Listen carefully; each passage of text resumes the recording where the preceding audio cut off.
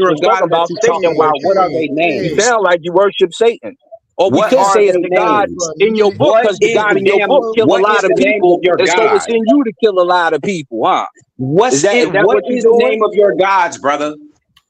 Didn't we tell him? And this is how I know you're ignorant. I told you I'm a Shem to a star. No, you're lying. I said I'm a Shem to a star. You said a Shem to a star, and you start talking about Jesus. We said, boy, when we got on here, and you start cussing and fussing before I can even finish a sentence. And that's your problem. You need to control your behavior, which your God obviously doesn't do. I don't give a fuck what you talking about. Don't put no fucking idol on me. Because your God don't. Because your God raised a stupid baby. And don't so put no idol on me. That's all I'm telling you. And I go further. That's on your mom and that's on your dad, because they gave you that type of behavior. Now what? Bro, hey, you a disrespectful ass guy. You just sit there and talk about all this black people shit. My father just died. I want everybody to watch what this clown called disrespectful. When you hear his behavior, his language, 2 weeks ago, bitch ass nigga, keep his name out your mouth. History isn't just written by the victors. It's buried under layers of tradition, bias, and comfortable assumptions. But what happens when you strip away the tradition and let the evidence speak for itself? Welcome to the front lines of historical analysis with your host, Ben Eaton. Join us at the Coliseum of Arguments for Data Over Dogma. Every Thursday, we are pushing past the mainstream noise to examine the most respected scholarly research on ancient civilizations. This isn't about defending comfortable narratives. It's about high-level scholarship. We decode the actual data to see history entirely through the eyes of the people who lived it. For the students, the scholars, and the independent thinkers ready for radical, objective challenge to the status quo, prepare to have your perspective tested every single week. Leave your assumptions at the door. It's time to choose dogma or the data. Subscribe to Data Over Dogma with Ben Eaton today. New episodes drop every Thursday exclusively on Coliseum of Arguments. Titans Debate League. Only the brave speak here.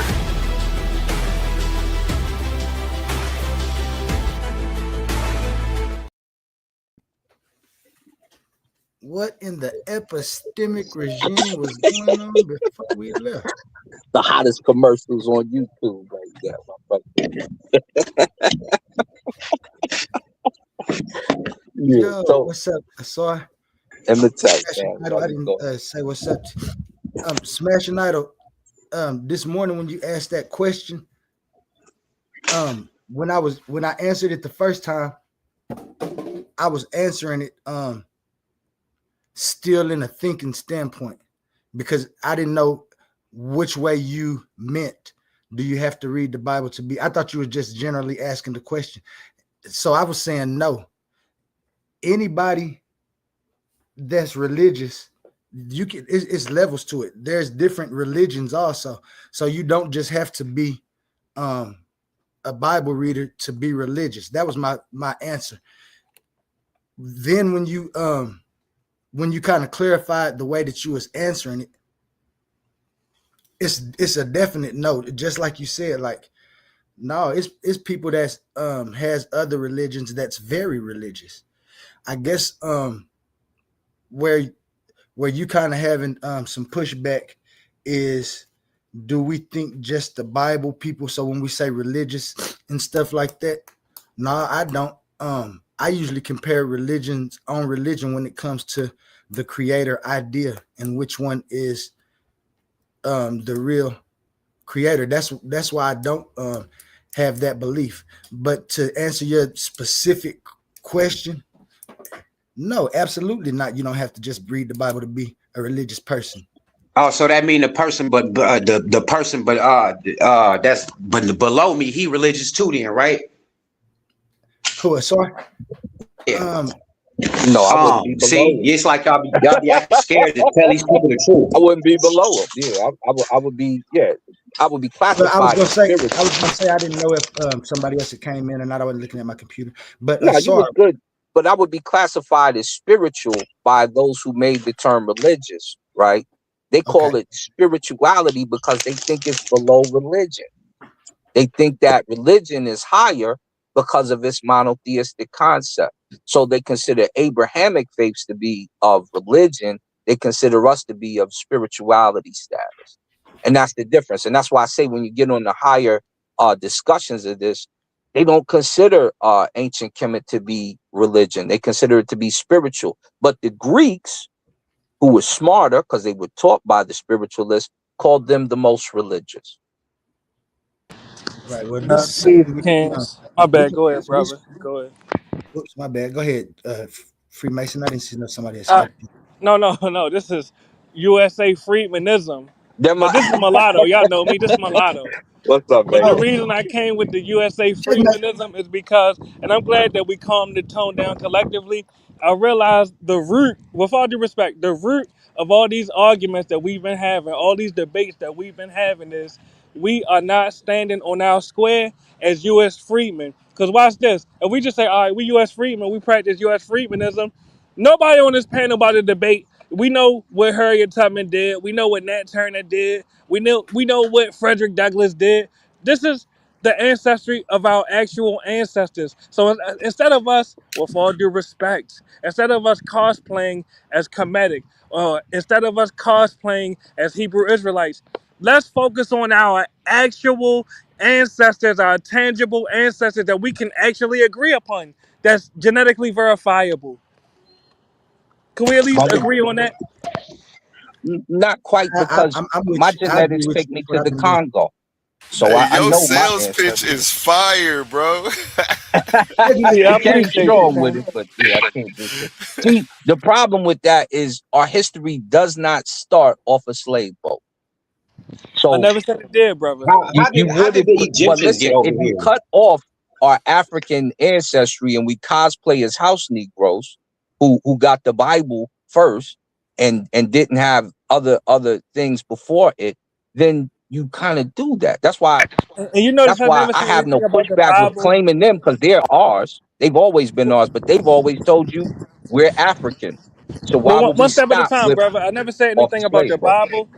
I never said anything about the Bible. You'll notice that. And I never said anything about denying our African ancestors. My point is, and I'll ask you a direct question: when did Mm. we become a distinct ethnic group? Was it not in the U.S.? It was after. Well, we're not a distinct ethnic group, which is why we can trace our DNA back to Africa. What Hold we on. You have said, done, hold on. You what said we, we're not. How are we not a distinct ethnic group? Please tell me that. because you can trace your ancestry back to Africa still, so you would know who's who and what's what and where you descended from. The only thing Damn, that it must be me. I'm gonna drop down and come back because I can't hear him. I'm gonna come right back. okay. Yeah, the only difference in dealing with that is, okay, we're here now. So what? You just want to cut everything off from home? You want to Well, they cut, lost, and man. this is They like you said, when do it begin? But like that part of it should have ended when they took us away from there, because they put us in a place, and now they got us confused as all outdoors, trying to find something to attach to not think, really. to have thoughts about going back and doing things to update, when we have, like my man USA be saying, I don't be really to speak too much on this, but I understand his argument, because that's what my argument at. Yeah, I When do feel you you. have the ability to say, yeah, okay, them people somehow, because they got it blocked so good that you really don't know. You got to do all kind of testing that they've provided for you to do that. When you get to the people over there, most of them don't even like you over here because they think that different things. And I'm not saying that's all of them. That's just from what I've researched and what I found in different areas. But that's not the overall thing. It's just my personal experiences that I'm talking about. But Not for you. I'm just saying the culture itself is different. We're American in culture, right? So that we don't take that away or say, oh, now that we're here, this, because none of them did that. Garvey, no. Malcolm, definitely no. And went over there immediately. Anybody you name, Martin was over there. Everybody, Martin at the end of his days, I fear I brought my house into, I fear I brought my culture into a burning house, basically. And Well, so I want to respond to what you said about us not being a distinct okay, ethnic group. Do let you me realize? finish my thought real quick then, All right, go and ahead, then brother. right there. So when we're talking about separatism, and we say, oh, we not this, that, the other. Our DNA hasn't changed. Our culture has changed. So But our yes, we're DNA American. has changed, though, Brother, brother. let me finish. All right, bro. Our DNA ain't changed. Mine's traced back to the Congo. So You don't anybody, have and I European know, ancestry? brother, Hold on, can I finish? Freemanism. Come on, let's God do this damn. right, Freemanism. We're Can gonna a get it brother out finish tonight. his sentence real quick? Look, All right. Let it finish. so yeah, But I notice how know. brief my responses are. But go ahead, brother. Okay, so I know my white cousins. Okay, one That's just the checkmate. other day, they right That's inside checkmate. there, brother. No, it's not at all. It is, bro. That My means your DNA is not can a distinctly brother finish African. his sentence, brother? All right, go ahead, Let brother, me please. finish. God damn. All right, go ahead. I'm gonna relinquish just let a brother finish his sentence there. All right, so I have 0.003% of them in me. Less than my Maasai side, less than my Congolese side, less than my Cote d'Ivoire side, and less than my Malian side, right? But I know them because we grew up around each other for a small time. Now, one of them just recently called Uncle Leon because he wants the estate that Uncle Leon has, and we stepped to him like, you ain't getting none of that. And he said, oh, y'all gonna side with the nigger? That's what he said. And we start cracking, laughing like, yo, this cat is a clown. But you want me to side with that, those who established America. Europeans don't relinquish their Europeanness, even though they're American. Mexicans definitely don't, and they stay doing business with their homes because that's where the money is at. How you want to get rich if you don't want to do business with the bigger conglomerate of yourself just because you were shipped over here on a ship? Even though the Englanders got kicked out, you got to remember, them was people in prison. They said, hey, you can't live here. You can stay in jail if you want to live here. If you want to go somewhere else, do this for us. Go over there, colonize that area, and then pay taxes back to here and you'll be fine. Same thing Egypt did when they colonized Greece, and Greece became its own state. When the Can we Persians took respond to over, any of this, they brother? said, Can no, we we're respond to not any of this? messing with you no more. Same thing. So you don't deny your culture. You don't deny where you came from. But just because you make that jump, it doesn't mean that, okay, I'm only American now, I can't even relate to Brother, them. can we That's respond to silly. any of this? Can we Go respond to ahead. any of this? Now You know, you can. watch how brief my response is, because I'm actually trying to have a dialogue. When you admit that you have European ancestry, you've conceded that you're not uniquely African. You're not distinctly African. When you admit that you are a mix of different African tribes, you're acknowledging the ethnogenesis that U.S. freedmen went through. So back to the focal point, and really, you have manifested the low self-esteem that many U.S. freedmen have. Because if I ask a Haitian, hey, are you a unique, distinct ethnic group as a Haitian, as an Afro-Haitian? Are you a distinct ethnic group? They would never say no just because they have African ancestry. Yes, we have African ancestry. We also have European ancestry. We also have Native American ancestry. The DNA does not lie. So back to the focal point. We are a distinct ethnicity. Instead of So cosplaying much for the as quick response. brother, god damn. God Go damn. Let me ahead, land my Kim. Go plane. ahead, Huda. See, now you on me like that, right? Go ahead, Huda. I'm messing with you. Yeah, and watch how brief my response is. I'm landing my plane with this. Yes, let's focus on our actual ancestors that we can confirm instead of cosplaying as Kemetic people and Hebrew Israelites that we have no DNA evidence that we descend from. And I relinquish the floor. Yeah, like I said, I would never do that. Mexicans don't do that. That's why they have a Chicano branch. Europeans would never do that. That's why they love the Irish, and Conor McGregor is so celebrated, even though his knee went out and my homeboy Max Holloway put hands on him recently. So none of that would make sense because they still make money from dealing with the people back home. Conor McGregor is millionaire off of black activist Floyd Mayweather, the Hebrew Israelite, and he made money off of Floyd. And now the alcohol sales that he has in Europe are ridiculous, and the euro is more than the dollar. If we're smart, we feed back into Africa because we can get industry started there very easily. We can do business there. America won't suffer, and our status here will only grow economically. Yeah. Assad, just so I'm clear, what Hold part on, of hold what on, I hold on, said did you disagree with? hold on. Let Because me I say think we something talk, real fast, but I think we bro. talking past each other. I just Hold want on, to hold on. understand. My Hold God, on, Yeah, I please, hold on. could we get an Hold on, wait. understanding? I'm God just trying to damn, see y'all what niggas been talking. Assad. Can I say one thing? I'm trying to build with this nigga. Yeah, but you're jumping in the Damn, middle shit. right now. We're trying to get an understanding. But go ahead, goddamn. I just wanted to build on top of what he said because I wanted to ask something, brother. And I know, but y'all said in Paris, I'm asking, what did I say that he disagreed with? Assad, can you at never least mind, answer that? man, never mind. hold on, let the These brother niggas hop in. always I got want to you. I talk. got you, Rudy. Go ahead, But family. just Go so ahead. I'm clear, Yeah, we don't have a big disagreement. I'm just saying okay. that. Well, the only cutoff we have is saying, oh, let's only focus on our American culture. We know our When did I American say that? culture too. But when did I say that? That's what you started with, brother. You said, That's not what let's I said at focus all. on our verifiable ancestors here in America. I said Exactly. our history cannot start off of the boat. That When would did I be our say it disconnect. does? No, but when did I When say you it say does? only focus on our ancestors here. No, I said only focus on our verifiable ancestry. You're not listening, brother. I said we have Well, African that, ancestry. I said we have European ancestry. I said we have Native American ancestry. You're not comprehending what I'm saying, brother. why would I push Respectfully. back on that if you would have said it that Okay, so way? why That's are you? fine. So that's why I asked you the point of contention, and it seems like you don't have one, so we can move forward respectfully. Yeah, we don't have one with that. But saying cosplay Egyptian when we can clearly see they're black too is silly. Brother, I'm not about to go on that folklore with you because you have no DNA evidence. Really, you have no Oh, DNA we do evidence got the of Kemetic DNA ancestry. evidence. We pulled that up Well, just last post time it we and was show. on here, brother. Brother, we went through this rigmarole. We You were went not through able to it post last it. time, brother. We Right. did. We showed that the sub.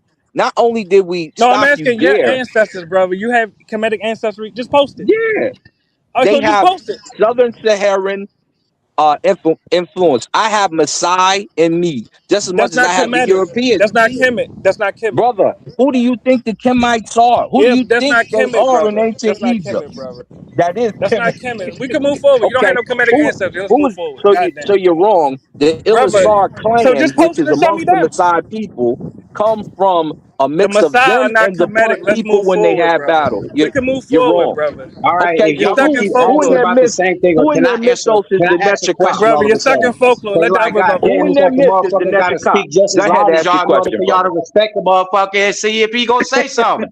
Goddamn, can Go another ahead. motherfucker talk? Shit. Go ahead, brother. Damn, sorry.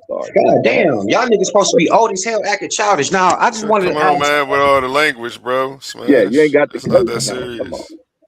We know you Get don't. the Man, Bogart in. here Here we we go. go. All right. We with the dose. They got the cousins out Okay, every so time. all right, Go ahead. now A1. Now you said language, so I shouldn't hear you. I shouldn't hear you say motherfucker again, right?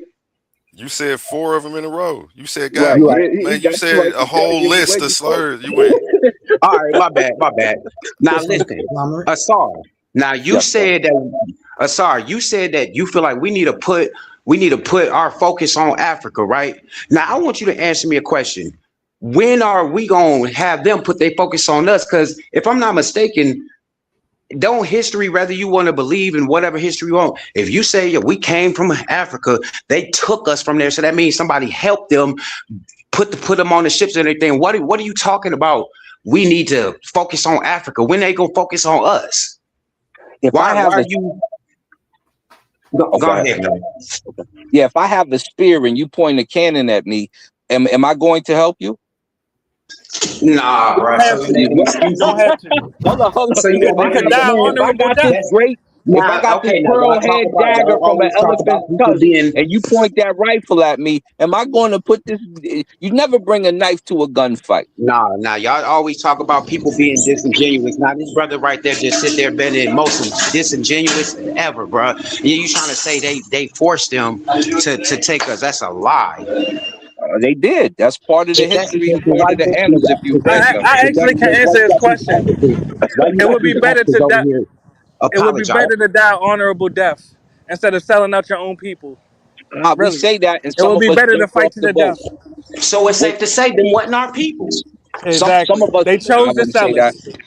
Some of us jumped off a boat, and there's a whole site and there's a whole museum based off of them dying in the boat.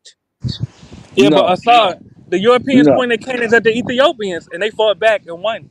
So the West Africans did not have to Shaka sell their Zulu own people fought to the back and won Europeans. too, but not all of them won over time. They So won you some agree that they did battles. not have to sell. It So didn't you win agree the that they, war.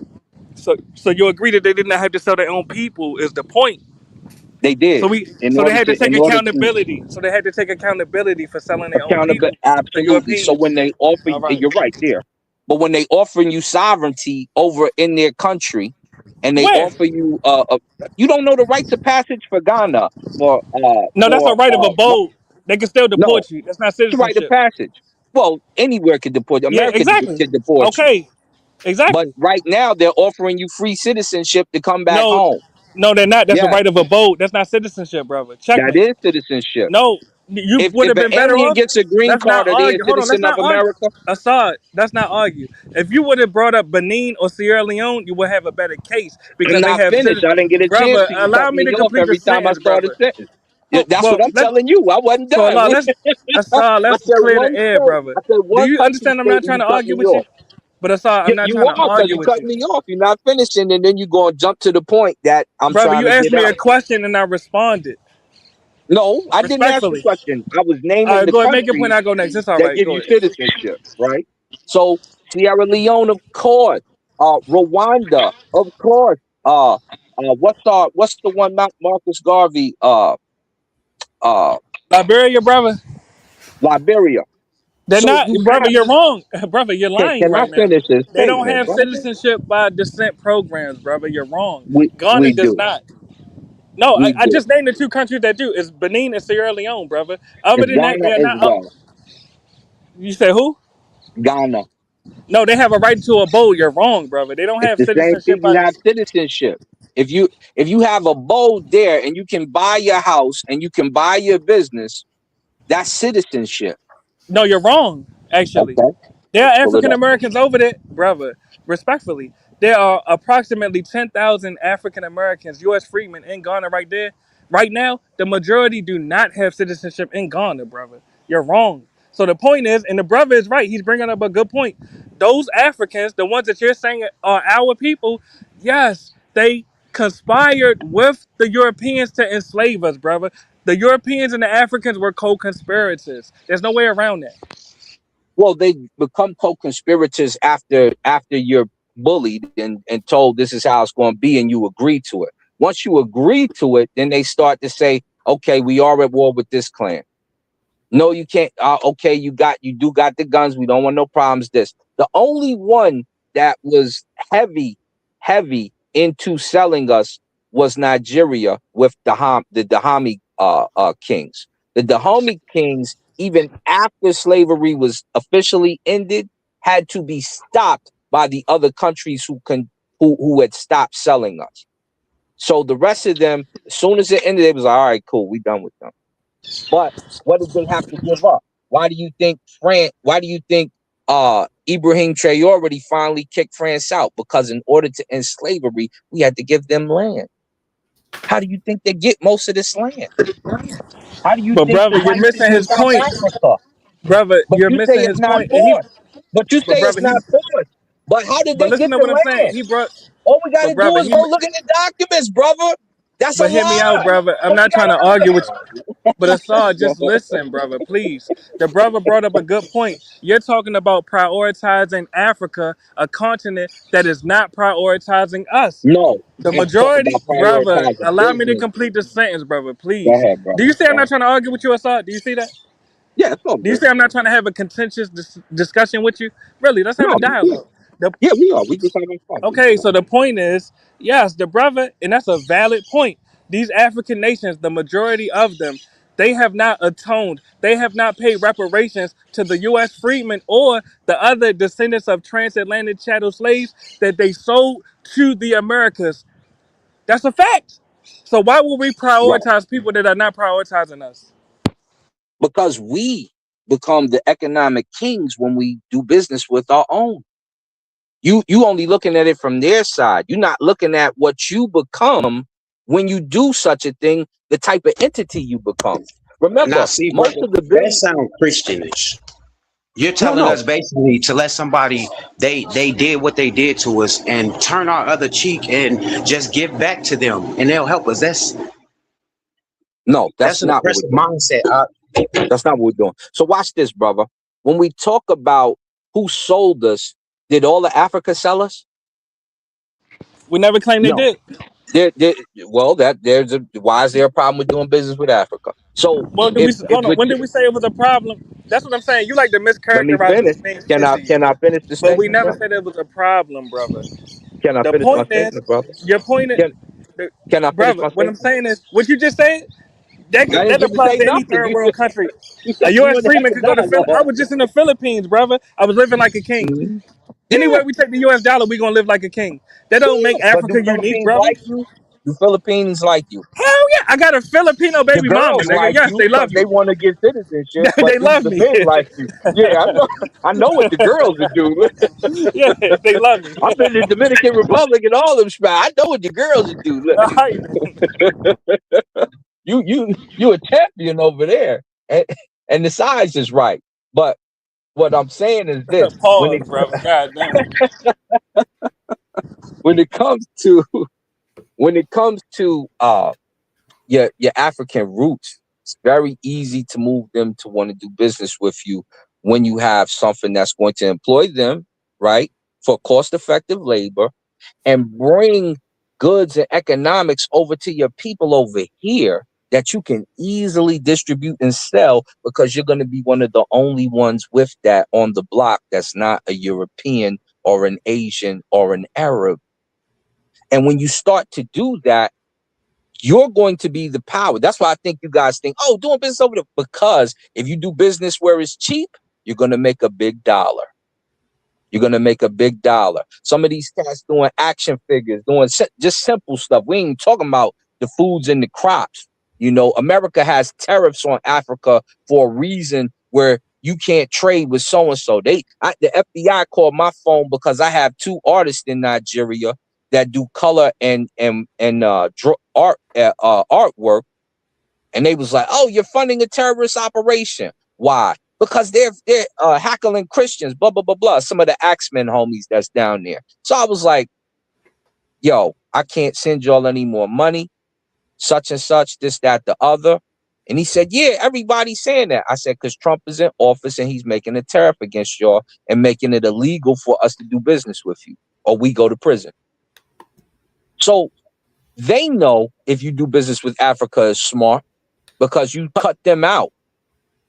We don't know that because when you start to look at them as not your people, which some of these books make you do, you lose sight of the bigger goal. And if you can be a citizen there, because they will give you dual citizenship, they'll give you full citizenship, all of that. My partner is building a corral in Tanzania now, and it's huge. Why do you have to be given citizenship of somewhere that you from though? If these people are our people, then it shouldn't be no like okay, when they did the return home to Ghana or whatever, you know what I mean? That was kind of like more, intriguing, but they still never said, yeah, y'all could come here and live for free. You ain't gotta sign up to be a citizen. You do understand in Africa, you gotta don't they make you pay or something like per year or something for citizenship? How can you be how are you from somewhere? If this your motherland, why are you paying? Well, I don't get it. And then why haven't these people started a war to bring you back home? Well, the war, they're outgunned. You wouldn't start it. Like I said, when you bring that pearl-headed knife to the gunfight and the cat point a bazooka at you, you're not about to start no wars. The toughest of the African countries that haven't been taken over by Arabs, such as Egypt and what have you, would be Nigeria. And they have some missiles, some rocket launchers, what have you, but they don't have like long range weapons. None of that, because they weren't ever thinking to destroy other people until the Dahamis decided to sell us out of there. So, right, brother, hold on, let me turn this down so I don't talk loud. But you do understand that the colonizers, the United States people, they didn't come up to them with no damn atomic bombs and bazookas and say, give us all of your people that you don't want. They didn't do that. No, we seen the gunpowder in the Shaka Zulu War. If you've ever watched the Zulus versus the Brits, we won that. I'm not talking about a movie. No, I'm talking about real actual history. This is the history. So this is why you need to watch the Zulu Brit War. So, but when you watch the movie, That's one but you're thing. When you talking, watch what actually happened in the brother. war, you'll understand what's going on, right? So when the Zulus, So answer my question. When these people went to Africa, did they have atomic bomb and missiles pointing them they to them had saying, "Give us gunpowder, the the come equivalent of that on, time, man. brother. You know what we had? We had the Izinduku. You know what the Izinduku is? Y'all so It's, disingenuous, it's the bro." fighting stick. You know what else we had? The I think it's the Isipili Shaliwa, which is the knife that Shaka Zulu had. And now I think I'm messing up the last word. But we had that. These cats came over there with cannons. They came over there with gunpowder. And we won the first early battles. When they doubled up the second times, we lost those battles. And guess what we did? The first thing we did when we turned in on Shaka Zulu and his brothers killed him so they could take the throne, we lost all the wars. And when we started losing like that, the brothers was like, let's concede, let's go do a treaty. And when they did the treaty, they signed over land to the British, which is how the European colonies got in South Africa, and they would not do a free venture for any Zulu. They thought it was too dangerous because of the war. Eventually, with Mandela, we kill apartheid and all that other stuff because they're still outnumbered 90 to about 95% to 5% in South Africa, yet they still run most of the economics there. This is what I'm talking about. These are those conversations. If we're going to have it, we got to Now, have it in its true sense of pretense. all That's right, how it happens. okay, brother. All right, so now let's get into some history, right? So the narrative is from West Africa, you know, African Americans and Jamaicans, you know, all of that were scattered, right? That's the narrative. All right. So we're talking about West Africa now, and you don't got to take my word for it. King J decided he wanted to do some stuff like a month ago and try to call me out on Discord, so I had to throw it in the what's the name. It's in Discord to show everything I'm about to ask you, right? So Yeah. those people that were in West Africa, was that their homeland? What you mean, the displaced that are here? No, what I'm asking you is those people that they found, the Mali, the Mendika, you know, all of those that was in West Africa, is it documented that this was actually their homeland, or did they just so happen winded up coming from there from other areas of the world? Well, if I understand you right, yeah, because that's kind of I don't quite understand what you're saying. So if it are those Malians lived in West Africa initially. Those who did not were from, like, if you want to talk African migration of the Bantu and the different people, we're talking a start in South Africa with the LO3 DNA or the L3 DNA, if you will, because there's difference. They move over and migrate with West Africans, and they also move down north and start to populate East Africa.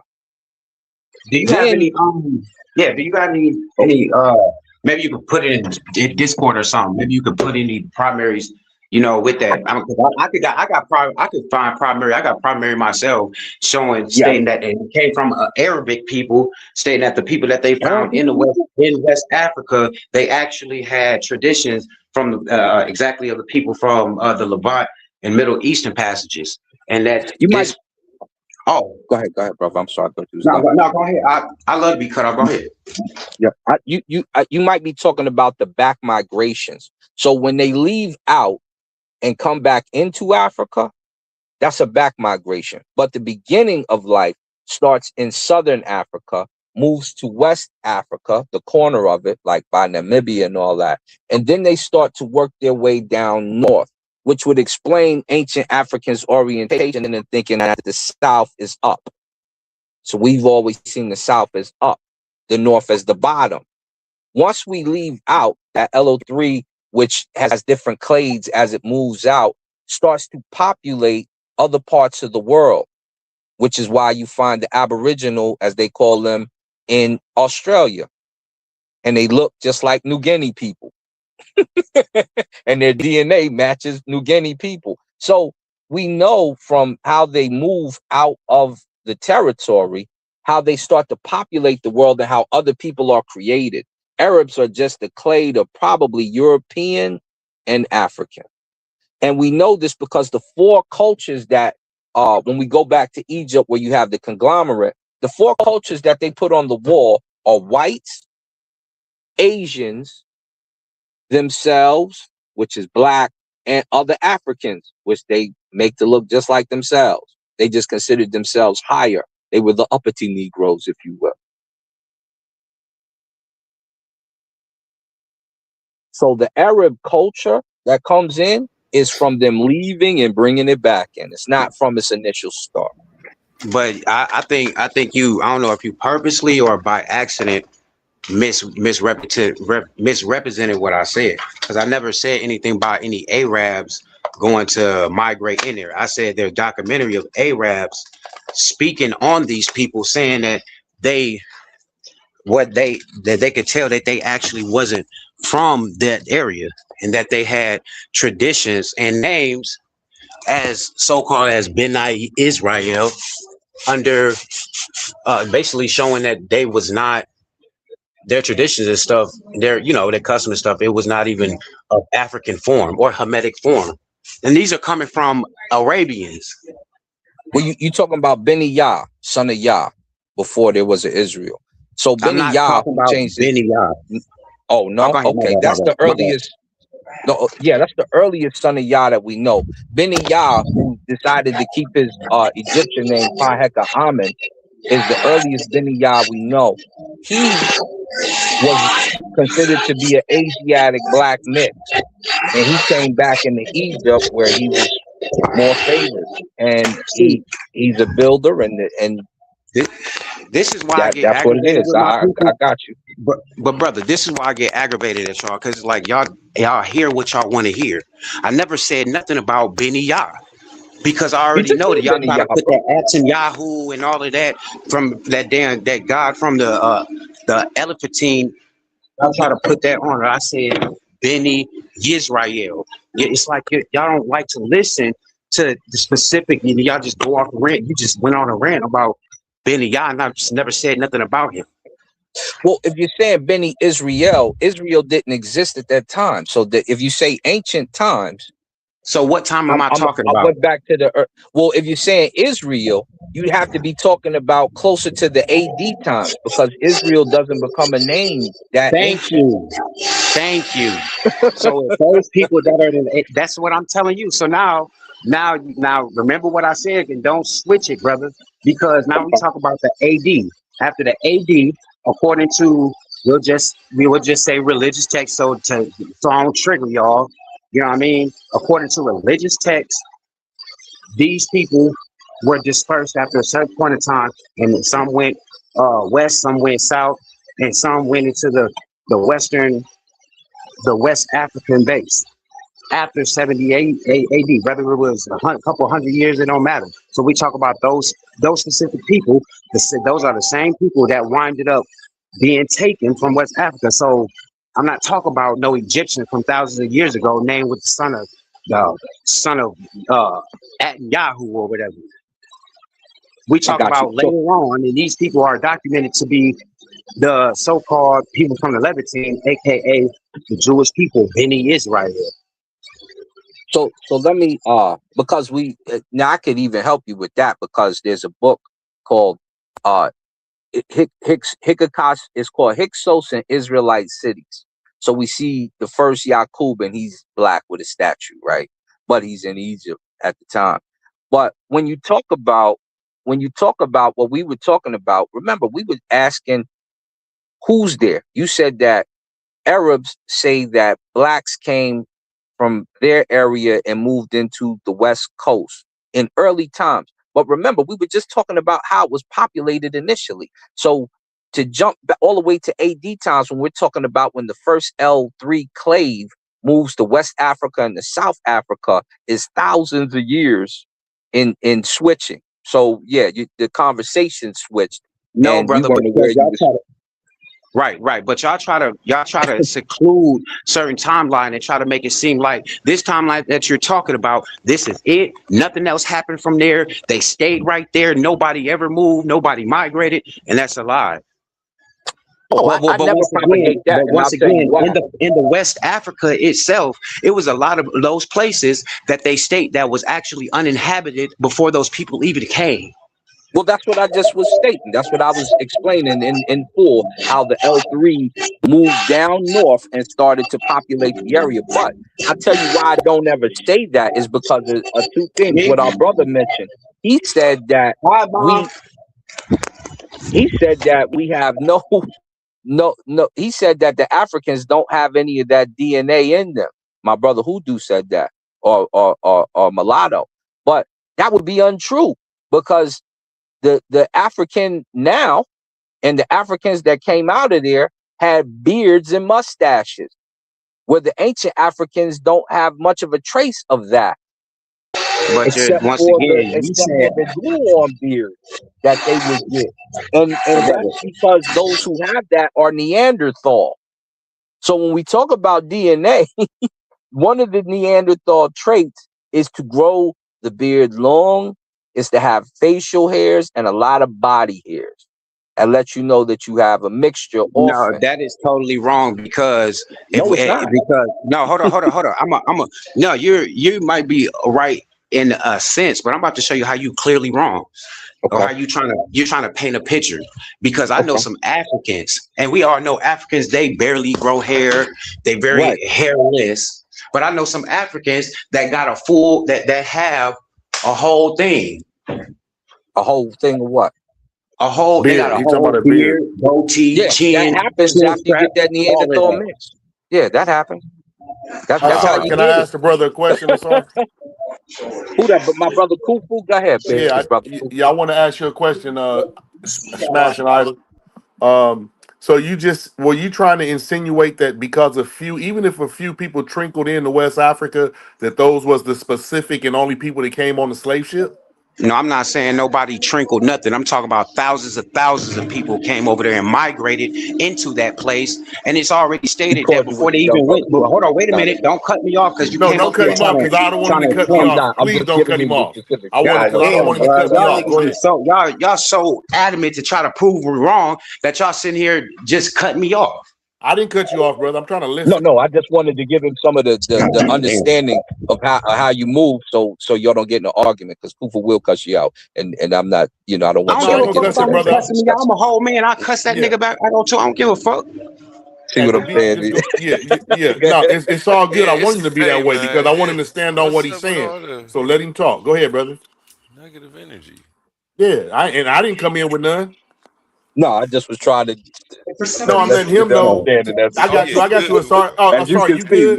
Let him talk, though. I want to hear his whole not little, but his premise. I'm not being belittlement to what he got to say. I want to, because I don't want him to cut in on nothing I say. So go ahead, brother.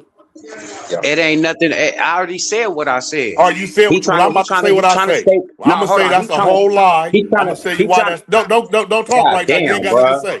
You ain't got nothing. Why you want to talk when I talk? I said go ahead. I already said what I said, so let me talk.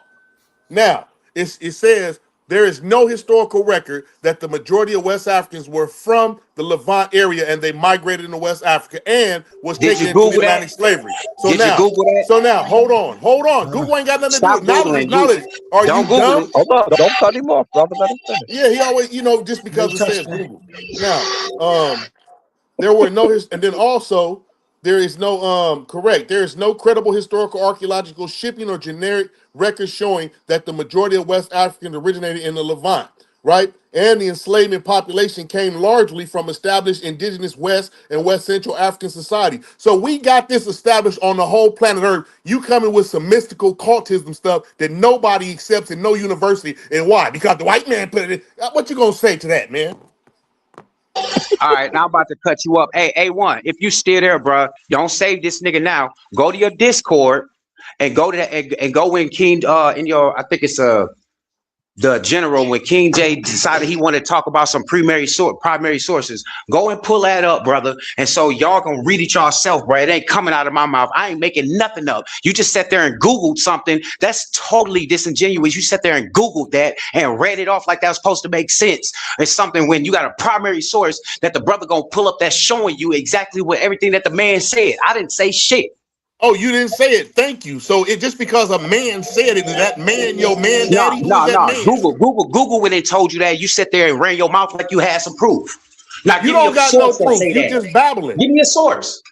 You give me a source that Bro, can you that give me stood no? on You by came up here listen, exactly. that stood on by All y'all university. the Here's the same thing. source And then right when I here. go Watch down and Give go to this. us your a gate source temple too. Watch this. that it says that the people No. that I'll went give into you the source American right here, slave right? trade, that the Hold people up, that came Kufu. into the Watch. let me just say this though. You give us a Okay. source where people that went I'm into the not giving American y'all slave nothing. trade, you don't have nothing. You just got your mouth. No, I got a source, and you can say whatever you want. A1 got proof that I pulled a source, so y'all can shut up lying. Don't That's nobody believe in what you're talking about, bro. You just talking to the cults. Go ahead, y'all. So watch this. Khufu is the earliest from that area to start to push his forces into the Sinai and the Levant region. After Khufu does it, then we get Senwasret, who pushes it even further. Okay? So now we're watching them go out even further to handle business.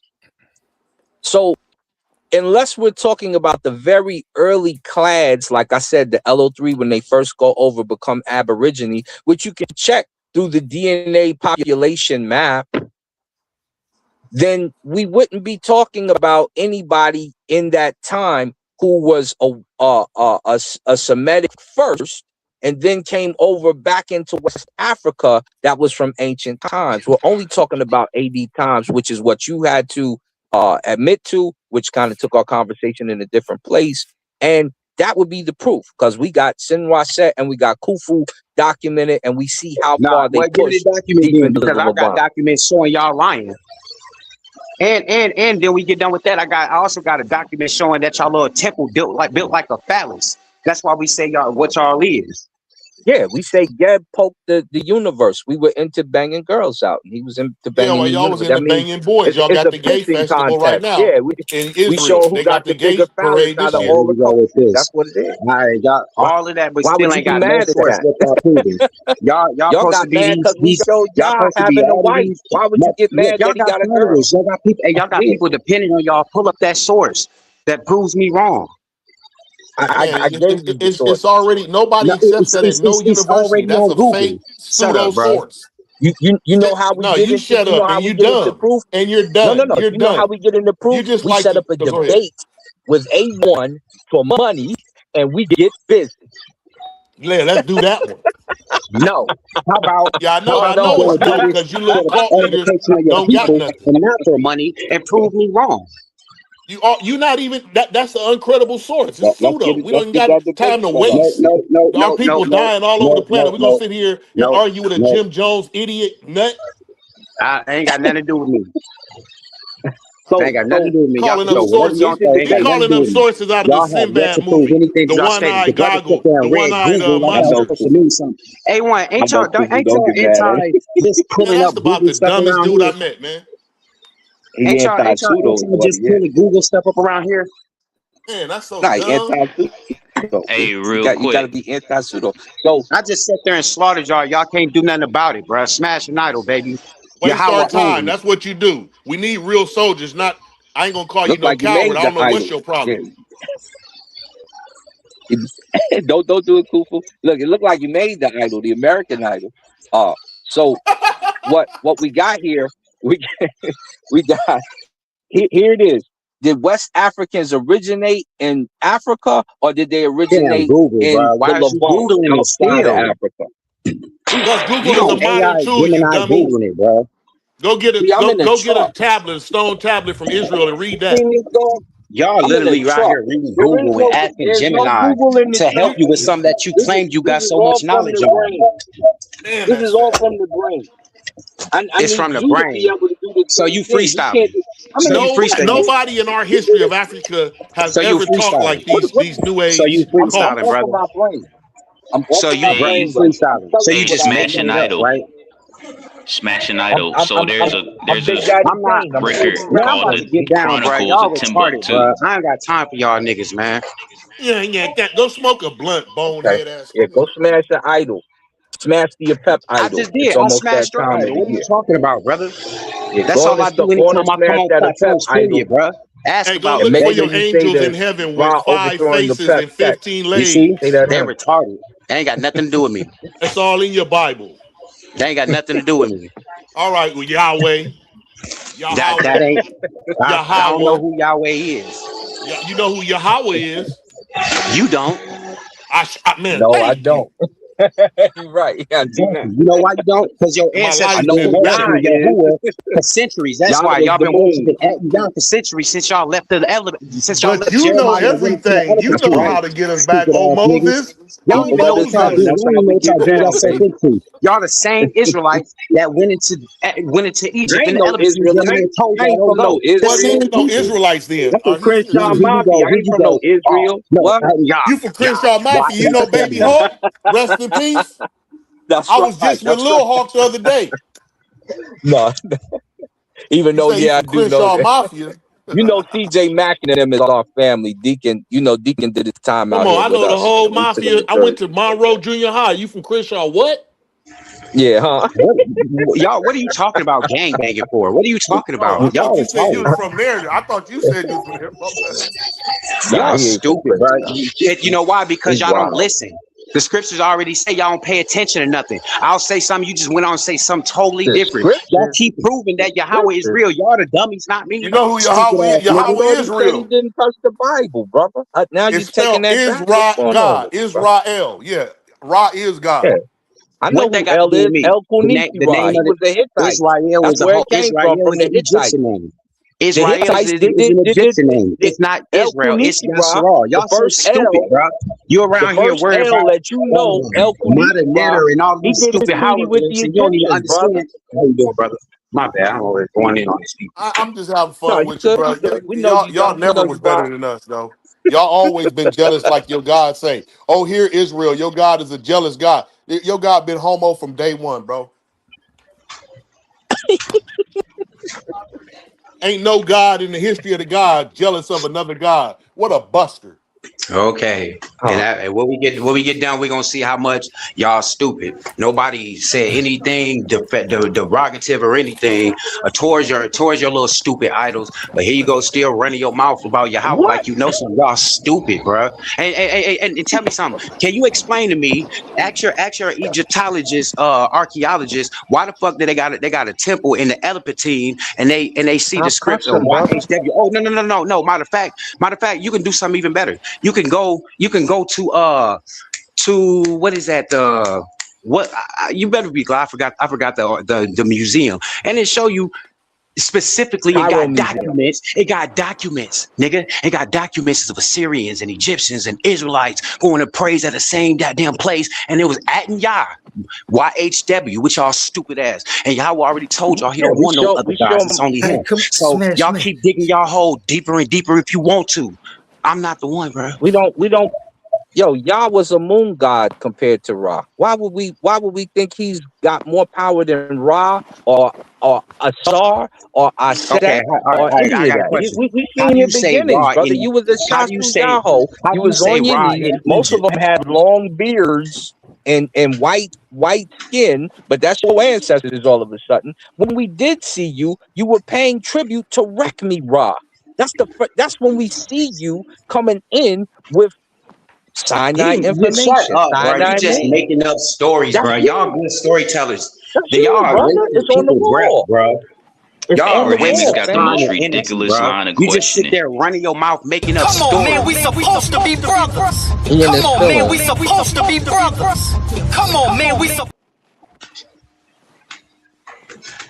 Crazy ass people. I'm out this mug, man. Y'all making me look crazy in front of my clients. Yeah, Stupid A ass. little skedaddle. bit. A little bit. Skedaddle Nation. Smash, Get up out of here. smash the idol. We love you though, Hey, brother. We love give you. Keep your head up. Play the so Tupac man, tonight.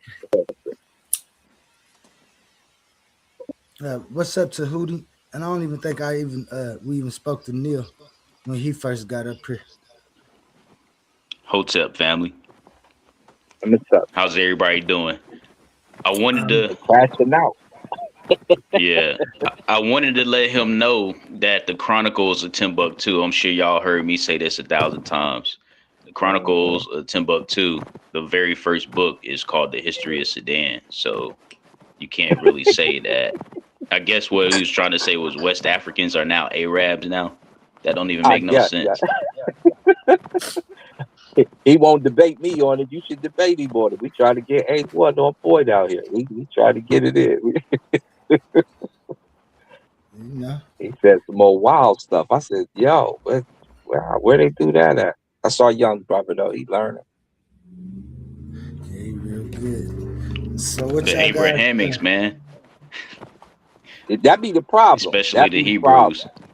It'll make you hate your black culture. They can't say nothing good about it. You got Tazariak won't feed the Africans. You got another brother don't want to do business with the Africans. They want to be Indian. They want to be they want to divorce blackness. I don't understand you. That's not how we move. That's not what we trying to do. If you got some Indian in your family, that's perfectly fine. My brother Apache used to sing Gangster Chick, rest his soul. He Indian and black. My brother King Just, Indian and black. There's a whole reservation in Long Island Hempstead of black Indians. But you know what they know?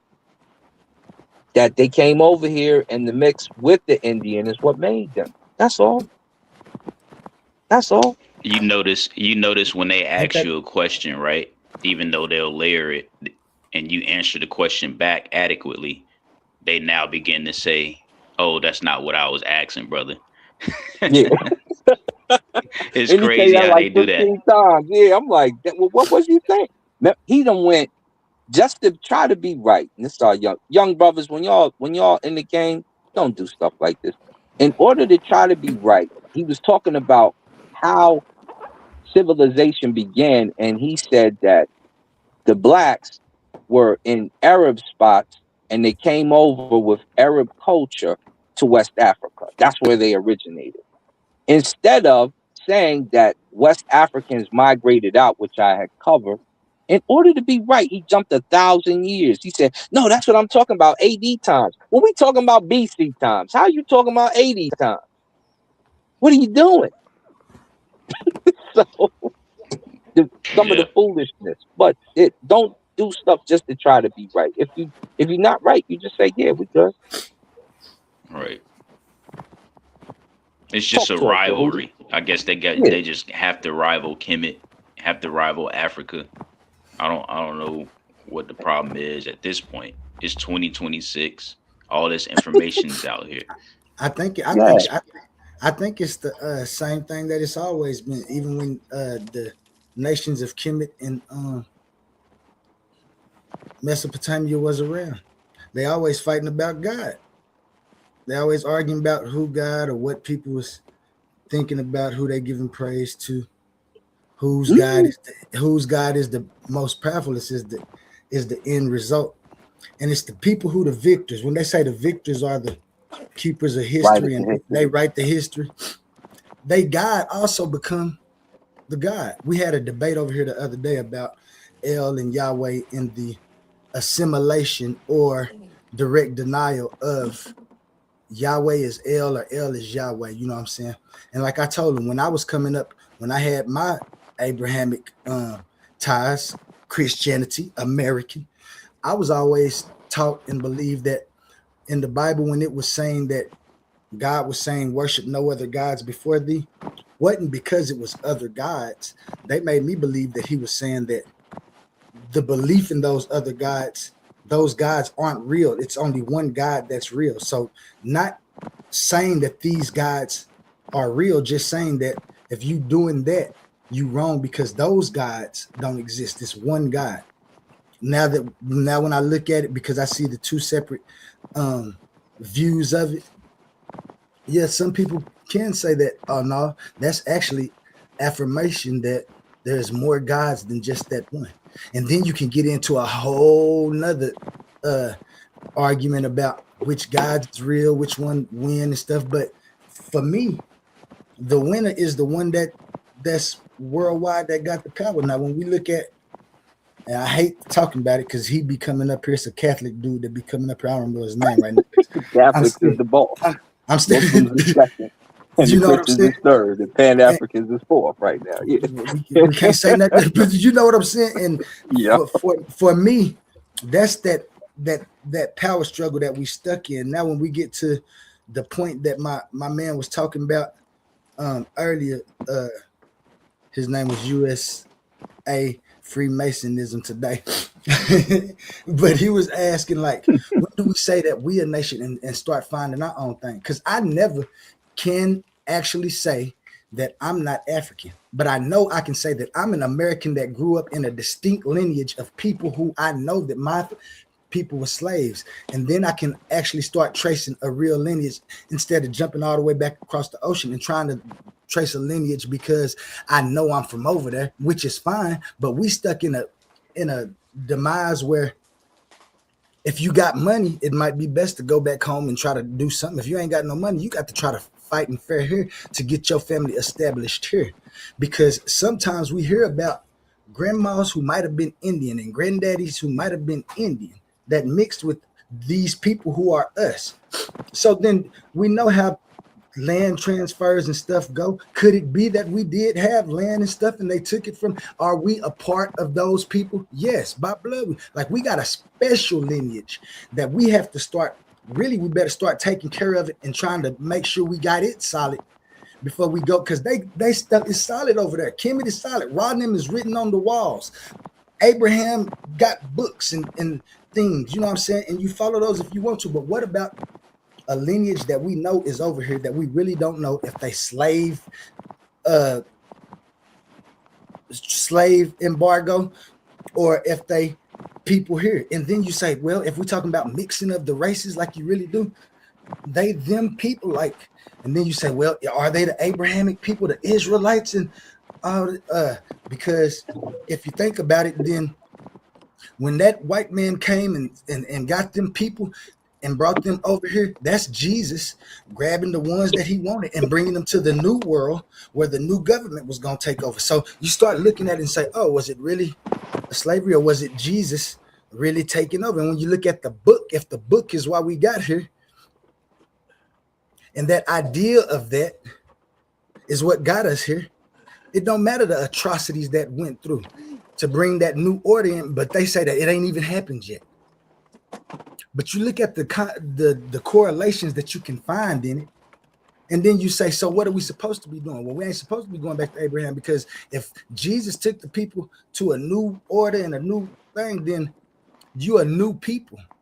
And then you must identify as those people and get those people right, because those are the people that supposed to be the ones that's in a better place. And if we look at it, I don't see too many people trying to fight to get back to Africa, because they know the burden that they're going to have to bear when they do get back over there. If we want to go back, what?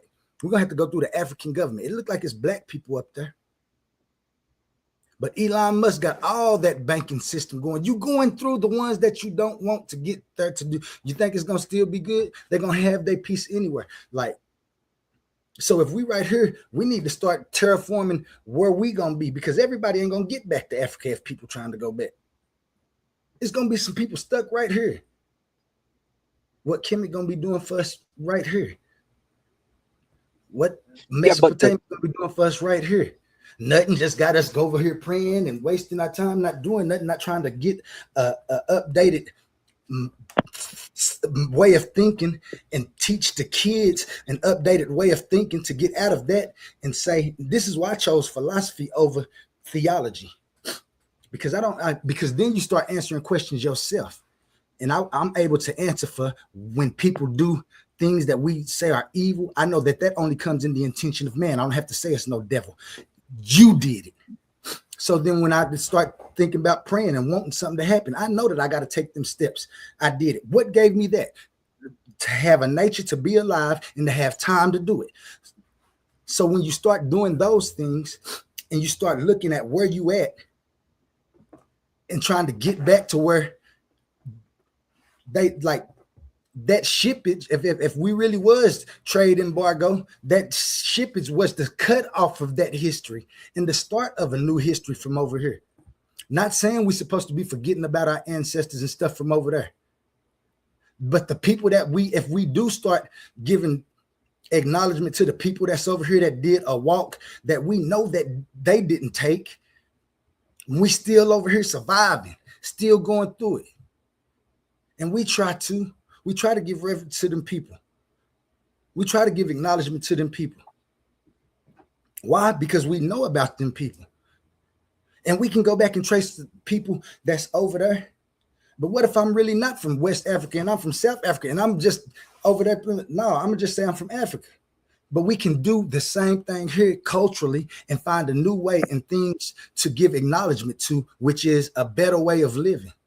And we don't have to be arguing about who was right and who was saying that the netters was real or literal. And they had to have some folly. I don't care what they knew. What they didn't understand was that the generations that followed them was going to be in a place where we at when they was making them choices. If they was selling or if they was just fighting and they got guns put in their face saying you better go with it or not. That's the thing of war. That's what war, why we wasn't thinking like that. Oh, well, they just didn't have that mind thought. Shit, that was one within each other. The mind thought was nobody else would ever come and try to take that establishment. They came with spears and stuff, like y'all said, and they had guns and stuff. And then you say, oh, yeah, I got these spears and stuff from the nature. And this man over here tell me he got this gun and stuff from God. And then y'all fight, and he say, now my God is the one that's the real God. Like, not his is a God up there that's supposed to be helping him. No, his God is not the real God. Like, that idea ain't real. The real God is the one who got this gun. And that's how they pushed that. And that's how they're going to continue to push it.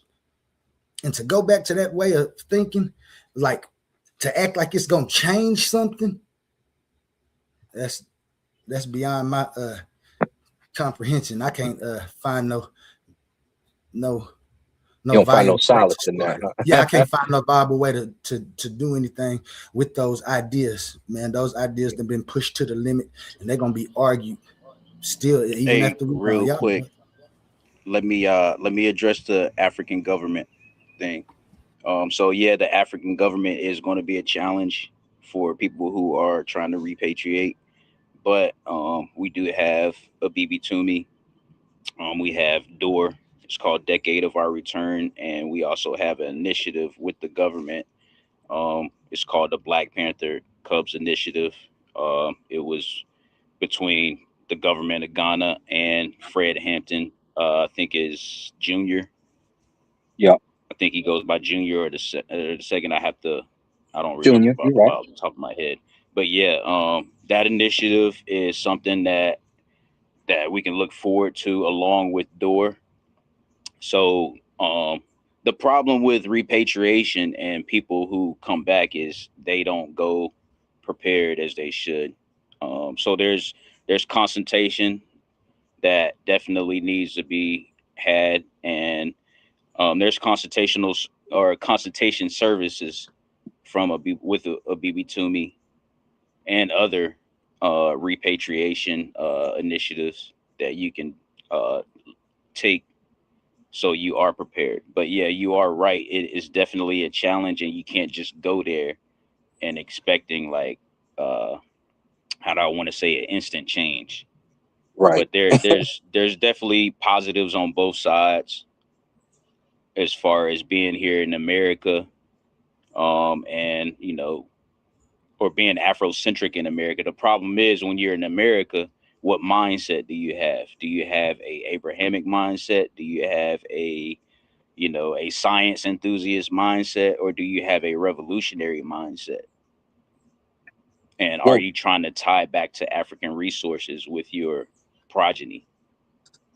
Right. Plus, if you talking about moving back, it's one thing, right? So because when you talk about moving back, that's different than just doing business with the home country. This should be very simple, right? because from Gabon, Cape Verde, Guinea, Kenya, they all offer some type of nationalism or repatriating connection where you can go over there and do a naturalization process. They all have that, but you don't have to move over there. You don't even have to have dual citizenship. We're just talking about doing business with the conglomerate of people that look like you and like what you like, which means more sales, more money, more power.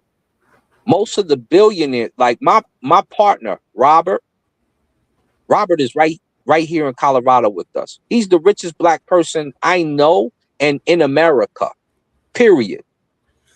So y'all read about him. He used to come to the club with us. All right. we know Robert. I know how he got his economics. He went through Vista because he creates a lot of that Adobe stuff that you purchase on your computer, right? The other billionaires in the world that are black either get it from furniture, such as the female, they get it from doing business with Africans and having them create the industry within Africa for very cheap and then selling it to the world for the big price. No different than Europe does. That's how they're billionaires. So if you want to be economically smart and savvy, you do business with your own people at the proper cost, which in turn allows you to get cheaper labor, allows them to start and kick boost their economy, and creates a good relationship for you. South Africa just had that little beef with kicking out other black folks. They kicked out Nigeria. They didn't like how they was moving around their people. They kicked out some other West Africans that they didn't want over there. You know who they didn't mess with? The African Americans. The African American. It was like, y'all good. And my man Misan is, I could call Misan on the phone. He'd be like, nah, we good over here. They was mad at the Nigerians because they was doing this and taking their girls. Because the ones of us that was over there had done already told them how the Nigerians act when we got here.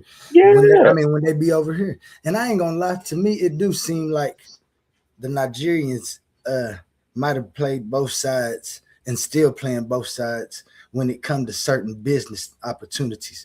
The scam, that's why, like you saying, if we get it legal, because the scam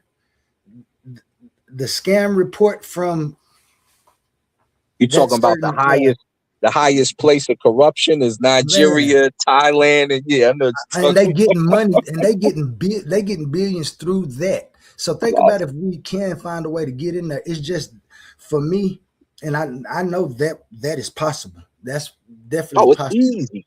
Easy. We just don't do it. Literally, we don't do it. And the other portion is when we're talking about the mindset, because when we talk about spirituality, we're basically talking about adopting the ethic codes. So I take the best ethic code and I take the one with the black God, and I take the one that even the Europeans said there's been no better peace, to quote Plotinus. There was no time that was more peaceful on earth than when the pagans were in charge in Africa. So when I talk about taking that ethic codes, that's what we doing. Because I'm not, if I pick up a Bible, I know two things. One, I'm demonized in it. One, my skin is a curse in it. I have no qualms with that. If I pick up a Quran, I'm demonized in it. I'm cursed, and everything black is of the devil. If I pick, that's not my culture. My culture is being a Shimsu, where the black God. If you want to roll with us, you better put that vitamin on your skin. My European Asar may not recognize you. That's what they say. Yeah. They say the black God is something. Black is divine. Black is this. Black is. So I'm not gonna move in the fashion of something that demonizes our culture. That's counterculture, as they say. Yeah, definitely. Sorry, I agree with you, especially with the being in America and supporting African resources, trade, and commerce. I just want to add that even the Europeans, they know that America is only 250 years old, and is facing significant problems. And two, while they claiming their culture in Europe, they're not claiming their resources in Europe because they don't have any. So that plays into the point of African people around the world reclaiming African resources. So even if you're not in the capacity to repatriate, yes, definitely, Asar and Ka, you should be investing in African resources and doing trade with Africa, just like you said. That's our power, and we undermine it, and we think it's stupid, or we don't think. You have to understand how profitable you'll become doing business with your people. Hold on, Asar. I got to speak up for each and every Black individual I know. When you say it like that, without any belief system and anything in play, you just saying, you know what? Us over here who have a better way of a more innate way of getting money and transferring it over there via business. That's what I'm talking about when I say giving back to the ancestors and giving recognition. I'm talking about doing business with that. When you put it, I don't think I could find not one person who would disagree with you. So I got to stand up for when you say don't nobody believe. It's just the way that people be talking about when they be having these discussions other places, they be talking like people be talking about actually trying to pick up all your belongings and everything, get your money and go back over there to Africa and go back. When you hear it like that, hell no. And you don't have from over here. Yeah, you can have dual citizenship. Let me tell you, watch this, right? Say I want to start a business over there. I can have a warehouse for $300 for the year. I can pay the employees, and this is going to be better than some of their economies pay them, right? I can pay an employee $100 for the year. I only need so many employees to run what I'm going to do. And what do those employees do? Everything from sewing clothes, from building building paper from scratch, from building metal objects, from doing so and so. If they say, hey, we need a little more, I have no problem paying you I give you a double. I could double it, give you a raise. I was just about to talk about that. I'm glad you spoke on that. Yeah. Well, keep going. I'm gonna let you finish before I say anything. Right. The only issue we would have, and we can keep dual citizenship, meaning I can have a house over there and I can have a house over here. It's not a problem. The only issue is when we go over there, we have to be careful with how we put money into the economy. Why? Because as soon as you pay $6 for the bananas that only cost 33 cents, inflation is going to kick up if there's a heavy influx of you in there. And when the inflation kicks up, their money goes up, their cost of living goes up, and they're not making that same money. So when you do industry over there, you're providing the job that will allow them to buy things at a more economical fashion. They can afford more things. The cost of living goes up, not significantly, but there's an influx in the infrastructure and economy in the country. So now it becomes okay for you to spend a little more money, but you have to build an industry there if you want to do that, or you have to be careful about how much money you dump into their economy. That's the problem that they're finding challenging at the moment. And when you, like I said, all you got to do is go over there with an industry and employ them. Because if you're employing some of them, you're helping yourself. Because over here, what you have to pay an American, you can't pay them $1,000 a year. Americans got to leave. So now you're paying them $60,000 a year, $30,000 a year for a low-end job, right? So if I go over there and I say, hey, each one of y'all will make $500 a year. Now they're empowered. You're empowered. Yeah, that's $500. Oh, $500. Yeah, $500 a year. That's a boost to their economy. Namibia money is like, I think $1 is $1 billion or something like that. One of our dollars is $1 billion in Namibia money, something like that, right? Because of what their president did. So if I go over there and I start making moves, I can't make huge moves with my living expenses right off the bat. I have to do it, you know, in stages, so that I don't affect their economy harmfully. We want them to grow while we grow. We don't want to grow and then them demonize us and then come get us, because jealousy is everywhere. Right. And that's and see, and that's why I say, and in the end, for me, it's gonna take so long to do that, because you're gonna have to take micro steps to do that, because there's so many obstacles right now to get around. No, it's easy. It's real easy. But for economically, your economics ain't on point. I feel you. Well, let me speak for a minute then. Yes, sir. Just 1 second, if you don't mind. I agree with everything you said. Let's say I agree with everything you said. So me and you, well, I ain't gonna say me and you. You take your company and you start doing business, and I take my company and I start doing business with them over there. And I got dual citizenship. And so I see I can have dual businesses, dual everything. And you was over here first doing something already. But I had an infrastructure where I can cut you out because I had more money than you at the right time, where I could pay my own self in my business over here to pay that.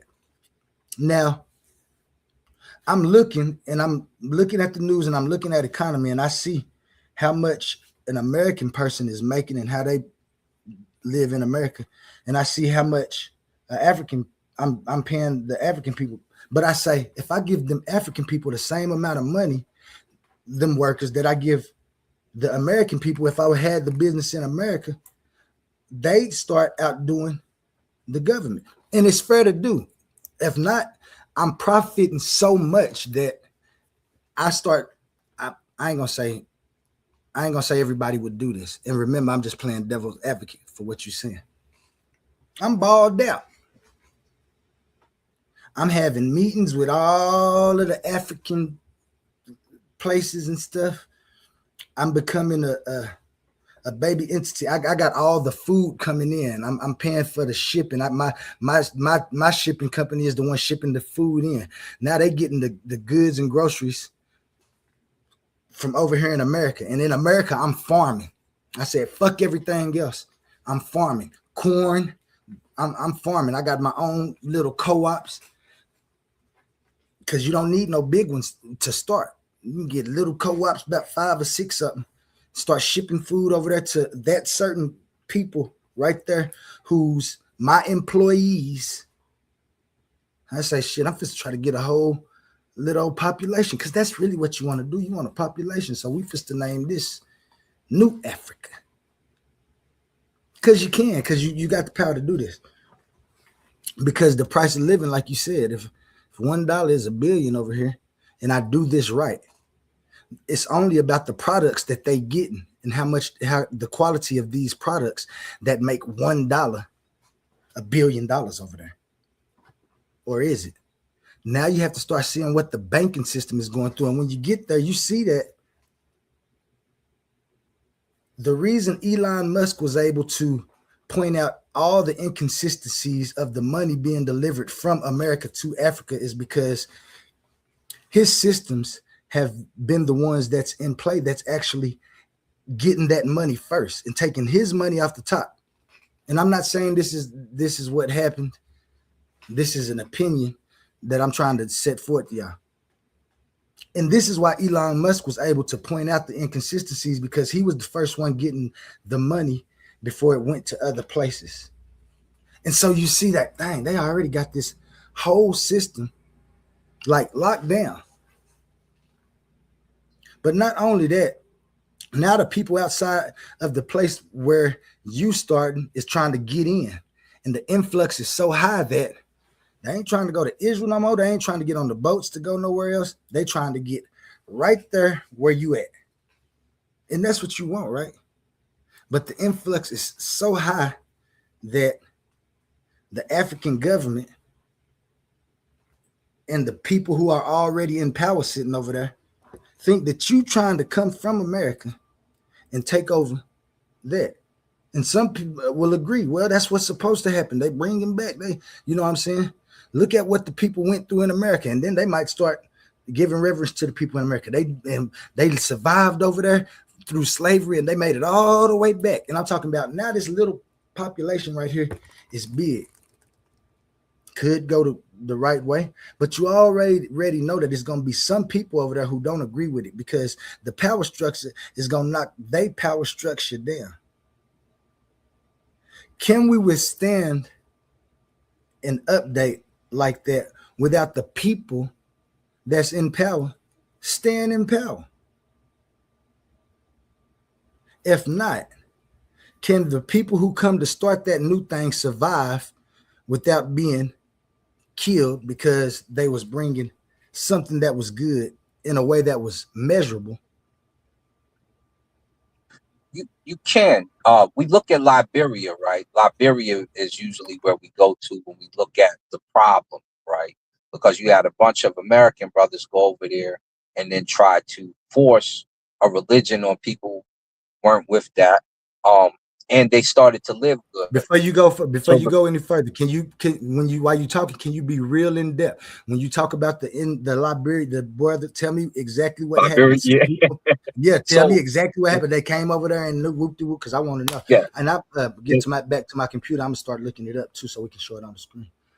They went over there and tried to push the Bible, with what they had, which is one of the reasons why it didn't work because the Africans wasn't with that. So when they started to build, they had built a full-blown community over there. They were building in places that the people hadn't even ventured to in a while. But the people all of a sudden, because they weren't seeing money, because they weren't really employing Africans like that, they was employing themselves. The people was like, yo, you know what? Matter of fact, that's where we used to worship so-and-so at. This is the ancestors' location. We want this off of there. Such and such used to be over here where we used to play, and they hadn't used it in years. But they looking at them and they jealous. Like I said, jealousy is everywhere. You're going to find it in the black world, the white world, any world. And so with South Africa, like I said, you got to emphasize, you speak on Elon Musk. Elon Musk is doing what we should be doing. We over here trying to do the opposite. We don't have the same means over here, but we want to compete with a billionaire. And it's a difficult thing to do when you got cats like Trump removing a lot of things that were placed by civil rights, such as fair job treatment acts and things of that nature, right? So now it's even harder for you now that he's been president to get a job because they don't have to they don't have to follow a quota to get you in there, where the reason they will hire most black women and most black men is because they get more money for that employee due to the Fair Care Act or whatever the name of the damn thing is now. So because of things like that, when you go to Africa, like I said, the trick is not to become the grandiose, I'm taking things over, or to be even scared of your own people being the government of themselves. If they're in power, you're not trying to take them out of power. You're just trying to economically infuse the government. Let them run government. You're not running for president. You're running a business. And your business is to employ the people and make good money while you do it. Because if you try to do it over here, it's going to cost a lot of tender. Where over there, you can infuse, which means you become a help as well as helping yourself. Instead of over here where you want to do it, but you don't have the money. Everything looks bleak over here. I don't have that much money. All these white dudes, why? Because capitalism put them in places that you can't get to because they built off of your backs from all the colleges, et cetera, from all the industries. You know, You don't get any money from the fact that Mr. Jones, and I can't remember his first name, but I know his last name is the same as mine, built the reefer truck, the refrigerated truck, and pushed it around because you don't have a grocery store. But watch this real quick, and then I'll put it down because I got to drop. If I go to Africa and do what you just talked about, which is what you see Ibrahim Traore doing right now, creating industry for his people, creating their own food so they can eat from themselves and not have to borrow pennies on the dollar to import certain foods, right? Since you have that in place and you're looking to start an industry, you start an industry, say you do a grocery store, since we're talking in that fashion. We do a grocery store. I'm already in transportation. I do the trucks. So now I've got I'm out here doing what I do with our African brothers. I've started 3 warehouses and they do corn, and I've got like 10 acres. Not expensive. I got 10 acres bringing in this product, corn, oil, whatever, wheat for cereal, this, that, the other, and milk. If I come over here and start a small, somebody got a mute out here. If I come over here and I start a small grocery store, and what I have in Africa funds that grocery store, then I can start to pay employees out here because I'm making the money to do so, because the small grocery store prices are cost effective and they compare to the King Supers and to the Walmarts. Now, I'm doing good. I start to set up a chain of grocery stores and I can employ people. Why? Because my cost of farming in Africa is cheaper, which infuses into their country without blowing a whole load of money at them, messing up their economy. And I'm employing more people over there because the more grocery stores we have over here, the more people I have to employ over there to get the work done. And I'm making money hand over fist like a baller. Now we got American grocery stores. And if they try to do something like ban, like they did with the artwork with the Nigerians, they was like, oh, they Nigerian, blah, blah, blah, blah. If they try to do something like that, then we go to war here, right? We go to war here. The Nigerian thing wasn't big enough because we don't do enough industry with Nigeria, and not enough black people in America care because they don't do business with Africa. But if they did something like that, and we was doing it with Gabon or some country, oh no, we're putting sanctions on them and no more, then we need to get at these white folks after a vote failed, right? So we would make sure that we back a certain person to get in office so that we can keep our businesses going with them. Then the vote makes sense to you here while we live in America. Then it makes sense to do business with Africa there, which is why you're seeing a lot of grocery stores pop up, by the way, that are black owned. Please shop at those. It's a reason for these schools right now because of the stuff that Trump is putting into play. If you're not awake, you better wake up now. You see how white it got real quick and how black people was countering that. Oh, damn, that black thing never was there before. This is what you need to do. This is how it's done. And this is how you win. If you don't employ and look out for your own, you're not going to make it. Mexico never had a problem. You know why? Because Mexicans in America do business with Mexicans in America and Mexicans back home. Europeans don't have a problem. They do business with Europeans, and they got the weapons to push the world over, except for possibly China. Asians don't have a problem because they do business with Asians. They don't even like your black behind. And they're creating things that the rest of the world thinks they need. So your siding, the way you build your house, it comes from Asia. It comes from China. The siding went up, prices go up because Trump pissed them off. When you see, right, when we talk about gas, you pissed off the Arabs, and then you shot at Iran. Then you tried to do a peace treaty with Iran, but most of the oil comes from Iran. So now we got to go do business with El Salvador, or the place where people were coming over here and bum rushing the show from, because they got oil. And we know we can get away with messing up their location because they have no money and they technically don't have a big enough army to do anything with us. So do business with Africa. and you'll start to make moves. This is why I say we can't start our history and our lives off the slave boat. Shout out to my brother Mulatto. Shout out to you, brother. My brother Jehudi, of course, and Mattel. Shout out to the chat. My brother 81. Keep pushing it, baby. I got the drive. Mattel.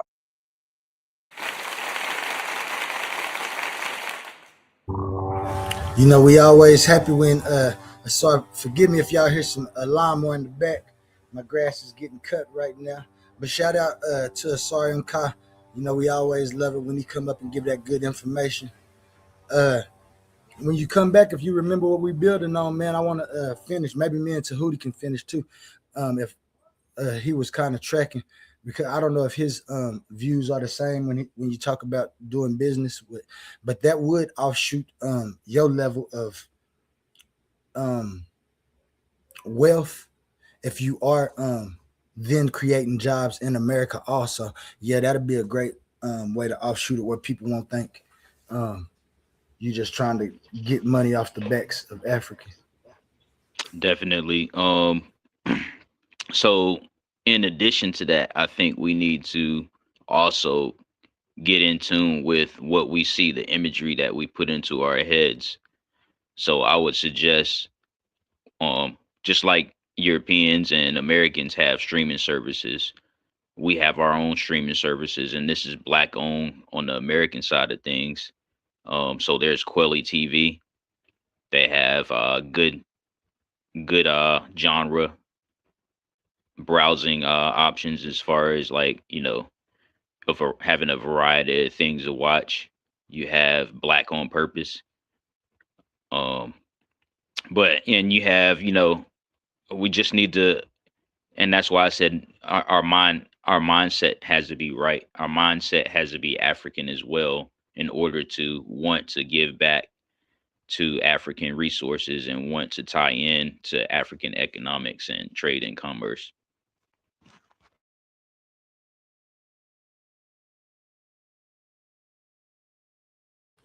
I don't know if you got quiet or I can't hear you no more. Can you say something if you finish so I can know you're done? Yeah, I was finished. I thought you can see when I come on mute or whatever, so you can just go in.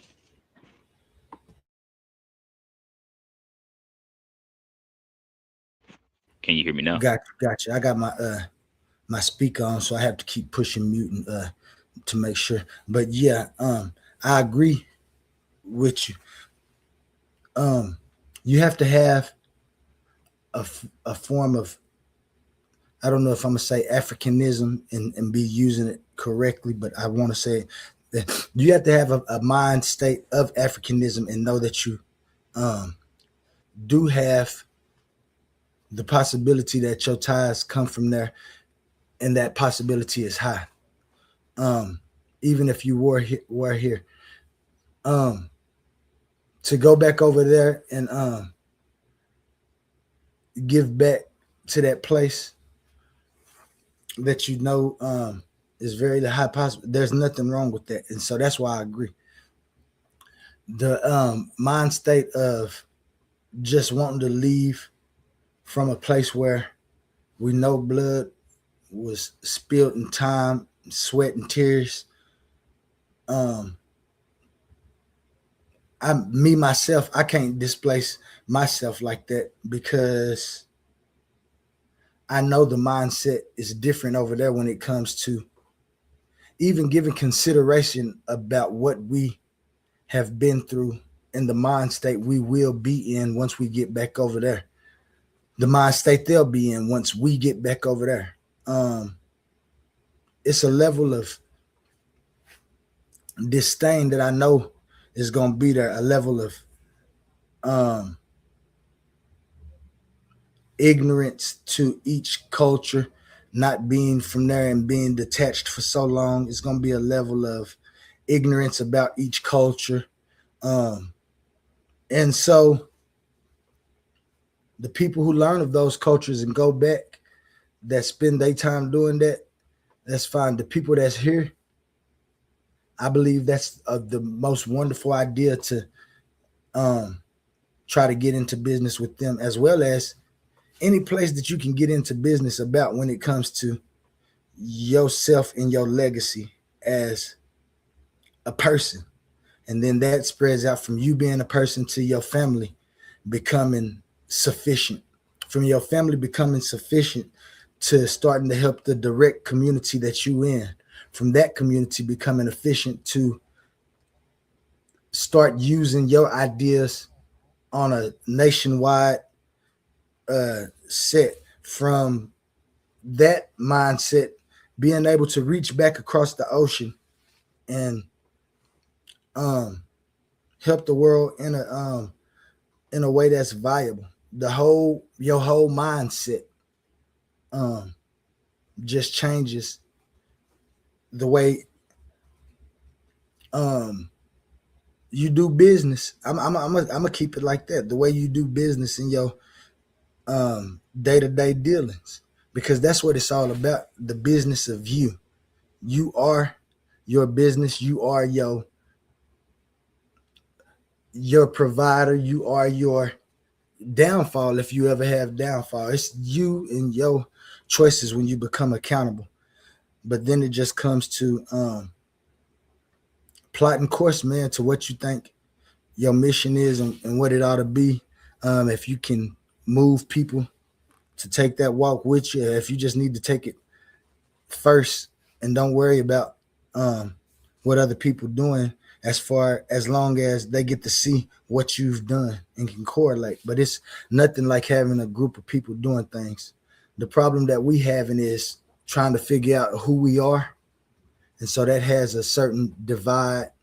And even if those people can get together, then we'll say who is really responsible and what ideas are responsible for us coming back along this far. And so that that accountability factor and who's,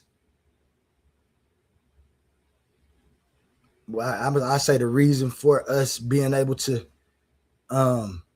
even elevate is going to still have a problem, because these people will say that it was because of this way of life and the other people will say because of this way.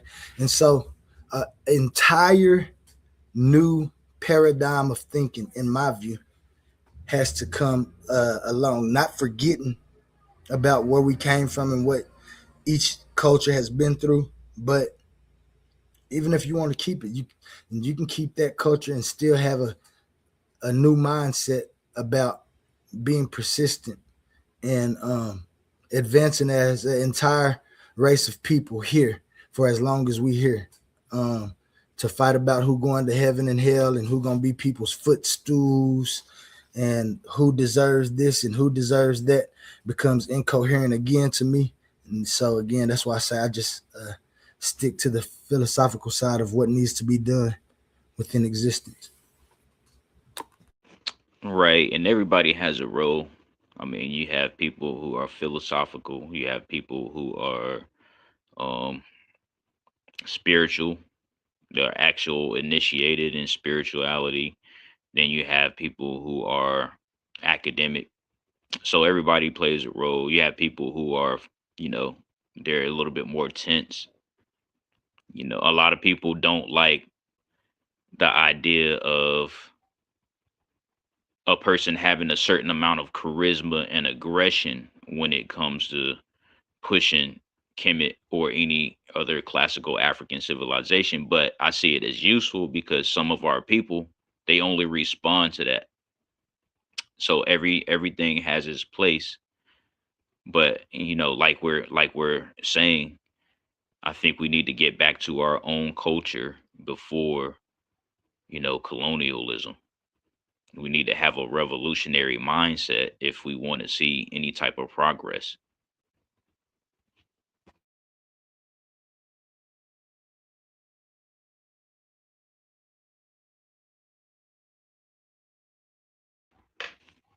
Yeah, I didn't want to be long-winded or whatever, so I just landed there.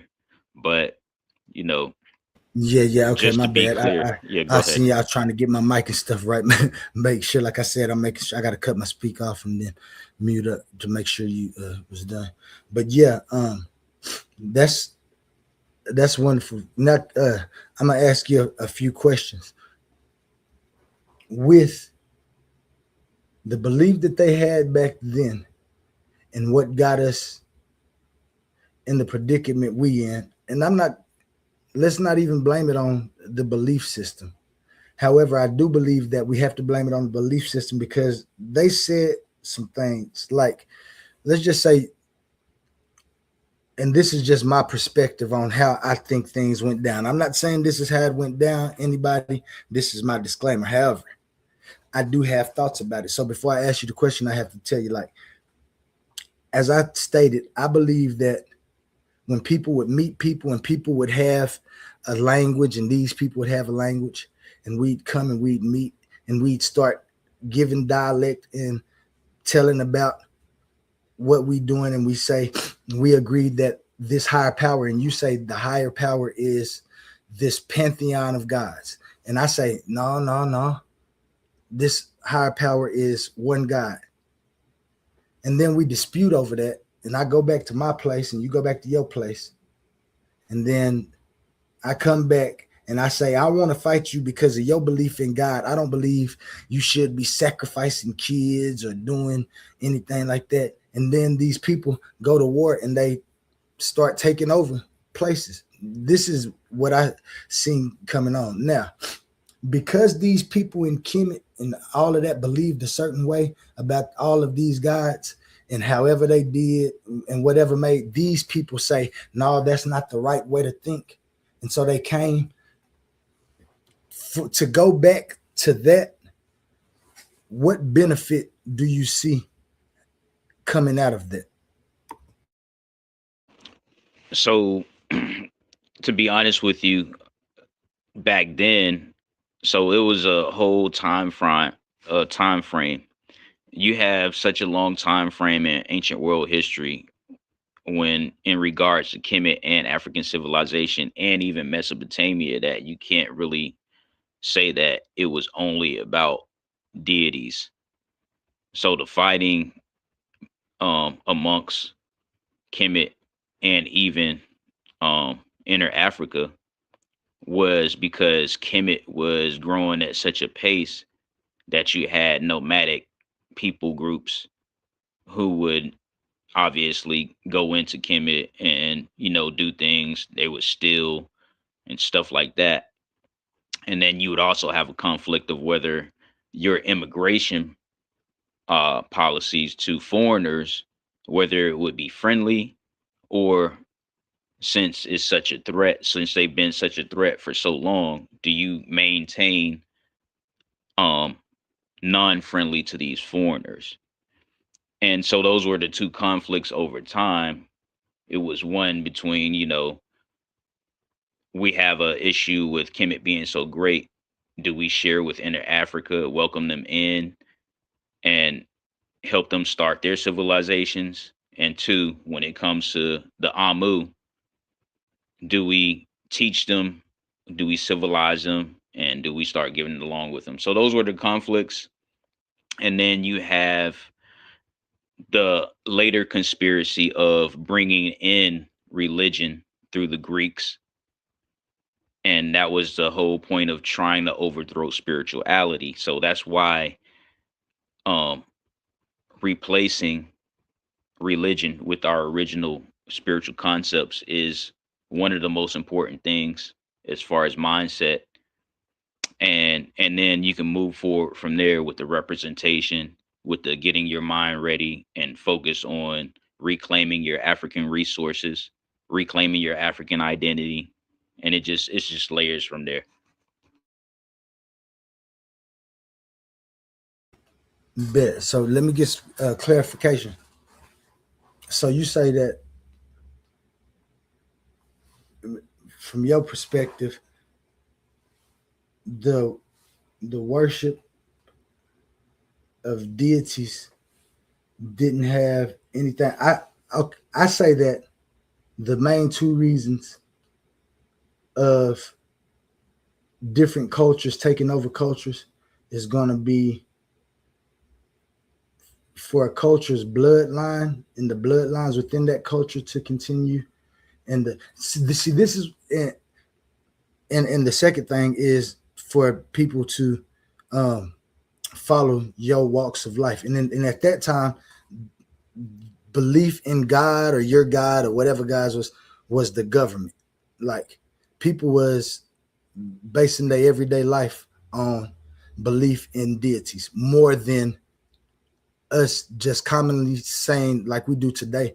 We have these laws to make sure that people are comfortable in their everyday dealings with their individuality as well as the rest of the world. So we have government with laws that we feel are self-evident and I can't think of the words right now because I'm talking about religion. I'm trying to get back to government. Got to keep them separate. But you know the inalienable rights that that they start going by, even though that they say were granted to us by God. When you see that, and I see the systems that was in place, I feel like when you even in the Bible, when you see they say when those tribes or those peoples would go and conquer another people, they say that was killing everybody. I don't think that was killing everybody. I think they was killing chosen people, mostly men, older men, and keeping the women, breeding with the women, spreading their bloodlines, their religions. This is what used to really happen when communities and things were taken over, in my view, in my perspective, from my research.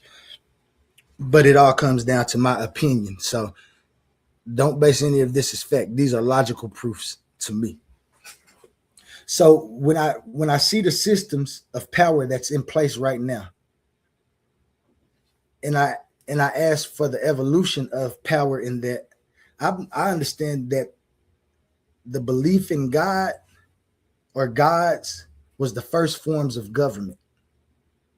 Like people wasn't governing themselves and walking around with laws and stuff before they said the laws was coming from God. They wasn't saying that they was coming from just being. This is how people begin getting over. This is why people had their own gods first, because let's just say me and you farmers, and you say the sun is the reason, and I say the rain. And you say, okay, that's fine. So you worship the sun, I worship the rain. But then it's raining when you don't want it to. And you come to me like, man, tell your God to stop with the rain so the cops can go. Or it's too hot and I go to you and say, man, tell your God to stop. But now we got problems within that little system right there. And this is why I say there's so many guys, because so many people was trying to benefit off of that one structure. Then somebody had the bright idea to say, you know what? All of those things is just one God. And this right here was a more valuable idea than everybody having each and every individual God. This God for the sun, this God for the rain, this God for the thunder, this God for the intelligence of people. No, we're gonna say it's one thing. And that was way more valuable. So valuable that it went to every other place that didn't have that and start kicking it. This is what we actually see. And the fight was for whose God was really blessing who. You tell me that Ra and all of them is blessing you, and I tell you that Yahweh is blessing me, and we fight about it, your God becomes obsolete if I win. My God becomes obsolete if yours win. This is what we see. We don't see any real divine things talking to people, coming and telling them nothing. We see systems and them getting around it. Abraham, when you start reading the apocryphas and things of Abraham and how it really came about, him and his family, Terah and Sarah, and them, they was makers of gods. Was they making them in ideas? Was they the ones that shaping this pottery and stuff and then taking them and selling them at a market and telling people what this God was? Or did they just make idols and then a person that have a God on their mind and they take it? Abraham didn't like that. He dropped the God one time and some of it fell in the fire and stuff and lit a fire and caught some of the other idols on fire and stuff. And when Abraham's daddy came back and asked him what happened, he told him that the gods had a fight. And the only one that was left was Yahweh. Have you heard that story, Tahuti? The religious story? Which one? Like, you talking about the story about Yahweh Yeah. coming from? I'm not too familiar with that specific story, but there's so many traditions. I really don't memorize all of them. But I just wanted to chime Dang, in I can't on hear you. what you were I saying can't hear so you. I think far. I might have to leave and come back. Or no, you can you hear me? Yeah, I can hear you. Can you hear me?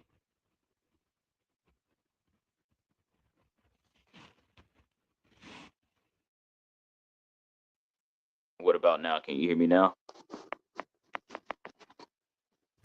Yep, I can hear you now. All right. Am I echoing or is it better? No, that echo was me. I had my mic on. Go ahead. Okay. So yeah,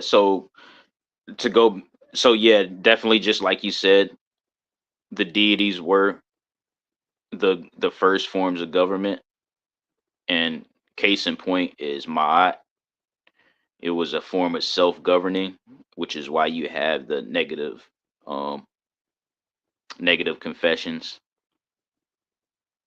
You also have, you had fighting you had black on black fighting before you had the invasions. So a lot of the conflict between, and just like I said earlier, Inner Africa and Kemet was because there was a lack of resources for nomads, for the nomadic groups, and case in point is the Hekakasu. You also have your South civilization. The South civilization comes off of the conflict between the nomadic Sahel people and Kemet. And then you also have the Kushites, the pre-dynastic Kushites, going getting in conflicts with Kemet. Again, this was over resources as well. But later, as the Meshwesh dynasty begins to come to an end, because it mismanages resources and it didn't keep the solid spiritual system that Kemet always had, the Kushites had to come up and reinforce things, which led to the beginning of the 25th dynasty.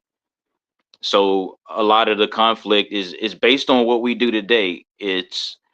I know you're doing the same thing that I'm doing. We all believe in the same things, but I just think I can do it better. Another documented inner conflict with Kemet was everybody wanted an Asarian burial. So there was labor disputes. People would go on strike in Kemet because they felt that the pay wasn't good enough. You would have people who wanted an Asarian death, an Asarian burial. You would have that. But the bigger problems came with the onset of how to manage this problem called the Amu. So I'll land my plane with that.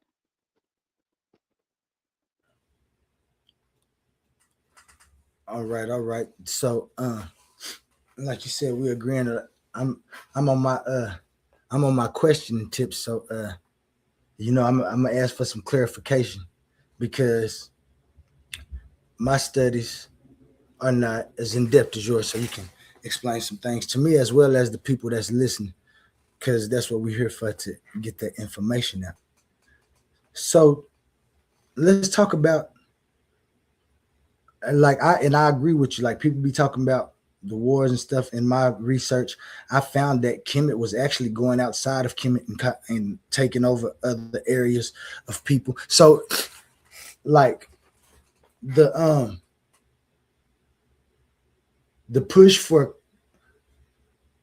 ideal conquering or government conquering, community conquering, culture conquering, saying let's go get these people, get this land and make them believe this, has always been, seems like within each culture that we see, when you look macro all the way to micro, it's always a group of people trying to run the world. They say that they the better, like you said, our belief is better, so this is how it should go, until you come along to somebody who have a better belief, and this is how it should go. And the way to fight about that, like I said, was when you believe in a God or something, or a government, like our government. When we fighting other governments and we going to war with other places, it's strictly about the ideas of how the economy and the well-being of each of those nations, who benefits off of what's going on when it comes to situational value within the interactions of those two places, or the worldwide interaction when these two places meet at that place. And like, it ain't stopped yet. The separation and differentiation of individuality when it comes to beliefs and morals and how people should act and who should believe what, comes all the way down to me, in my view, who is in direct contact with the deity that's in charge. Now we done moved to governments now where people know that, like, I can't go to court and say the devil did nothing. The devil jumped in me and made me go over there and do that, so you need to start looking for the devil. No, I can't. And I promise you, I can't pray and sit here and it's going to fall in my lap. I have to do some movement to do anything, to make anything happen.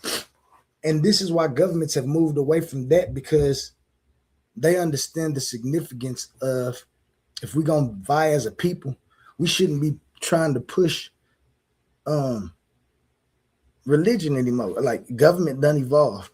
People say that it's bad that they're getting away from it. And I might agree, I might disagree. In fact, I'm agnostic about that situation, because I don't think that's the real reason that people are acting this way. It's the accountability that needs to be looked for when we look for it. And I can't just keep saying that the devil is making me do it and all of that, knowing that that ain't what's really happening. I can't keep telling people that the devil is, I must explain it and tell them that it's temptation, when let that be what it is. Let them know that ain't nothing getting in them doing it. It's a temptation, and then you got a choice to make. That choice is only going to reverberate within the direct situation and the people who involved. If you taking somebody's stuff, that ain't going to make them feel good. Y'all don't need no God to let me understand that. Like, and I think that's what you're trying to touch on when you say the ways of Kemet, because Humble was talking and he say that Kemet was naturals before they start getting off into a different way of things. And that's because of, like I say, I believe it's a power structure. You see them when people were being deified. If they were being deified, they had to be a certain, like you say, class and stuff. People were arguing and fighting about burial things and stuff like that. So I guess I always see an infrastructure of, like, it's a lot of people who believe one way, but even within the community, some of the people don't believe it. Like, we talk about Kemet, like everybody followed the ways of believing in Ra. It was some people in them communities that didn't believe in that, just like it's people today who don't believe it. Right there within the community, they might have had power. They might have been moving in a different way. These could be the people that was leaving and making communities in other places and then coming back, taking over, just because they did like, we know that this went on. We see that these type of power structures went on. And if it wasn't for the benefit of the people who were doing it, when it comes to those beliefs and saying that I'm the one that God gives all the power to, I'm the one that's in contact with God, you got to, like, that's always what it's about. So I said all of that, and I know it sounds funny, but to ask you, like, where did you see Kemet's downfall? Which dynasty? What was mostly going on? And if you can tell me, like, what dynasty had really started the big downfall, if you can talk about that.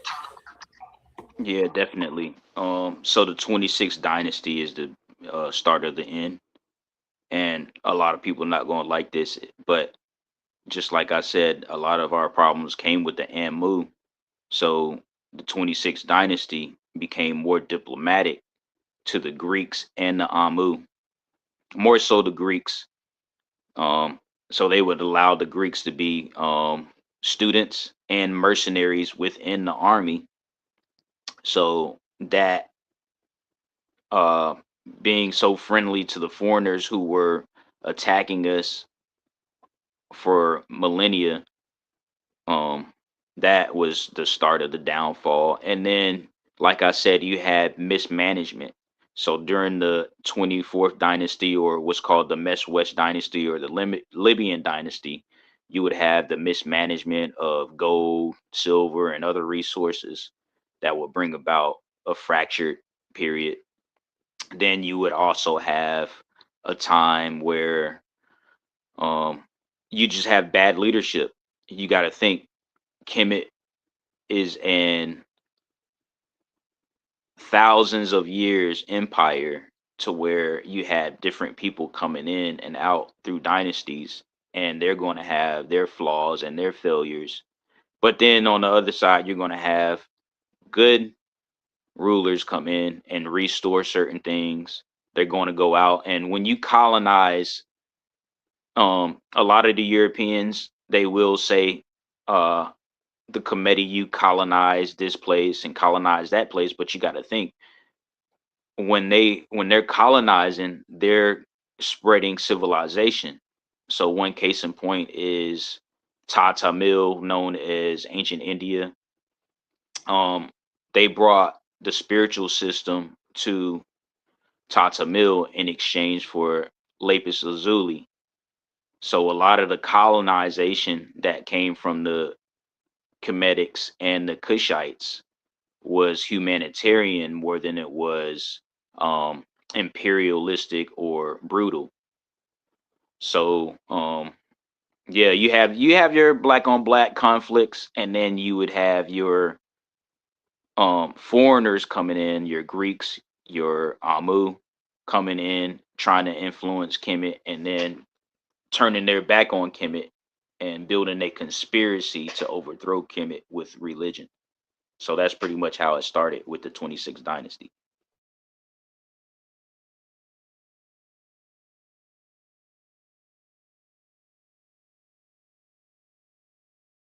Now I Oh want to man. clarify. Yeah, What I up, want to clarify Cosmo, though. Cal TV in the chat? I see you in there. Let me put the link up just in case you want to come up. Me and Tahuti just in here having a little discussion about you know what I'm saying, some of the views and the 26th dynasty. Tahuti, can you tell me a little bit about who was running it, what they brought with them, which dynasty that was, please? And thank you.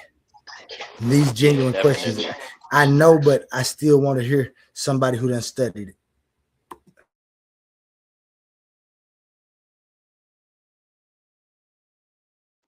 Can you hear me? So I just want to add that the 26th dynasty is, even though that was the beginning of the end, it still took until the 30th dynasty. It's still, can you hear me now?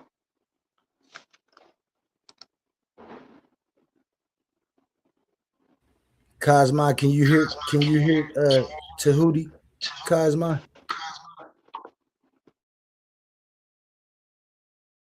What about now? Testing. Let me just drop off and come back in. If you can hear me, Tahuti, I can't hear you. All right, cool.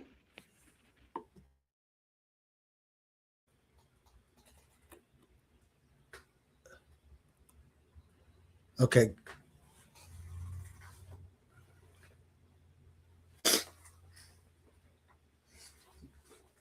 We'll get into one of these commercials real quick to my mans.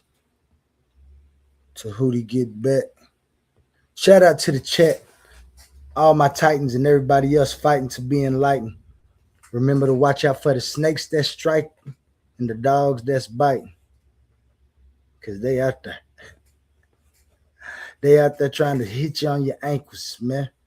And so that's how we have things like this going on so we can talk about it. Are you tired of the same old echo chambers? Ready to stretch your mind to places it's never been before? Welcome to the ultimate intellectual battleground on the Coliseum of Arguments Network. It's time to step inside the cave of knowledge. Welcoming your host, Humble Mystic, every Tuesday. We're bridging the gap between the ancient world and the modern landscape. From the deep esoteric wisdom of ancient Kemet to a grounded naturalist view of our world today, no topic is off limits. We're dissecting philosophy, breaking down ancient civilizations, and clashing over modern day politics every Tuesday. This isn't just a lecture, it's a debate. A powerhouse arena where your voice matters. A premier space to step up, voice your opinions, and challenge your perspective with the sharpest minds around. If you love real, raw, intellectual fire, this is the show for you. Elevate your mind, bring your arguments. Subscribe to the Cave of Knowledge with Humble Mystic today. New episodes drop every Tuesday on Coliseum of Arguments. Step into the cave if you think you can handle the truth. Titans Debate League. Only the brave speak here.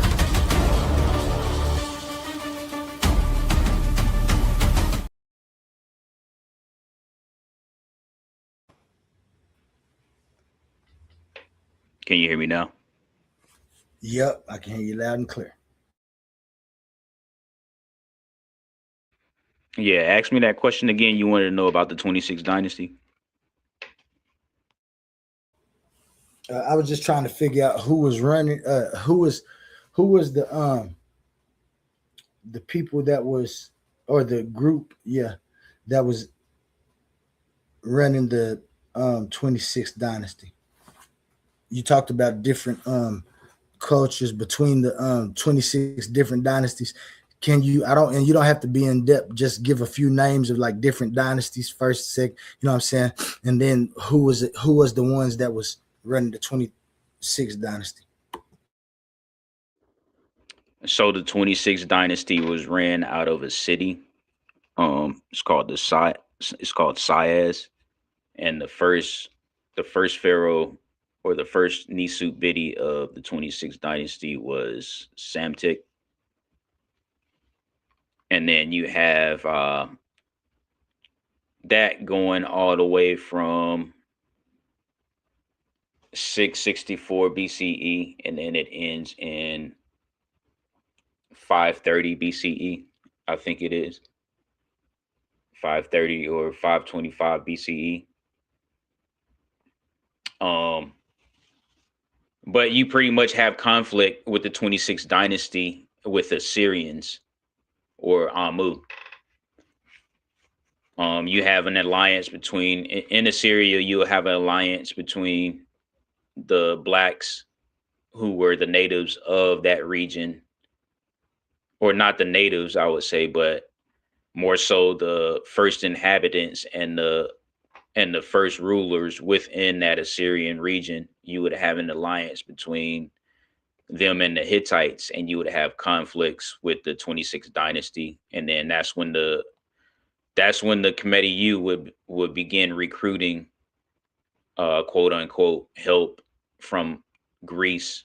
At the time, they thought they were going to get help from Greece in return, in exchange for knowledge. If you do your research on the 26th dynasty, that's actually when the Greeks and other people groups begin to learn and have access to science.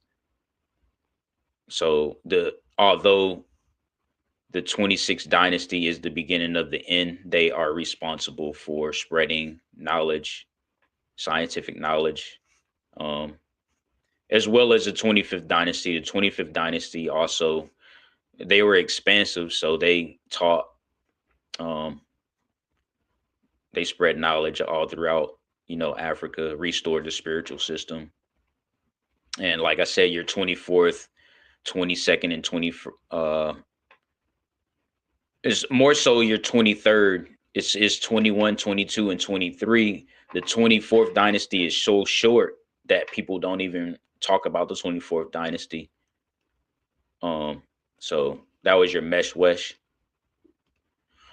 You have, your first dynasties obviously are established by your native Nilotics, your native inhabitants of Nile Valley civilization, as well as people who came up from the south.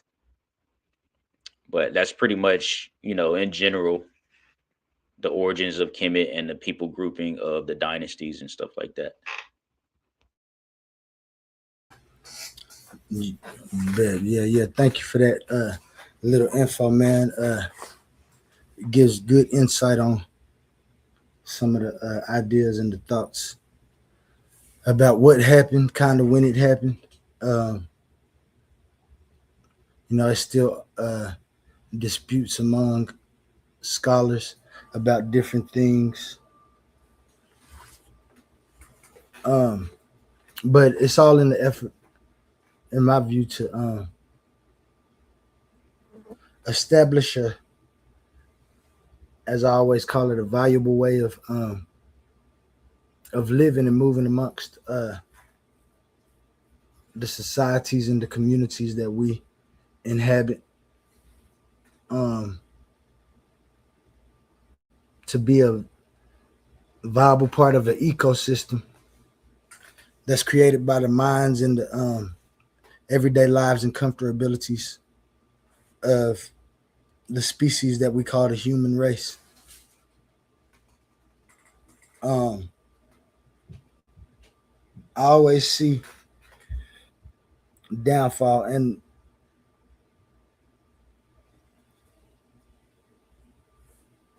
this conversation started because A1 today was talking about the epistemology of religious beliefs, and my interest is just in that, like the epistemology of what we talking about, because when you distinguish what you know, and when you can distinguish what you know and what you say, that's why I understand when y'all say we have to get in, at least in tune, or find out more information than we have about our African lineage, or the interaction of the African continent to the American continent and the peoples within the mix. It's very important because we see still that those places that we come from was not free of distinction within cultures and beliefs and ideas about the way of living.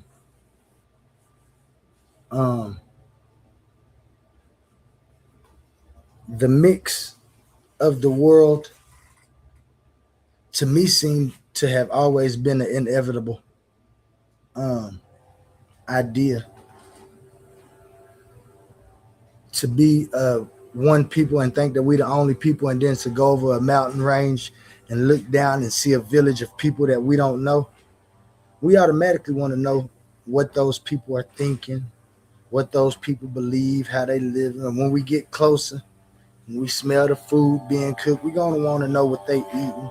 We want to know what season they using, how did they get their fire, if we had fire.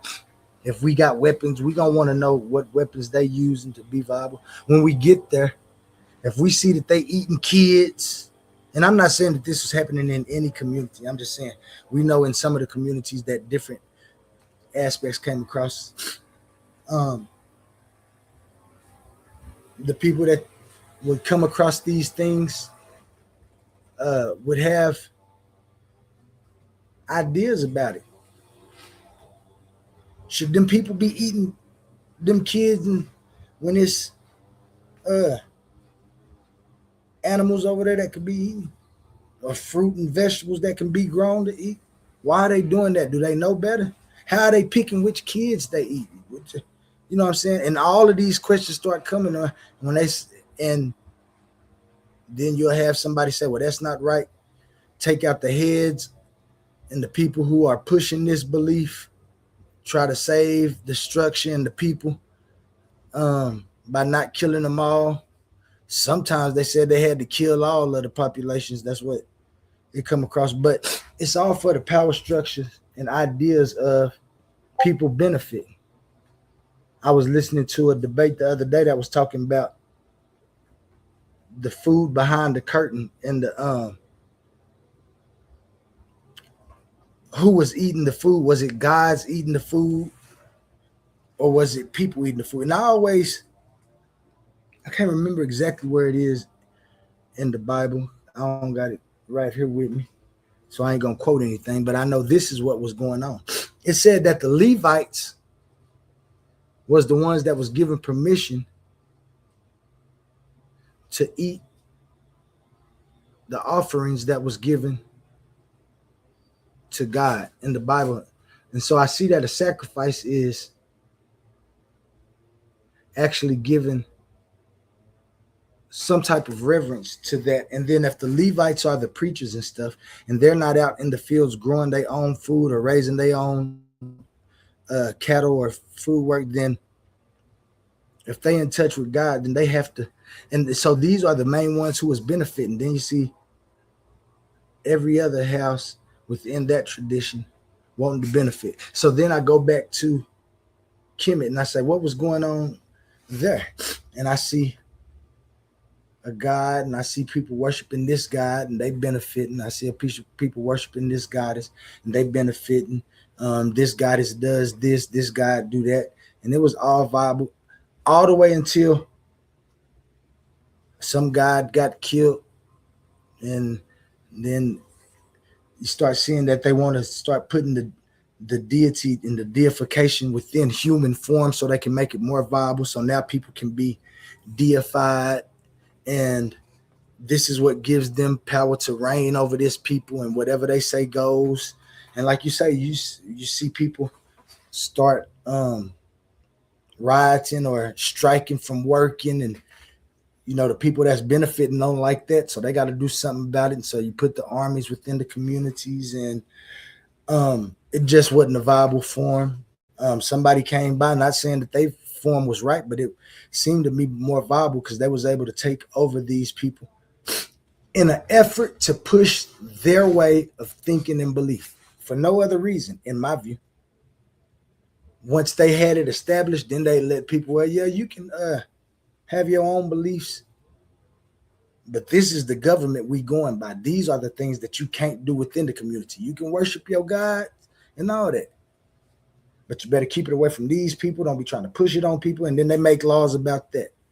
That became a viable system. This is why people start leaving, like you say, and coming to the New World in the first place, because the Catholics, once the Crusades with the Islamic and the Christian sects took over all the other pagan sects and had that whole little reason, and they start wanting to spread and having wars about that, all the way to Europe and Greek and Rome taking over to make it viable, all the way to the creation of the Catholic Church,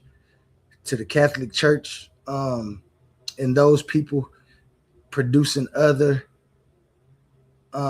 Christian sects, them murdering people, saying this ain't right. Martin Luther and the Protestant church coming to the Protestants being able to be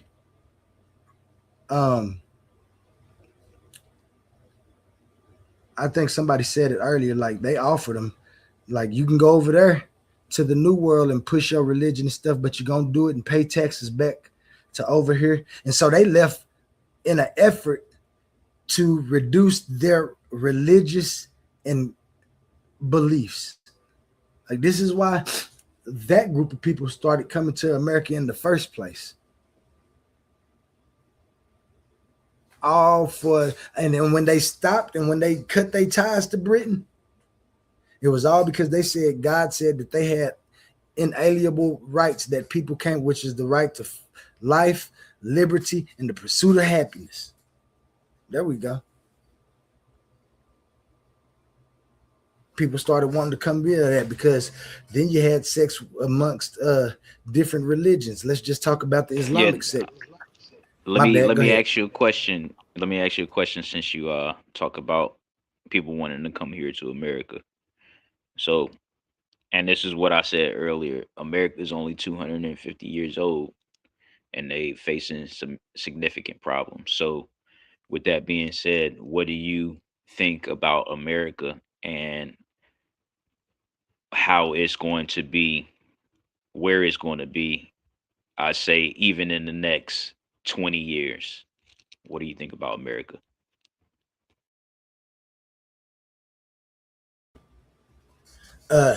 What I think about America is that we've had a history of, even before the government and the corporation or whatever they call it of America took over, or those people did something, we had an influx of different cultures coming in, and still a group of people were doing it for, I want to say, a way to benefit off of the said government and the laws. We see that some of the people in America were not even seen as people at first, and that evolved. And then people got their rights to start voting, and we still fight for different things. Like the government is still, in 20 years, I see an influx of ideas and groups of people changing that government view, because we see that it's falling. And we talk about the fall of those other societies and governments, and the decline of the Kemet way of life, the decline of the Nazi way of life, or the taking the tangible ideas and keeping those in structure. And so they say that all societies fall, but I think that the minds of today and the people in America are not going to let it happen. I believe that we're going to evolve and find a way to persist and not fall like the other governments always have, due to the systemic pressures of one group of people saying that they have the right to be empowered because they have control of or contact with God, or the scriptures say that we're the ones that's supposed to be in power. And so you see over in the Middle East and Israel and Palestine and those places, they still having wars about this particular belief. That hasn't made its way over here as much as we go over there and do things. And the government claims that it's because we have assets and things over there in those parts of the world, as well as for our economy to continue to strive. We have resources and we have mechanisms in place for business, like we was talking about. The profiteers of those businesses today, though, are still like the bankers and the things. And even those governments over there, like the Ethiopian government or the Nigerian government, or those things, when they do business with other governments, those other governments still have the wealth gap and a certain kind of power, even though they're both governments. And so I see in 20 years that the communities in America will start having like-minded ways, and will sustain this this smear of the people that's in power in government right now, because their time is leaving. the 50 and 40 years of being in power for in a particular section of one people or one, like it's slowly declining because different people are being interested in being in those positions and making a change. And so as I see the world waking up and fighting to be enlightened, I see that the individuality of each people is becoming less hostile and trying to find agreements.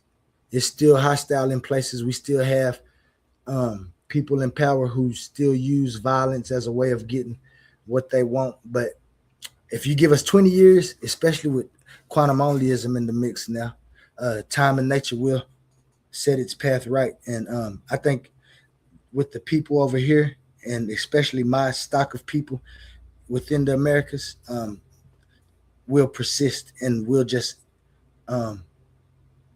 sustain in a greater way, have more to do with why we living like we're living, as opposed to being part of that system that we're a part of. Evolving the system, being the technicians of the system evolving. That's what I see. I hear that, man. I mean, you gave the optimistic way of foretelling the future. I'm gonna give a more so, yeah. I'm gonna give them more so, based on patterns. I think, we're just due for another event, especially within the next 20 years. And I'm not saying it's going to be major event, but I think we're due for another event along the lines of either COVID-19, or even something as big as a catastrophe, maybe to the scale of 9/11. And then, you got this thing with World War III looming over. It's already a proxy war in certain facets around the world. And then you got, a lot of things happening within politics to where they want to take away people's freedoms. So I asked that to say from a time period that goes into its 250th year, we have African kingdoms and African empires that's lasted longer than the Roman Empire. So even with that, and I definitely, understand the patriotism and stuff like that, but we have to be more realistic.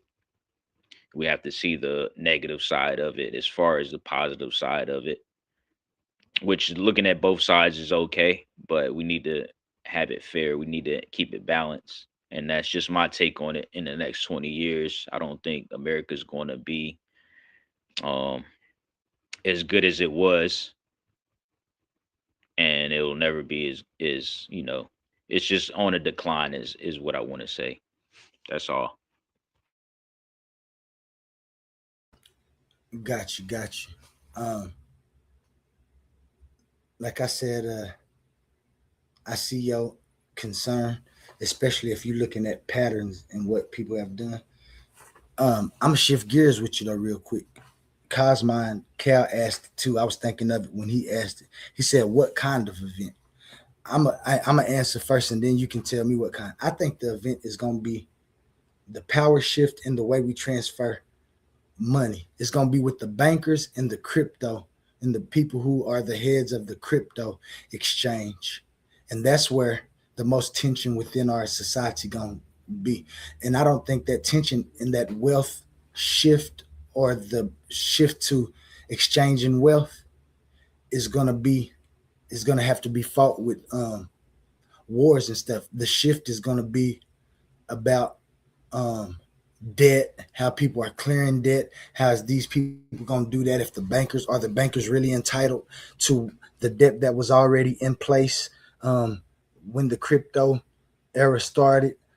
Did the banks update and get crypto systems where they can be the head of it? And so I believe one event, I put it like that, Cosmine, I believe one event is going to be the change from physical money to digital. And it's already happening.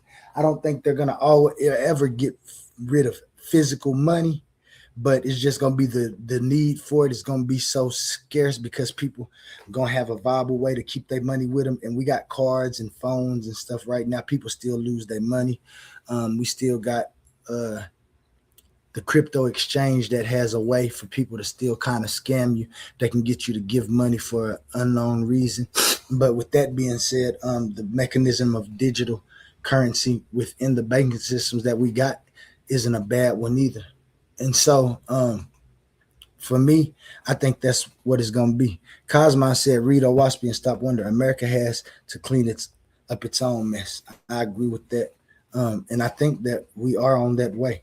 And one way to do it is to get rid of if it's like if the pattern was right and it's like really like families, the Rothschilds and the 13 families that really controlling all the wealth, and then you got some people out here. Now I'm not saying how many families that is. I think it'll be more than the 13. You know what I'm saying? And however, that's what the war is going to be. Who's going to be in control of saying you owe this and how you pay it? If that make any sense. Yeah, definitely. So my opinion about a futuristic event, not futuristic, but coming in within the next 20 years, it would be something along the lines of, COVID-19, or like I said, 9/11, like a false flag to get us into a conflict without thinking about it, to trigger everybody's emotions. And then you have a lot of things. You have, just the fact that people are protesting. You can just say that, as a government, we feel threatened, so we're going to put everybody on lockdown. No more cash, something along those lines. It wouldn't be instant, but it would be progressive, just like you said. So that's about it.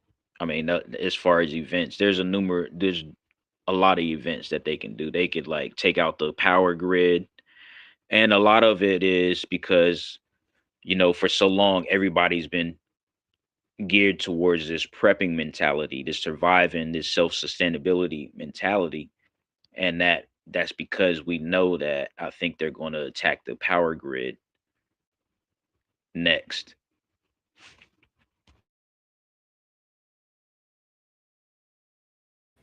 And when you say they, you talking about the foreign governments, or do you think it's going? And I'm not. And this is a conspiracy because we know what they say happened. But or do you think it might be another incursion like 9/11, where we have stories that the American government did it itself to change up things?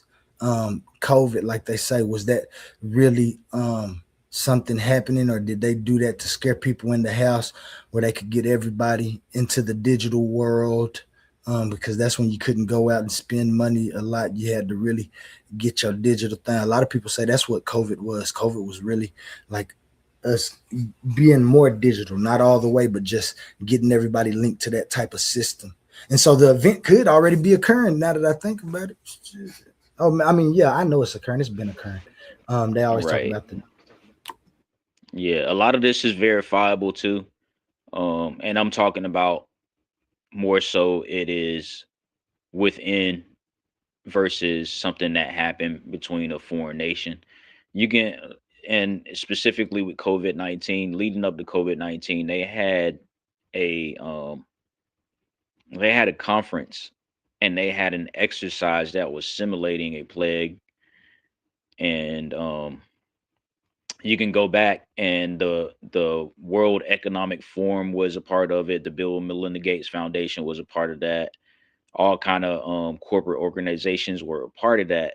So you begin to see that for various reasons, COVID-19 was, just like you said, it was a catalyst to get us into a digital age, a more of isolation age. And you can see that because a lot of the key players and the officials who were pushing for a quarantine got caught traveling during the ban. So even without, documented evidence and stuff like that, smoking guns, you can see that these people weren't being honest when they said, oh, everybody needs to be quarantined, everybody needs to be, wearing masks. You got high officials getting caught being passport bros during the ban. So like, how is this a real plague, or not plague, but how do I want to say it?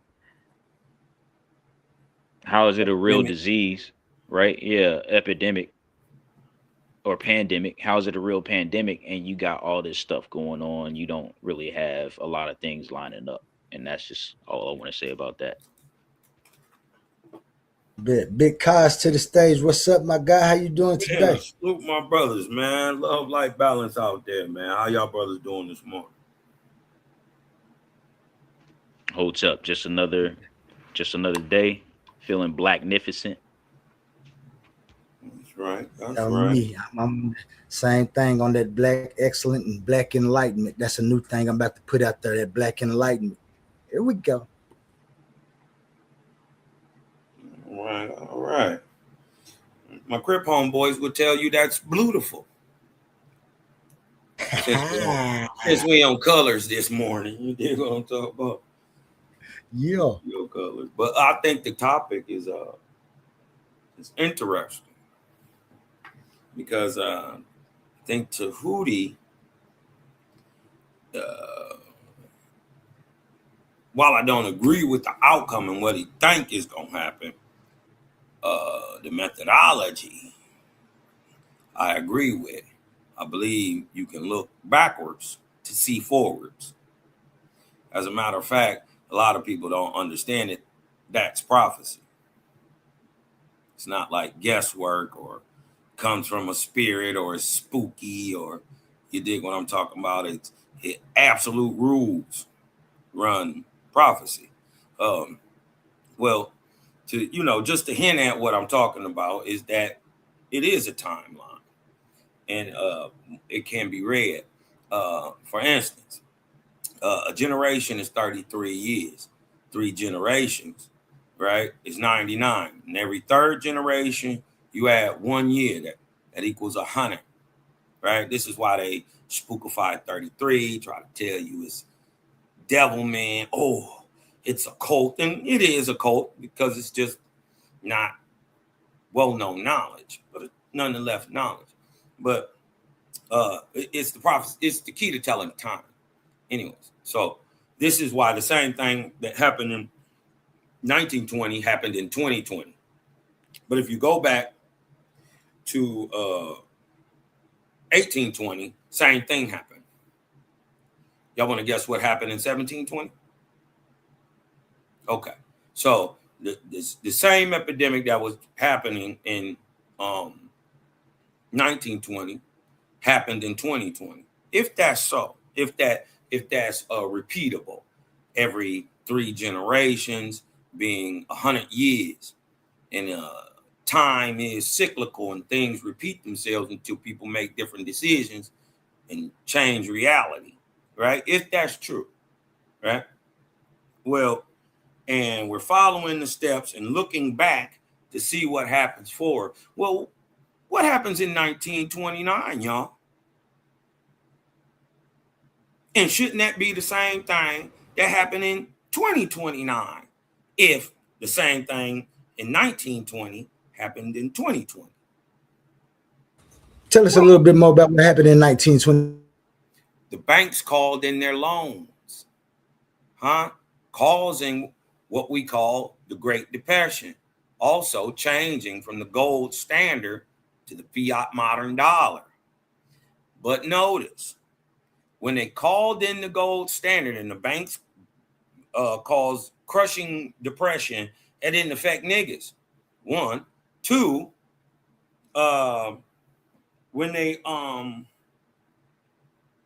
when the banks called in their for their loans and were implementing a new system, the new system had already been rolled out. So this is where it leads to what Oli was talking about, where it says where he was talking about the cryptocurrency. But the cryptocurrency in this era would act as, or this time would act as the fiat dollar did from 29 to 33, from 1929 to 1933, causing what they call the Great Depression.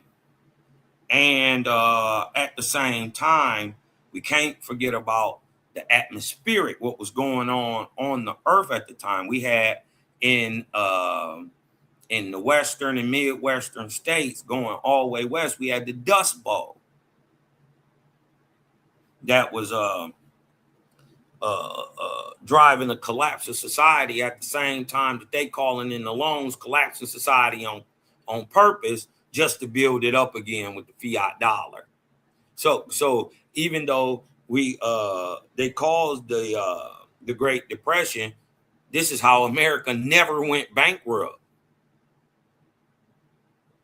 You see what I'm saying? So if that's so, right,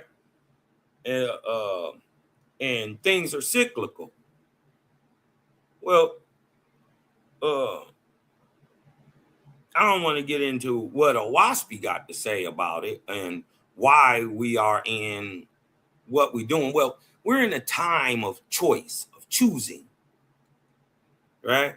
We're in that time of choosing where you gotta choose what you gonna be, where you going, what you going.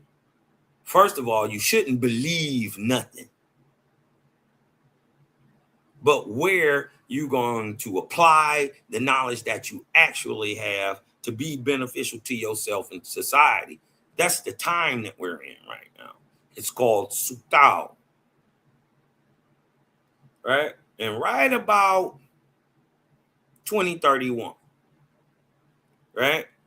We're coming out of a time of darkness, right? We in 2020 we went into a time of semi-light called Jaya. It causes disease, dying off. It's like a hardening off.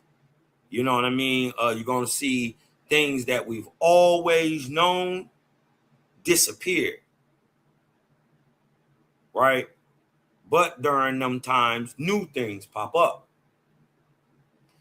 But after that, we went into roughly 5.5 years, and that's what we in right now, of Aja, darkness, semi-dark.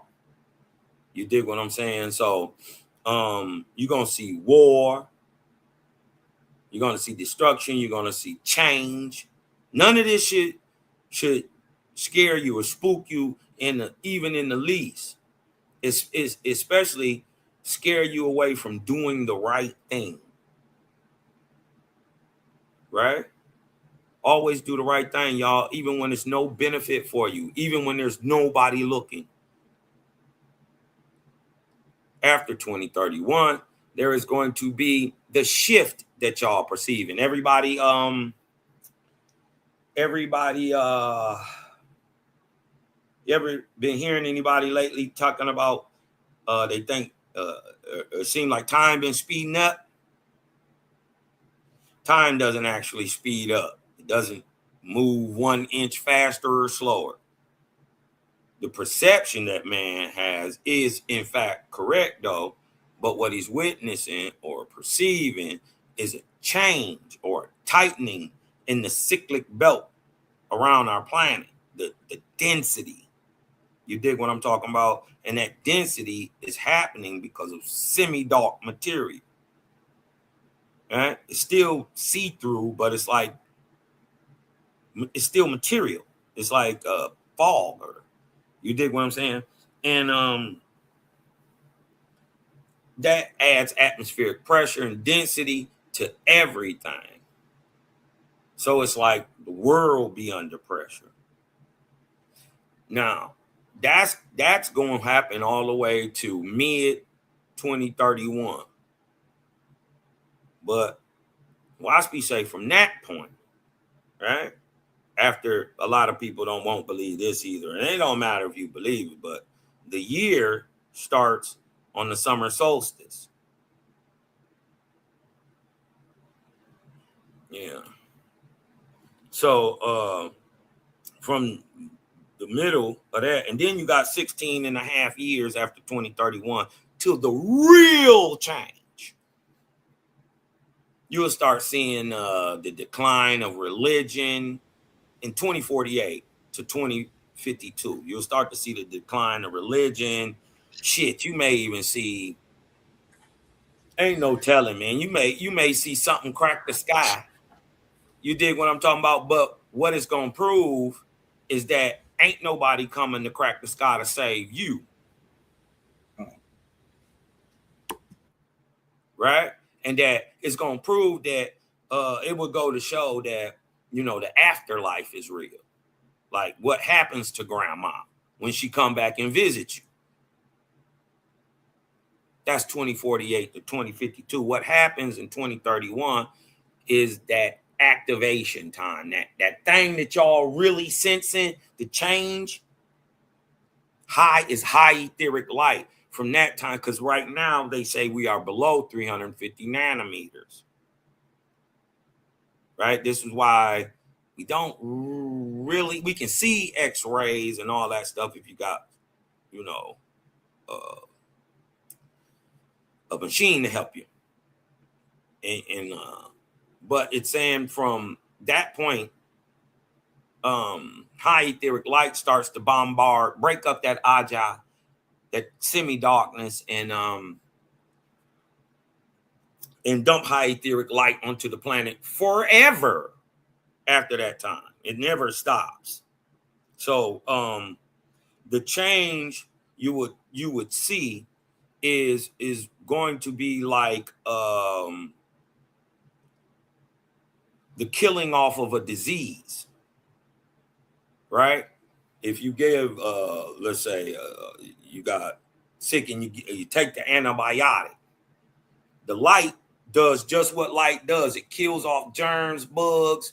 You know what I mean? Well, most of us grew up every Saturday. Our mama came in our room, opened up all the windows, opened up all the lights, and we got to clean it. She played music, and we cleaned with bleach every Saturday. Most of us grew up like that. Why? Why did she open the windows? Because the light kills the dark, diseased things. Same thing etheric light will do in the world. So civil situations and things that, you know what I mean, that we worried about right now, many of them are going to come to the head and they won't even exist no more. Many of them will wipe themselves out. You dig what I'm talking about? Just like the body uses white blood cells to wipe out disease. Same thing. You dig what I'm saying? So we're going to be seeing a lot of old institutions, and not necessarily our country, but because I don't think the government or the system itself is broken. It's not the best, but it's not broken. It's the people at the top who are corrupt, who run it, right? The people at the top who run it are corrupt, and they run it against the people. See, our government is supposed to be like a father to the people. But now our government has set itself up as a thing, a person, an entity against its own people. How many of y'all got paid or get paid today? Today, Thursday, get paid today, and gonna look at they tax filings, and you're gonna see FICA took out. You're gonna see all this type of took out. You dig what I'm saying? So the government is you dig what I'm talking about? They charge you for it to learn, right? If a government is supposed to be a father to the people, guess what you don't do for your children? You don't charge them to give them knowledge. You dig what I'm saying? So it has set itself up as its own thing, and it must fall. But let's not act like our system, you dig what I'm talking about, which is a republic, which means that the majority rules, right? But what y'all gotta understand is the highest lighter intelligence is not with the majority. It is always been, always will be, and forever will be with a small minority of very good people. So if the majority who are in darkness rule, well, then they can never be the highest light because the majority of the people are dunces. So you got to put the right people in the right job with the right knowledge and the right tools to get the job done. Not that the system is broke. System work perfect. We want niggas at the bottom. We want to get Mexicans up out of here. They gone. We want to get the fake Native Americans who are Asians and Chinos fronting as Native indigenous Americans. We getting them out of here too. That's why 30,000 of them gone off them reservations. Gone. I'm just saying, it's the system will clean itself up, or it will disease itself so bad that it'll die. Just like I know y'all a lot of y'all spooky and don't believe in a creator. Or first of all, you ain't gotta believe it. There's creation. So somebody made a sun. It just didn't poof. It's not magic. Right? So whether you understand that or not is on you. But Creator said, just like I made man with hedges around him like sickness, right? To let him know, look, bruh, you going a little too far that way. You dig what I'm talking about? I made hunger to let him know, whoa, bro, you're going a little too far this way. He gave him hedges, right? Like if you take poison into your body, it takes away from your body. You get sick. If you give your body the good stuff, it get well. It keeps itself well. Simple. He said, I made governments like that too. And if you want to know if your government is sick, these are the things that you need to look for. Bankruptcy. Anarchy. Assassinations. Continual war.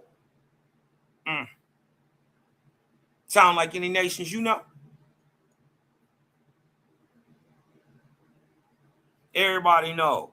You spilled that Kool-Aid in grandma's kitchen. Who had to clean it up? Did grandma come in there and clean that Kool-Aid up? Nope. You did. And it wasn't going to be right, and it wasn't going to be cleaned up till you cleaned it up. Right? Same applies to your government. And it messed over a lot of people. Especially my people, the Aboriginals, the Indigenous. So there's going to be a lot of change, but a lot of change comes with death.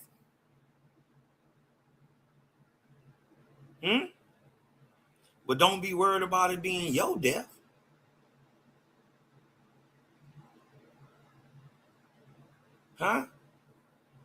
Ideals die too. You see what I'm saying? One of the ideas that's dying now is that all people must be from Africa. All brown people got to be from Africa. You must be from Africa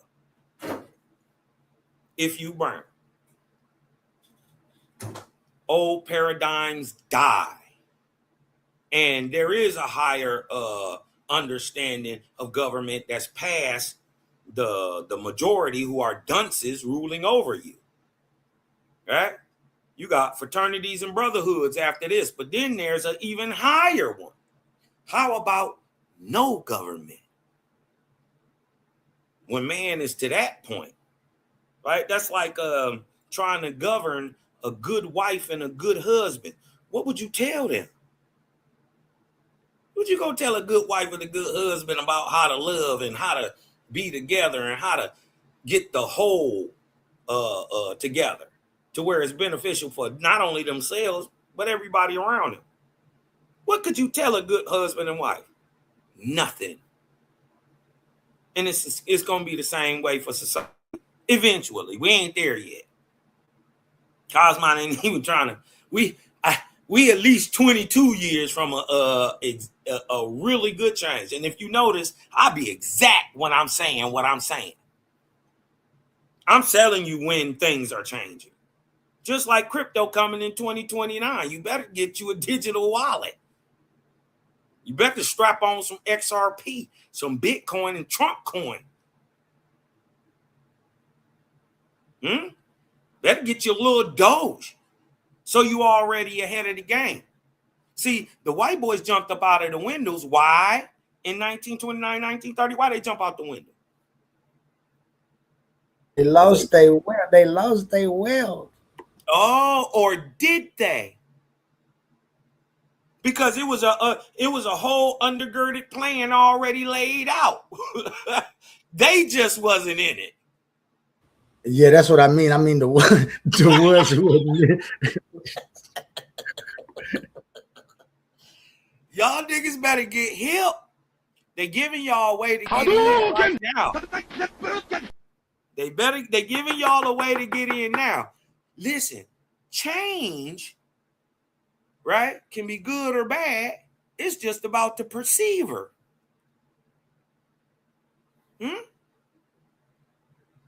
Yeah, I'm okay. The death of one man, right, can look both ways. Let's say this man is oppressing people on one side. Them niggas getting oppressed, like, man, bump that nigga. Something change. You see what I'm saying?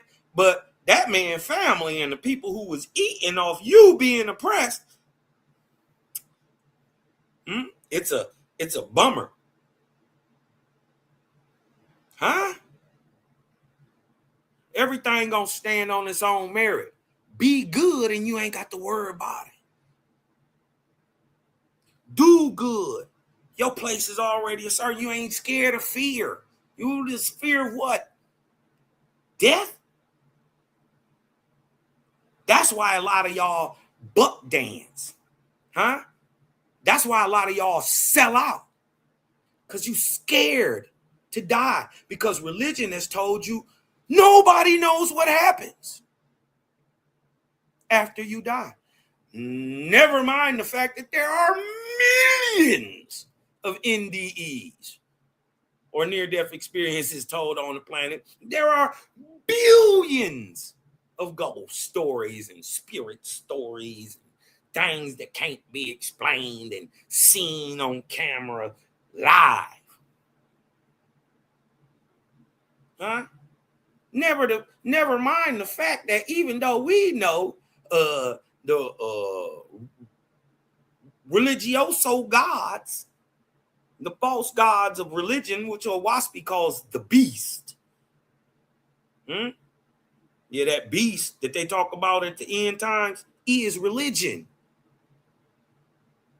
Once you learn that prophecy is specific, it's personal, then you'll understand that God telling Jesus, who's telling John, who's turning around and telling us, is actually regurgitating the God's fall in Revelation.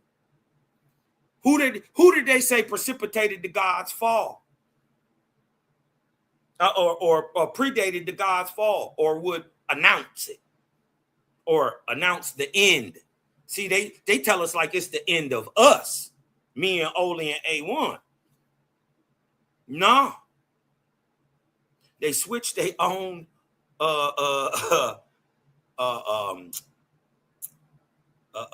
prophecies around. Now, instead of what you see the 4 horsemen do: peace, love, light, feeding babies. You dig what I'm talking about? That's what the 4 horsemen do in real life. They told us in the stories, though, that they brought war, pestilence, death. Huh?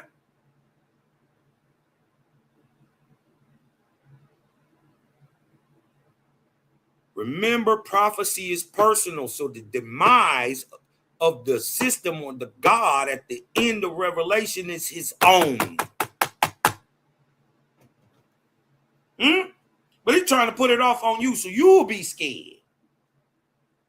So you won't think. So you'll blindly rush into things like naturalism that pigeonhole you.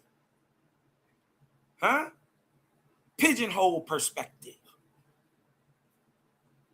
This is why your boy gonna get beat up in this debate. Because, like I said, naturalism is just as much a subjective belief as religion. And see, the difference is whether you believe what Owaspy said or not, right? It has a actual beneficial way to tell time and how to lay this out on a chart to where you can prove it for yourself. Right? You ain't got to trust Cosmine. Don't. But I did it. Follow my steps. Follow the creator. Fuck him. Fuck me. Follow that. Check it out for yourself. See if I'm lying. That's what you should do. And since you're talking about that debate real quick before we jump back on, I'm going to grab me some water, but we're going to play this. Coliseum of Arguments presents Titans Debate League, Clash of the Titans 1.1. The arena is opening once again, and only the strongest minds will survive. After an unforgettable first tournament, Pandemus the African Atheist fought through the battlefield of ideas and walked away with $500 in cash. But that was then. This time we're raising the stakes. $1,000, one champion, one title, one chance to prove you're the greatest debater in the league. This isn't social media arguing. This isn't trolling in the comments. This is intellectual warfare, where evidence is your weapon, logic is your shield, and every round is a fight for survival. New challengers are stepping into the arena. Veteran fan favorites are returning. Egos will fall, legends will rise. The question is, do you have what it takes to survive the Coliseum? We still have a few tournament spots available. Think you belong among the Titans? Message TitansDebateLeague@gmail.com and claim your place before the gates close. Coliseum of Arguments presents Titans Debate League, Clash of the Titans 1.1, where great minds don't just debate, they go to war. Are you not entertained? Coliseum of Arguments. Only the brave speak here.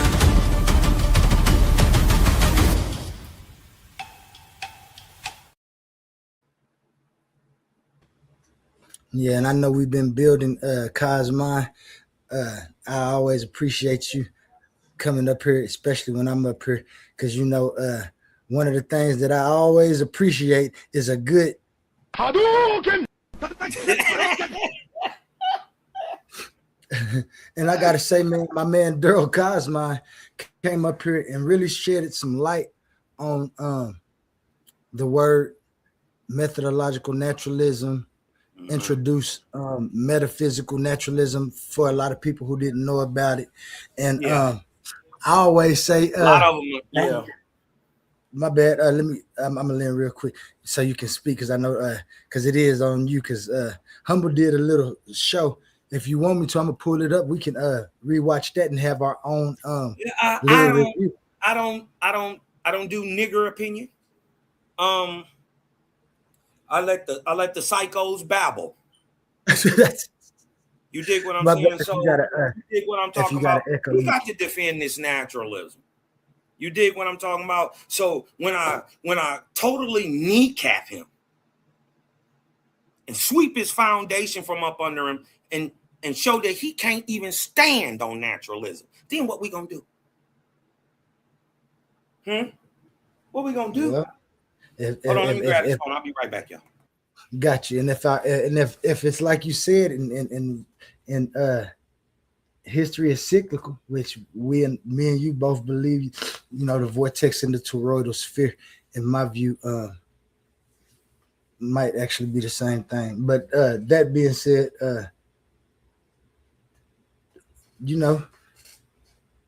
Humble say he coming in swinging for naturalism and got some few points. But what I was gonna say is Daryl Cosmine, shout out Daryl Cosmine. I want to shout out the Creator Gang because I didn't get to shout it out before you stepped up here and got to going in.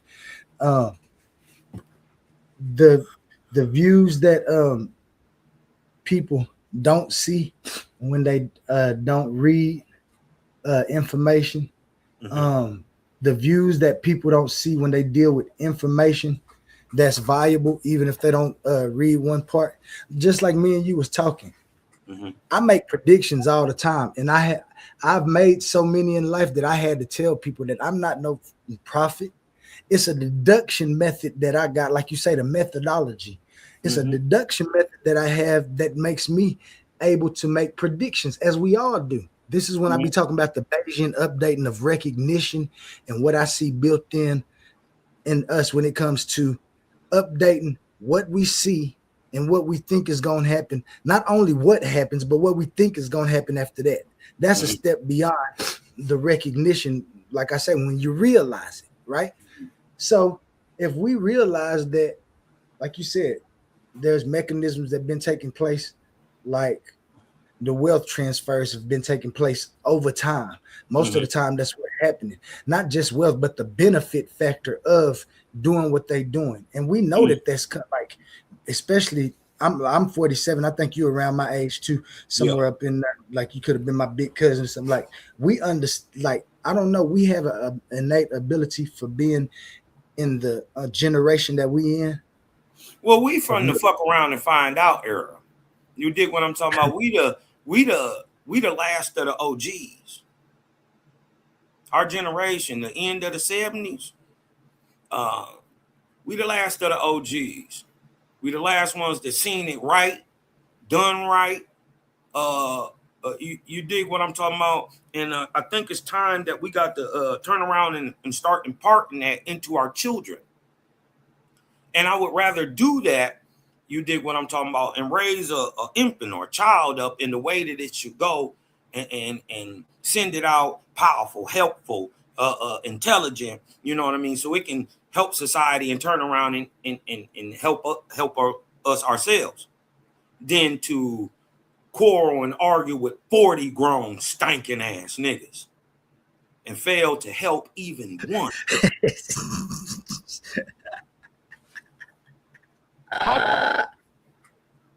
You know what I mean? So I would rather waste my time. You dig what I'm talking about? Shout out to the gang, man. Shout out to Creative Gang. Shout out to all the faithists. Shout out to my brother, Nathaniel, man. I want to see if y'all if y'all feeling generous, I'll start putting the links in the chat, man, because we don't be talking, bro. We don't just be talking, right? We out here doing it and trying to change the world, man. My brother is out there. He feeds over 2,000 orphans a month. Over 2,000 every month over there in Kenya. Man, you ain't even seen the type of poverty them people got over there. It's unbelievable. Right? The type of poverty these people have over there, man. And my brother set up a foundation, in a sense, what a real ministry is. Because it's not about preaching. It's not about getting, you know what I mean? It's about helping children. Feed them, man. It costs about $2 to help a child, and about $3 to help a grown, because we help One's up 18 and under, really, basically. You dig what I'm talking about? So they got little babies over there. He helped over 2,000, like 2,100 infants. Not infants, but small children. Most of these babies is under 9. Right? So if y'all would like to give donations, about $2 feeds a child for roughly about a week. Right? Do this every day.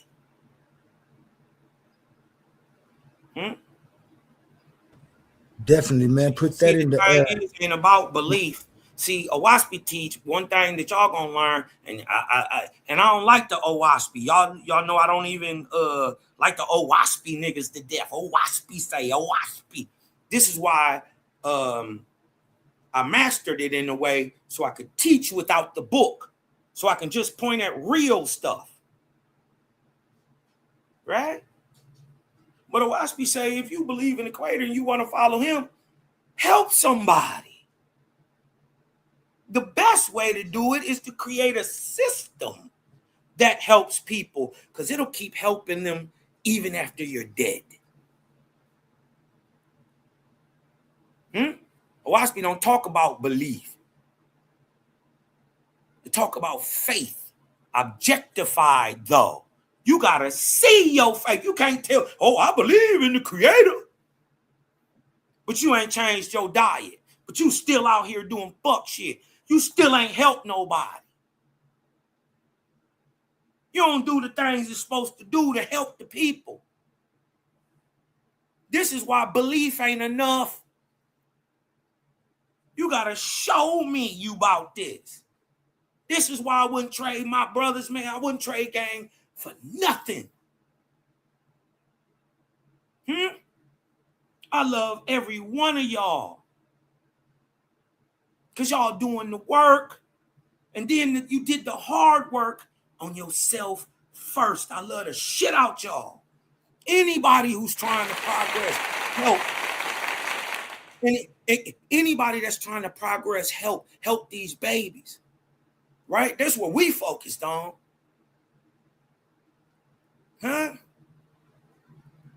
You already a faithist. You just don't know it. You don't even have to call yourself that. This is why Owaspi called an atheist. Atheist is one of the great men on this planet. Oh, it's religion, huh? Owaspi say an atheist is a great man. Why? Why is he great? Because he don't believe in the gods. He believe in what he know, and he does right by that. So he naturally just doing right. Not because I'm in fear of anything or going to heaven or going to hell or that I even believe any of that shit. It's these niggas who ain't afraid of nothing who go swim with sharks. This is how you know why a shark has a gestation time. This is why you know niggas how hot it is in a goddamn volcano. Somebody went in there. It wasn't you. Why? Because you got a whole bunch of goddamn common sense. And you know shit real. These niggas don't even believe fat meat grieves. Huh? But it's a purpose for them niggas who ain't scared of nothing. They plod the tread. They tread the ways where nobody will go. Huh? These the men that fly where eagles dare not fly. Huh?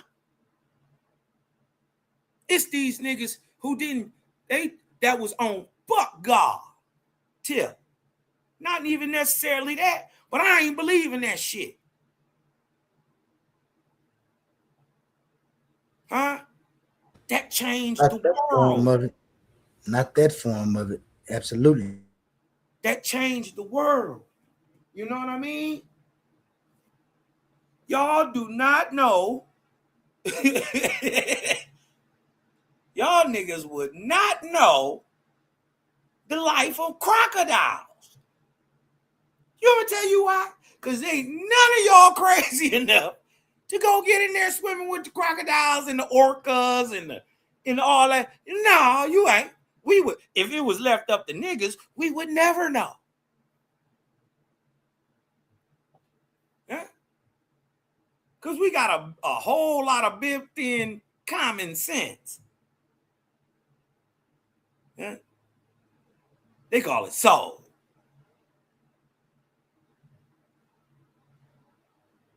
Woo, you gonna try to tell me a waspy religious? It tell you that the atheist is a great man. Woo-hoo-hoo-hoo, a great one.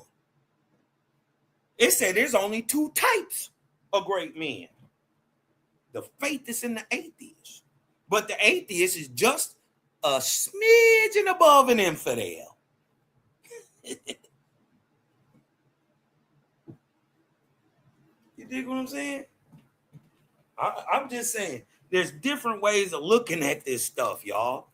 And the more knowledge you get and you come into everything, that's why I wasn't against, you can even ask Odie. Odie Tick. I didn't speak against Odie. I didn't speak against onlyism. What I tell him? I said, and he'll tell you I'm not lying. I said, I agree with some stuff, but I don't agree with some stuff. But why I tell him? Not that I was just bashing him. I said, it don't seem to line up with reality to me. He said, you know what, Cosmon? That's because you ain't read the book. I said, well, I ain't got the book. He gave me the book.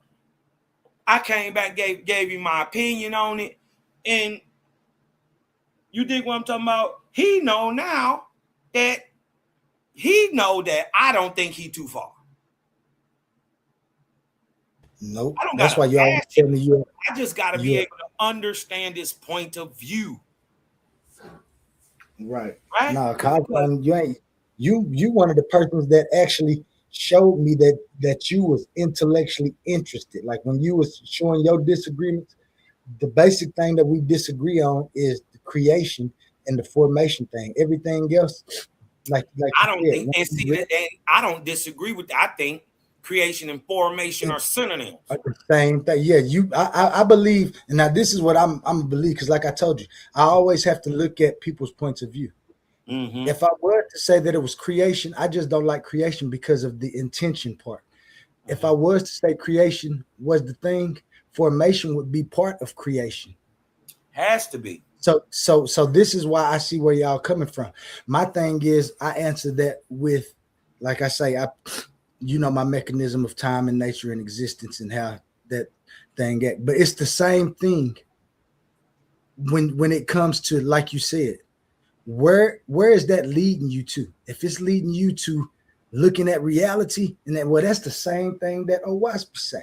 Like I was talking about what I believe gonna happen, and then you start saying what Owaspy says is gonna happen. We have similar views. If Owaspy is saying that that's gonna happen and we see it, why should I worry about anything else but the information?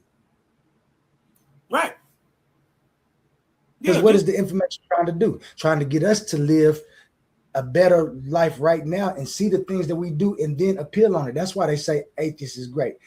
I like atheism because they ask the question. The only thing I don't like about atheism is that they know it's a higher power and they don't try to explain it. Out of all that intelligence they got, they don't say, I can buckle down and explain this. They say, fuck that, I don't know. And that's what we don't always It's kind of hypocritical. It's the same thing that the naturalist does. You dig what I'm talking about? When the fact is, the creators of naturalism are all religious. Every one of them. You dig what I'm talking about? I'm talking about from the old nigga who they say is the father of it to the new niggas. Every one of them is religious, and actually, what we learned is philosophical and methodological naturalism doesn't even try to debunk the fact that there is a God. It never brings it up. Correct. Right? So, It's so if anybody was up here, foolishly bumping their gums, right, speaking against a god, right, or a creative source or whatever you want to call it, when your founder believed in one and you just call that creative source the universe, well, nigga, Hadouken, you just agree with Owaspy. Hadouken! You just agree. But what it doesn't do is argue. Naturalism doesn't argue against the God. So if a ignorant nigga up here arguing against the God and he's speaking from a point of naturalism, he's actually a charlatan who doesn't know what he's talking about, because he's actually a metaphysical methodologist, not a naturalist. Huh? You don't even know your own stance. Hadouken. You dig what I'm saying? Hold on one second. I gotta take this call real quick, bro. I got you. Handle that. So that information is what's coming up. Like, we living through major transitions when it comes to economics and technology and public belief, the institutions that we've been raised in, and the changing institutions. Money, we've seen it. Like, we've been part of watching money turn digital. And it might not just look like warfare in the way that we think about it, just because we might not even be looking at that type of war because of the violence of the wars that we know of the past. This might be about like accessing your bank, the infrastructure, and who's running that infrastructure, who's running your data, and the regulations for the cryptocurrency, like which coins are going to be the coins that represent the government currency, the people that use them. Like, all of this is part of what is observable. And for me, that is observable part is the financial institutions that we see and how they're becoming more integrated, and that how more people have digital access to move money. Like, I can get money just like that now.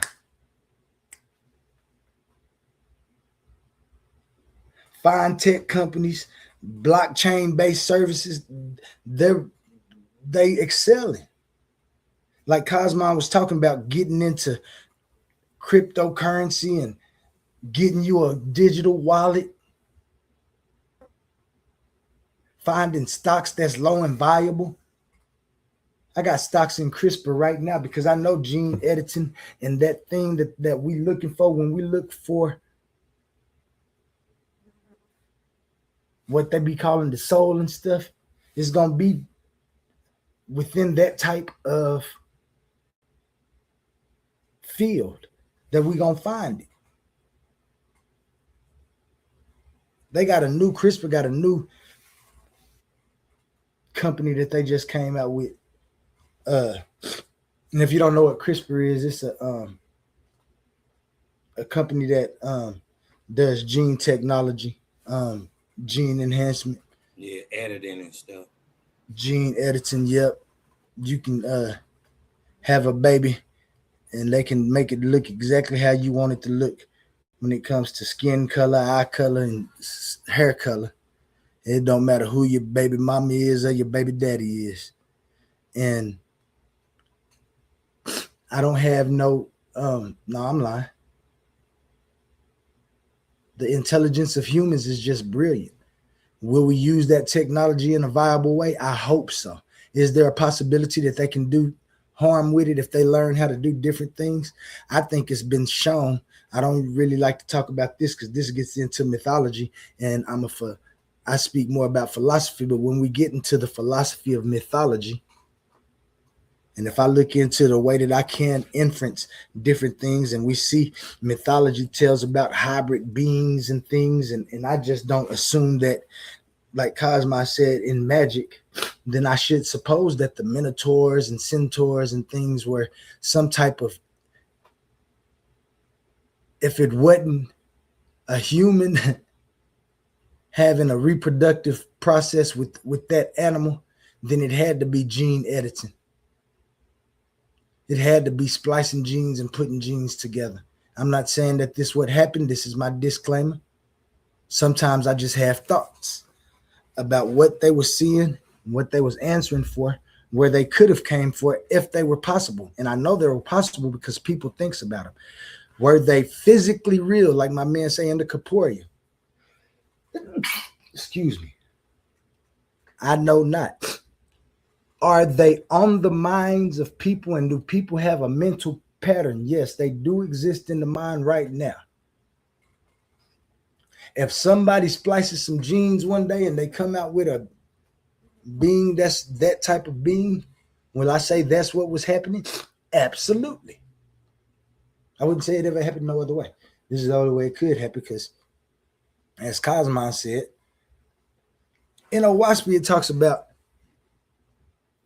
evolution and one animal changing to an entirely different animal. Does it happen naturally? If you think about technology, and if man learn to do it, then yes, it's a natural process. Are we talking about natural reproduction of those type of things? Absolutely not. It's proven that you can't do that. Ain't nobody fixing to be having hybrid offspring. So technology is on a different level in my mind. Not just that type of technology. When you talk about the digital world and what's coming up, the digital technology and the companies that's making that technology and the people that's involved with it and the patents on it, they're getting money.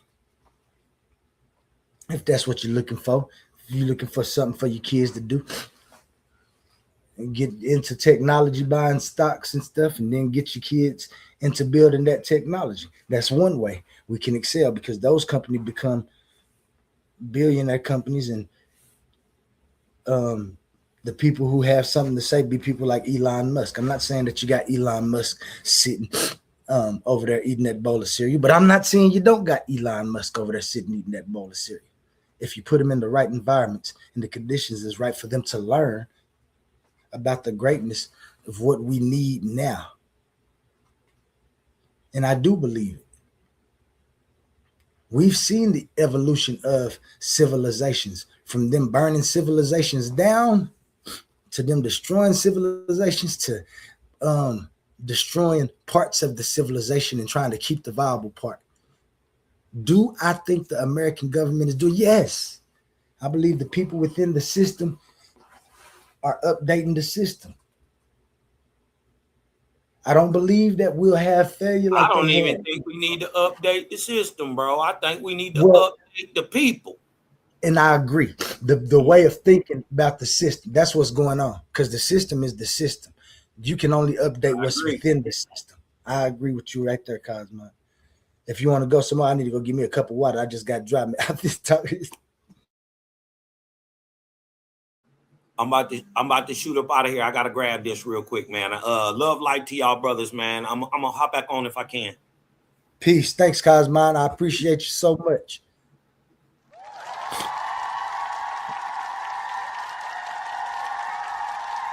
Y'all know that was my man Cosmo Kyle. You can check him out on Cosmo Kyle TV on YouTube.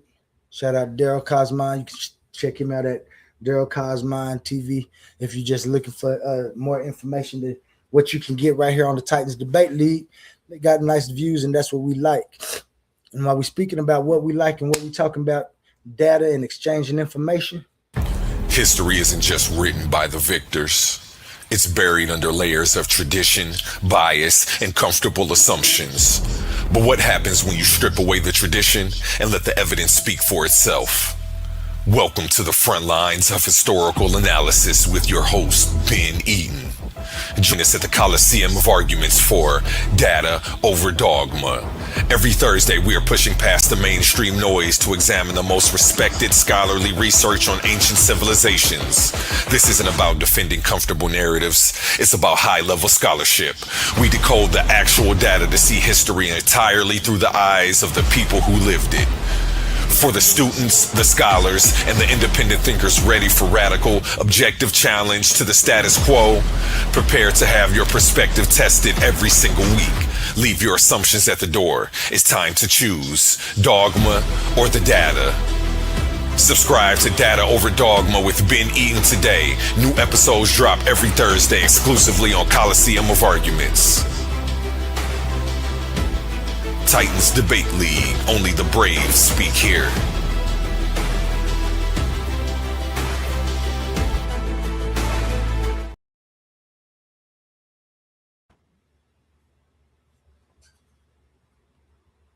Yeah, man.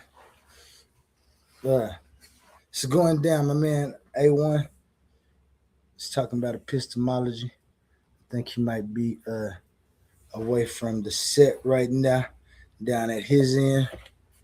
Let me see what the chat been saying, man. I've been chatting it up with Cosma, giving a little bit of a Babylon done in the building. What up, my guy? Peace. We got Immortal Dragon View in the building. Say, oh my God, here we go. Every God is false but mine. That seems to be the not just the modern day outlook, but the historical outlook too.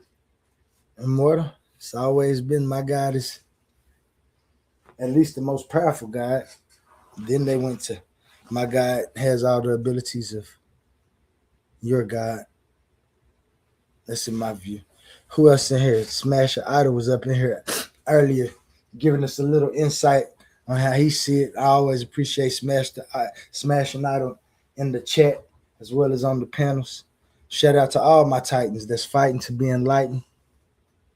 Remember to watch out for the snakes that's striking and the dogs that's biting. I want to give a shout out real quick to Ashe and Pitbull this weekend coming up. We're going to have that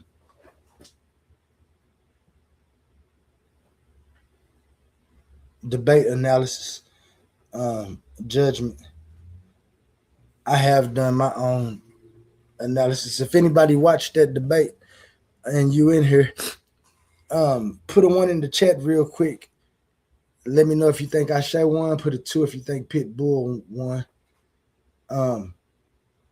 I went and I did my own analysis, and I would give my total analysis, but I'm not the judge, so we gonna let the judgment come first, and then I'm gonna see if my system fits with the judgment, because it was a wonderful debate.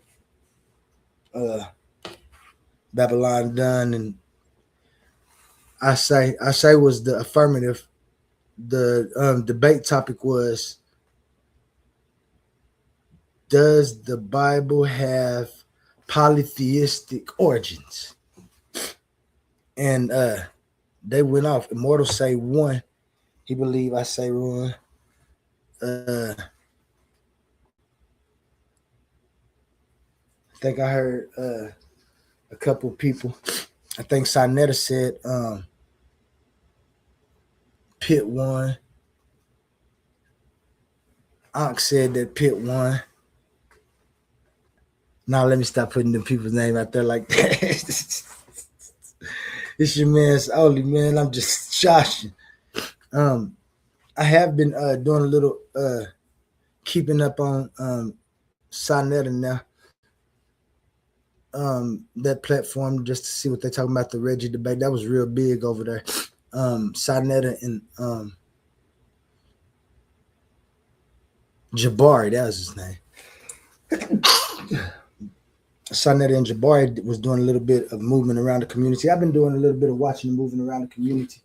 A lot of new ideas being sprung, but that was last night. They was talking about Unc was on there, Sonetta was on there. They was talking about if Jabari won, and they still arguing right now. They say they're gonna re-show it for another $20.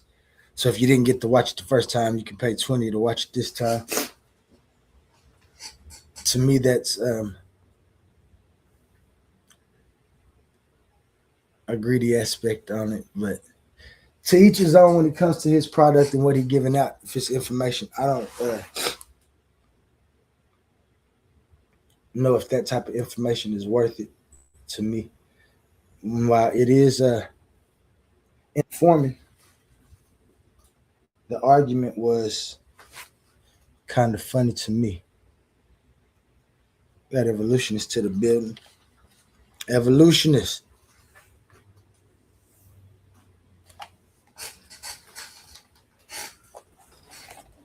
Yo, what's good, Oli? What's going on? Oh man, let me mute up real quick. Sorry, you won't hear no echo. But how you doing, man? Shoot, I'm just up here Josh and shooting the till I find something to talk about. They got Babylon done to the stage. Let me bring him up real quick. But what you got going, Evolutionist? Babylon, when he finishes, you can go after him. So I have to come off of me. I'm just tuning in, for support, help you keep it going. What are you saying though? What's the topic? Epistemology of religion. Yeah, A1 was going over the epistemology of religion and how people believe, some of the things they believe, what they believe, and why they believe it, because that's what epistemology is, what you know and how you gained what you know. And so he was just kind of touching on that. He had a presentation at the beginning of the show. We 5 hours in now. And so that's what we was talking about. We build off of that and started talking about some other things in society and life today, existence, and how it's moving, how we think it's gonna move. So yeah, we was just touching on a whole bunch of few topics. What's up with it, Babylon? What you got going, man? Hey, nothing much. How you doing, Oli? What's up, Evolutionist and everybody on the panel? Peace, A1. Peace, Babylon. Peace. Hey, yeah, Oli, I'm just on here, bro. I just came on here to ask you if you're gonna do something later. Because I know this already been a show, like you said, it's been 5 hours. I was wondering if you're gonna do something later where we could probably get on and build. Yeah, we definitely can. What's today? It's Thursday, I believe. Ben Eden got his show, and then we can build after that. If you like, we always go long. I don't know. Let's do it, Oli. How long you gonna be free? And I bet we can always do that, man. Yeah, I don't know what time you're talking about, but I should be available whatever time being Eden get done. But yeah, bro, I would love to be able to and come through Evolutionist so we all can get it popping. Yeah, I'm free today, so I'm gonna be around. Let's do it, Oli. I mean, I don't know what time you want to tell the people, but just in general, what time you think? Like 8 o'clock, 7 o'clock, 5 o'clock, 6 o'clock? I ain't gonna even lie to you. I don't know exactly what time Ben Eden want to go on. Oh, okay. When he go on, so I can't say. But like I say, if you go to the page and you find what Ben Eden's supposed to come on, put notify me, and then come up here when he come on, man. Because after he finish, if ain't nobody coming too much talking about his, and we can build from Ben Eden. Ben Eden had the same. I believe everybody that come over here have the same views about just updating and building, no matter what our foundational beliefs is. Our foundational beliefs always go to what we believe should be happening now and how we should be working. And so, shoot, man, today ain't my day, so I can't just start it right away. Okay. But we can definitely go on. So it'll probably be Ben Eden be going on at different times. I want to say he on the East Coast, and it usually be around 7 or 8 before when he going on. So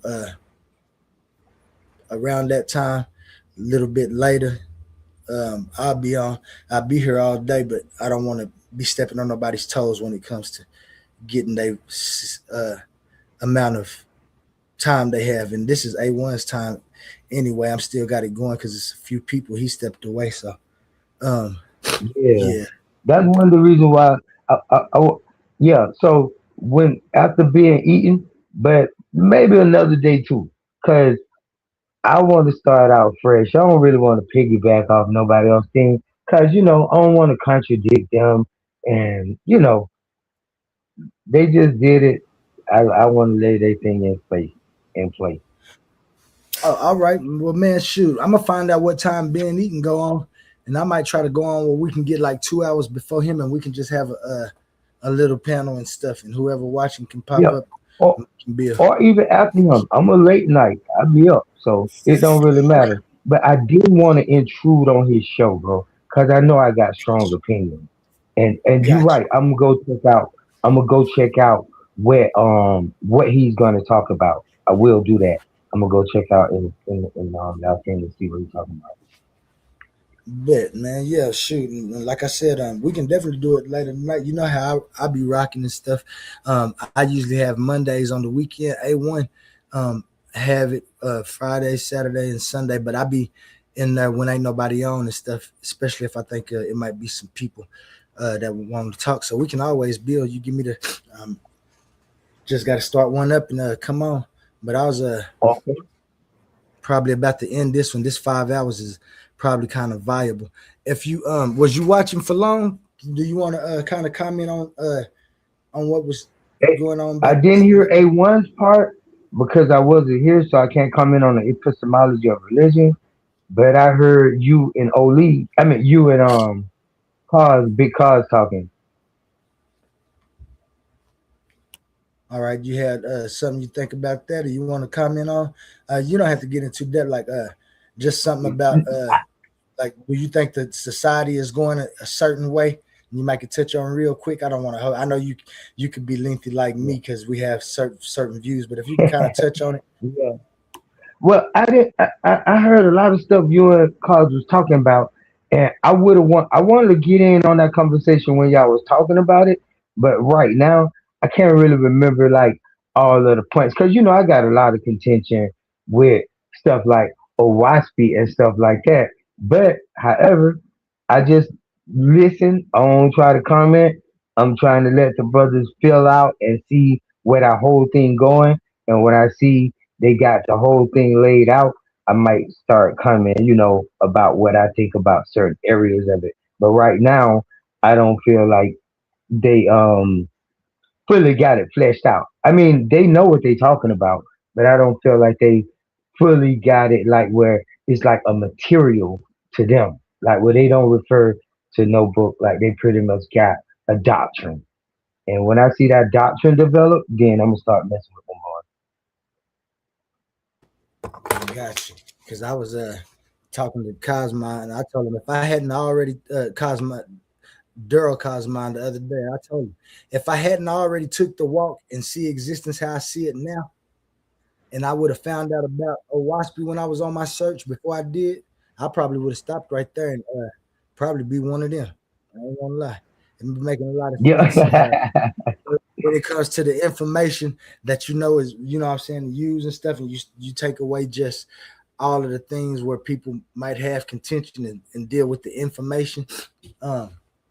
It's, what I'm saying, I like it, especially the type of predictions it make and science that's in it. And then you start thinking about if this book is what it is, and it might have scholarly wealth. No matter how much we know, there's places where Bibles are sitting in. There's places where Owaspy is sitting in, and they reading it, and they seeing the experimentation or the observation that this person might have made and told them where to look to do things. And so some of these experiments might actually be from Owaspy suggesting it. I'm not saying it is. Yeah. Saying when you look at it, what I'm saying, that's my view of it. Because like I said, when you get into my books, I do propose a geometry that you in it, but it's not a scientific geometry that's proven. It's a geometry that once I get my institute and stuff, I'll be able to form valid experimentation to see if we can't find what I say we'll find in this geometry. And so that's what I think that when I deal with the information, because you got your own mathematics and your lingo and your research and how you've built things. So that's right. What I like about all of that.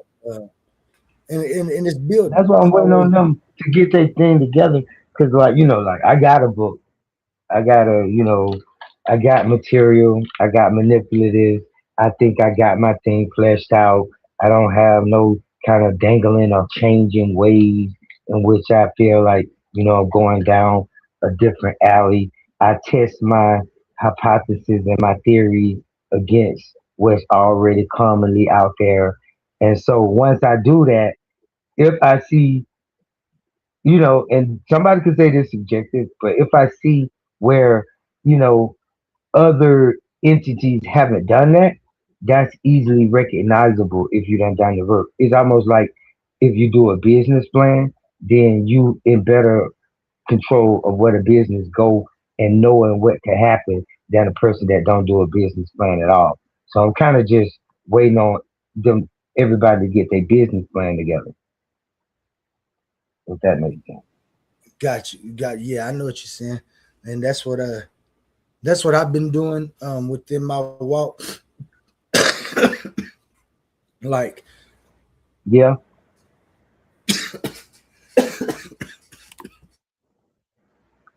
Bless you, brother. Yeah. Hold on once. I don't really know the Bible that much, so I'm gonna ask a few questions to someone that might know it more than me. In the Bible, when it says you shall have no other God, did it say you shall have no other gods, or did it say there is no other God? Was it trying to make an explicit statement stating that there is no other God, or is it saying that you got choices, but I need loyalty, so you shall have no other gods? In a way, both of them. But if you're looking for the direct quote, people then translated that to there is no God but God, and people have translated to, like you said, like, thou shalt have no other God besides God. So that's all translation right there. Okay, I guess the correct translation from the Hebrew text would probably put that into context, because if it's saying there is no other God, then that's a direct statement that I'm the only one, there is no other. But if it's saying you shall have no other, it's like a wife command saying you shall have no other partner but the one you have.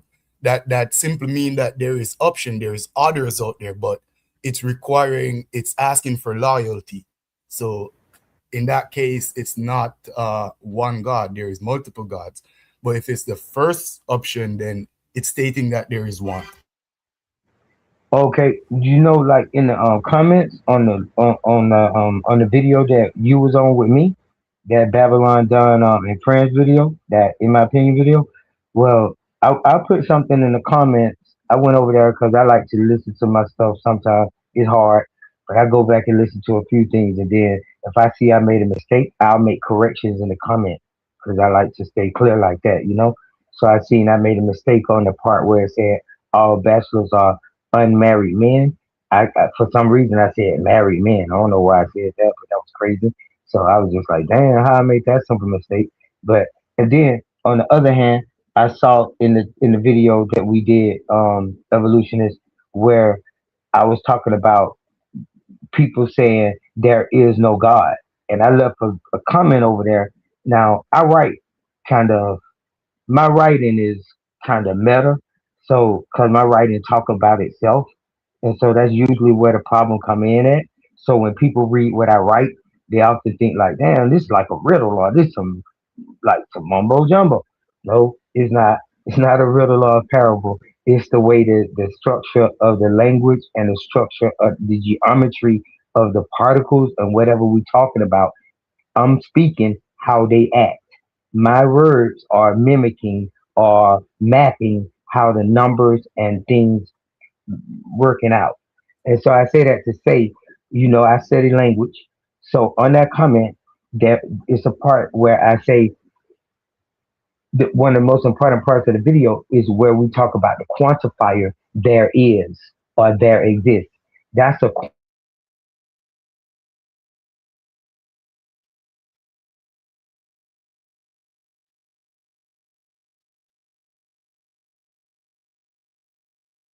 Is it only me or did he went out? I don't know what happened. Babylon, you got quiet, or did you land right there? No, he didn't mute his mic. He might have. Yeah, I think he just in a zone. He might have had a disconnection. But we was gonna land. Did you? How long? You said you hadn't been there long either. Had you heard anything or seen anything? We had 5 minutes. I'm gonna end this at 5 hours and 5:30. So we got a few minutes. If you heard anything I want to touch on, and I'm inviting you back because you are a part of the oh, you're speaking to me, Oli? Yeah, I'm speaking to you. Oh yeah, I'm gonna be around today, man. I'm free today. I'm gonna be around. So if you're coming back, I'm gonna be up. In terms of your topic, yeah, there was a few points, but again, it's all up to interpretation. Because again, if they interpret the Hebrew as the Bible saying there is no other God, then that's a direct statement. But if it says you shall have no other God, then you wouldn't even make that statement knowing that there is no other God. But if you know that there is others, then and you're demanding loyalty, then you're gonna say you shall have no other. So that's one there. And I think somewhere in Genesis, when they were doing the whole creation thing, it says, "Let us make man in our image." That again is plural, and there is many other parts in the Bible that would have said it's not a singularity. It's more of a, what do you call it? The polytheistic kind of religion.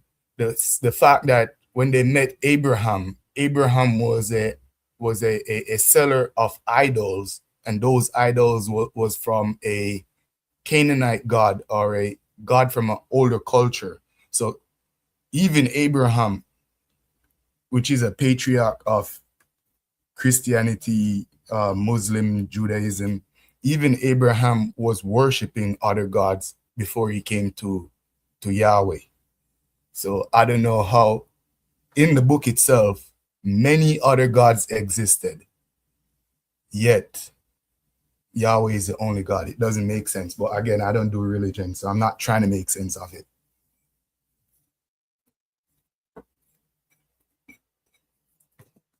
But if you should take it at face value, it's telling you that there is other gods. But if you're gonna do your own interpretation and do the whole abstract perception, then you could make it to be anything you want it to say, pretty much. As most people do. Everyone has their own interpretation. But if you just read it for what it says, it's already telling you. It's very direct. So that's my take on it right there. In terms of the whole belief, religion, God, there is no God that exists independently outside the culture that it emerges from. So whatever culture creates a God, you will not find that God in existence before that culture. So even that should tells you something about God.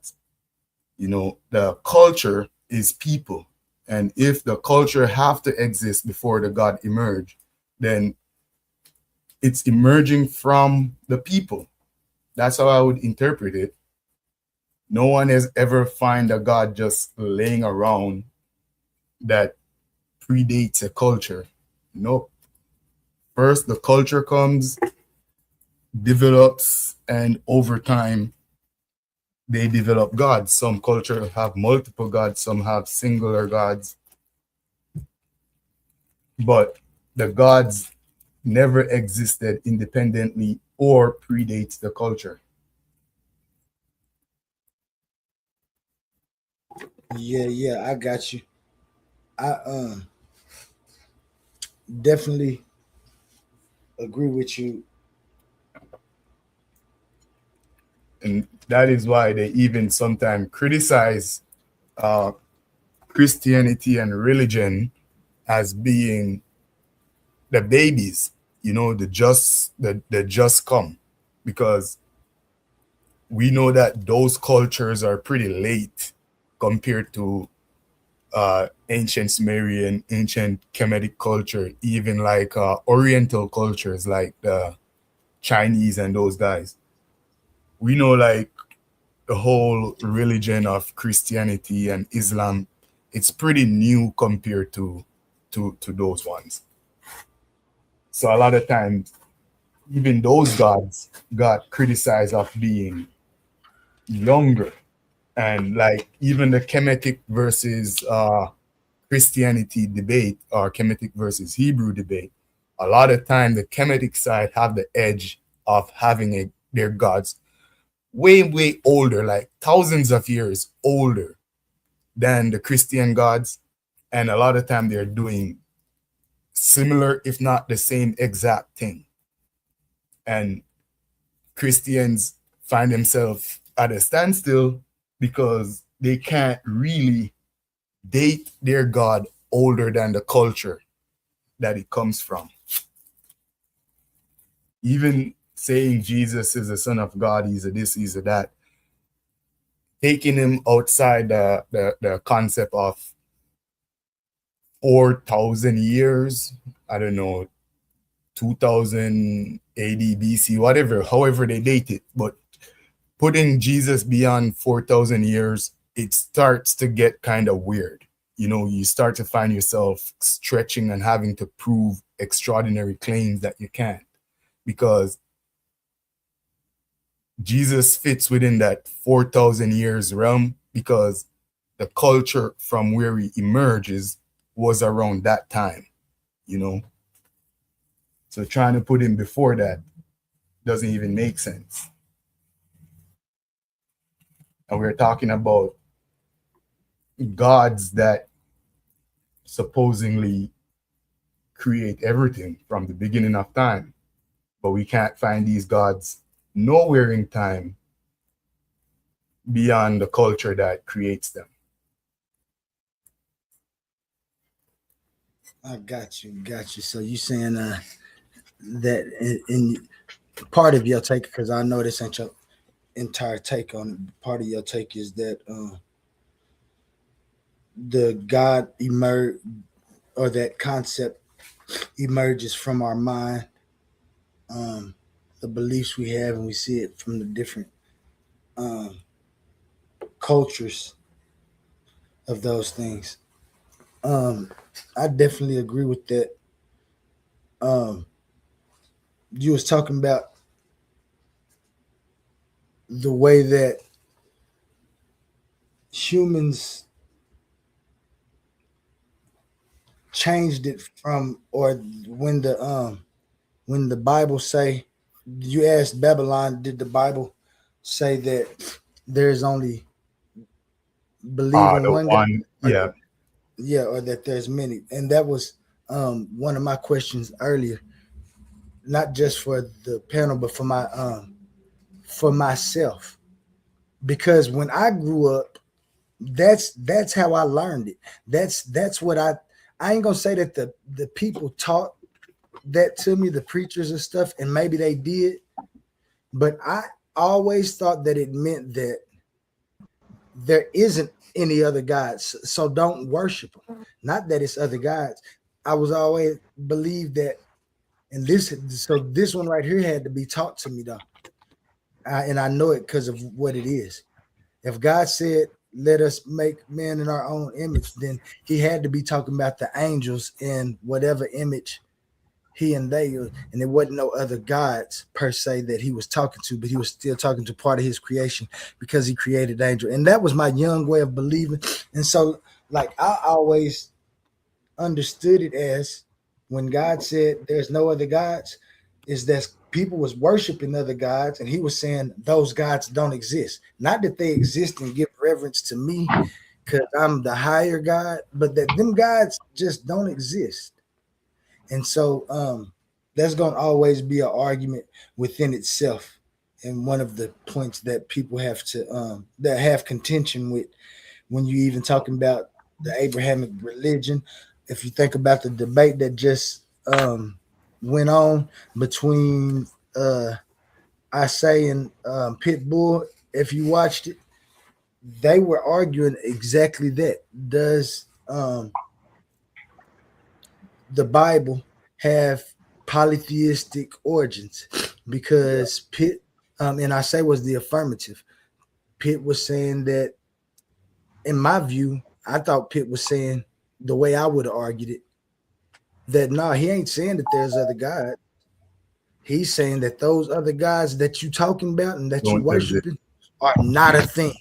They don't exist. So while you worshiping, they don't exist. Now, Ashay's point was he believes that they dwindled down to that. All the gods really do exist, and they fight or vie, or one god says that you know the mechanism of what they was talking about. Yeah. And that's but what it was. What would kind of throw me off there is the fact that the Abrahamic God went toe to toe with the Egyptian God. That wasn't a you don't exist, I'm gonna ignore you. That's a literal toe to toe, blow for blow with the Egyptian God.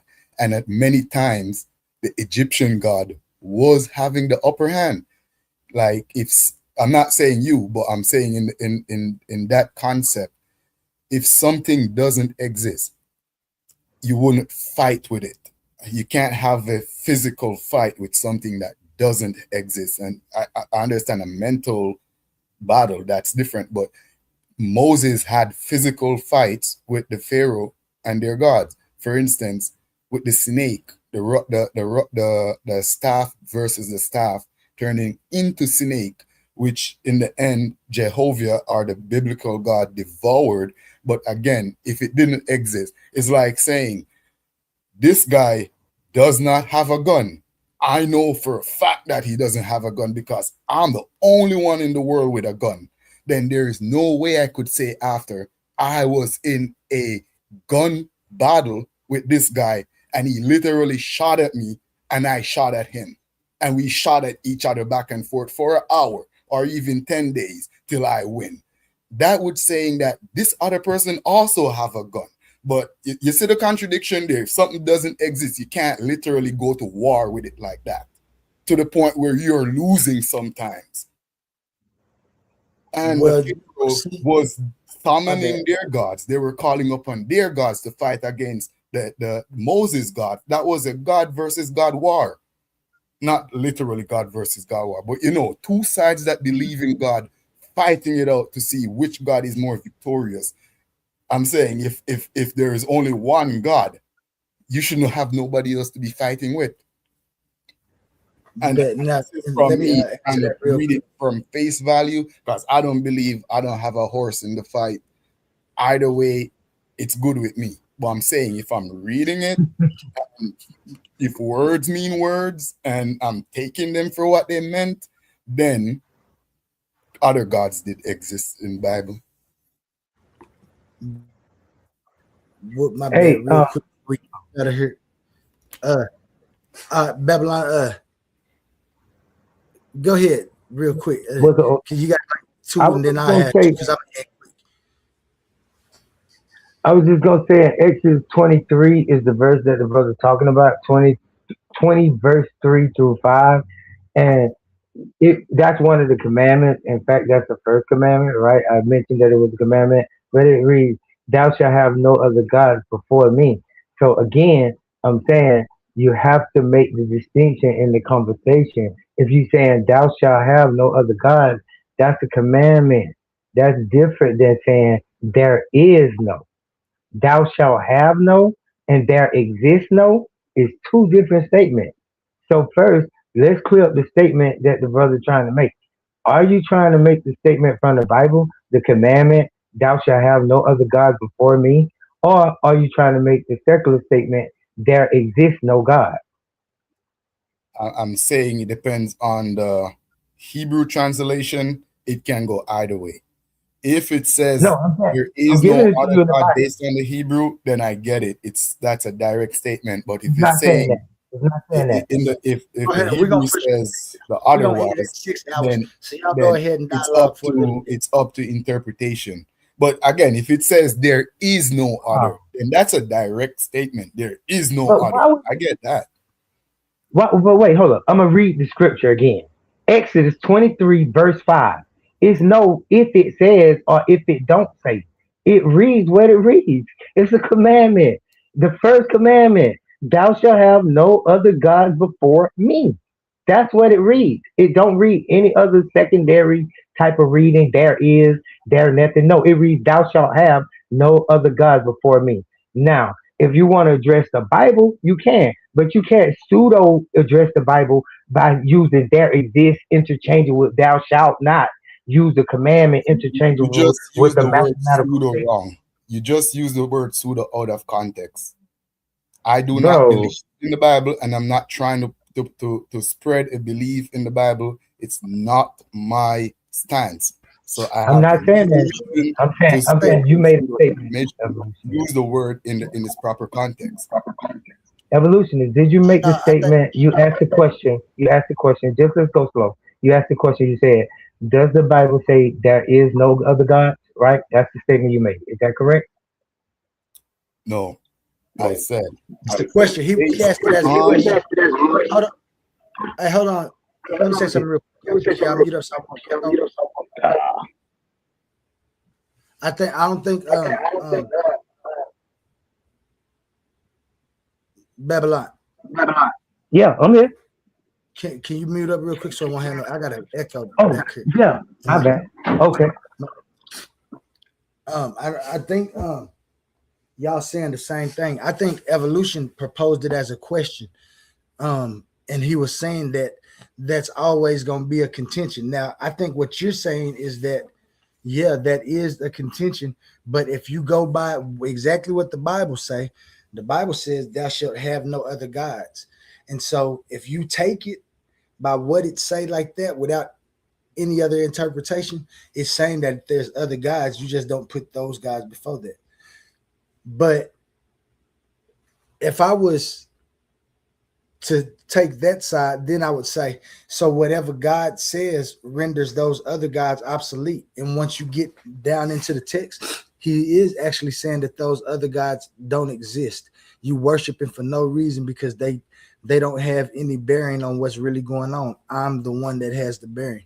And so why I understand where you coming from about well, both of y'all, because that's the same thing that Evolution said, that it seems that they said other gods before me. Some people gonna always interpret it, and then that's when we need to look at, have you looked at the Hebrew and exactly how the Hebrew said in that in the blue letters or what it is? I know you be doing some research in that sometime. Yeah, I didn't look at it before this phone. We can look it up. 6 hours. My bad. We're gonna go ahead and push it to 6 hours. And so we can get this last little thought out because it's pretty good. 6 hours is viable.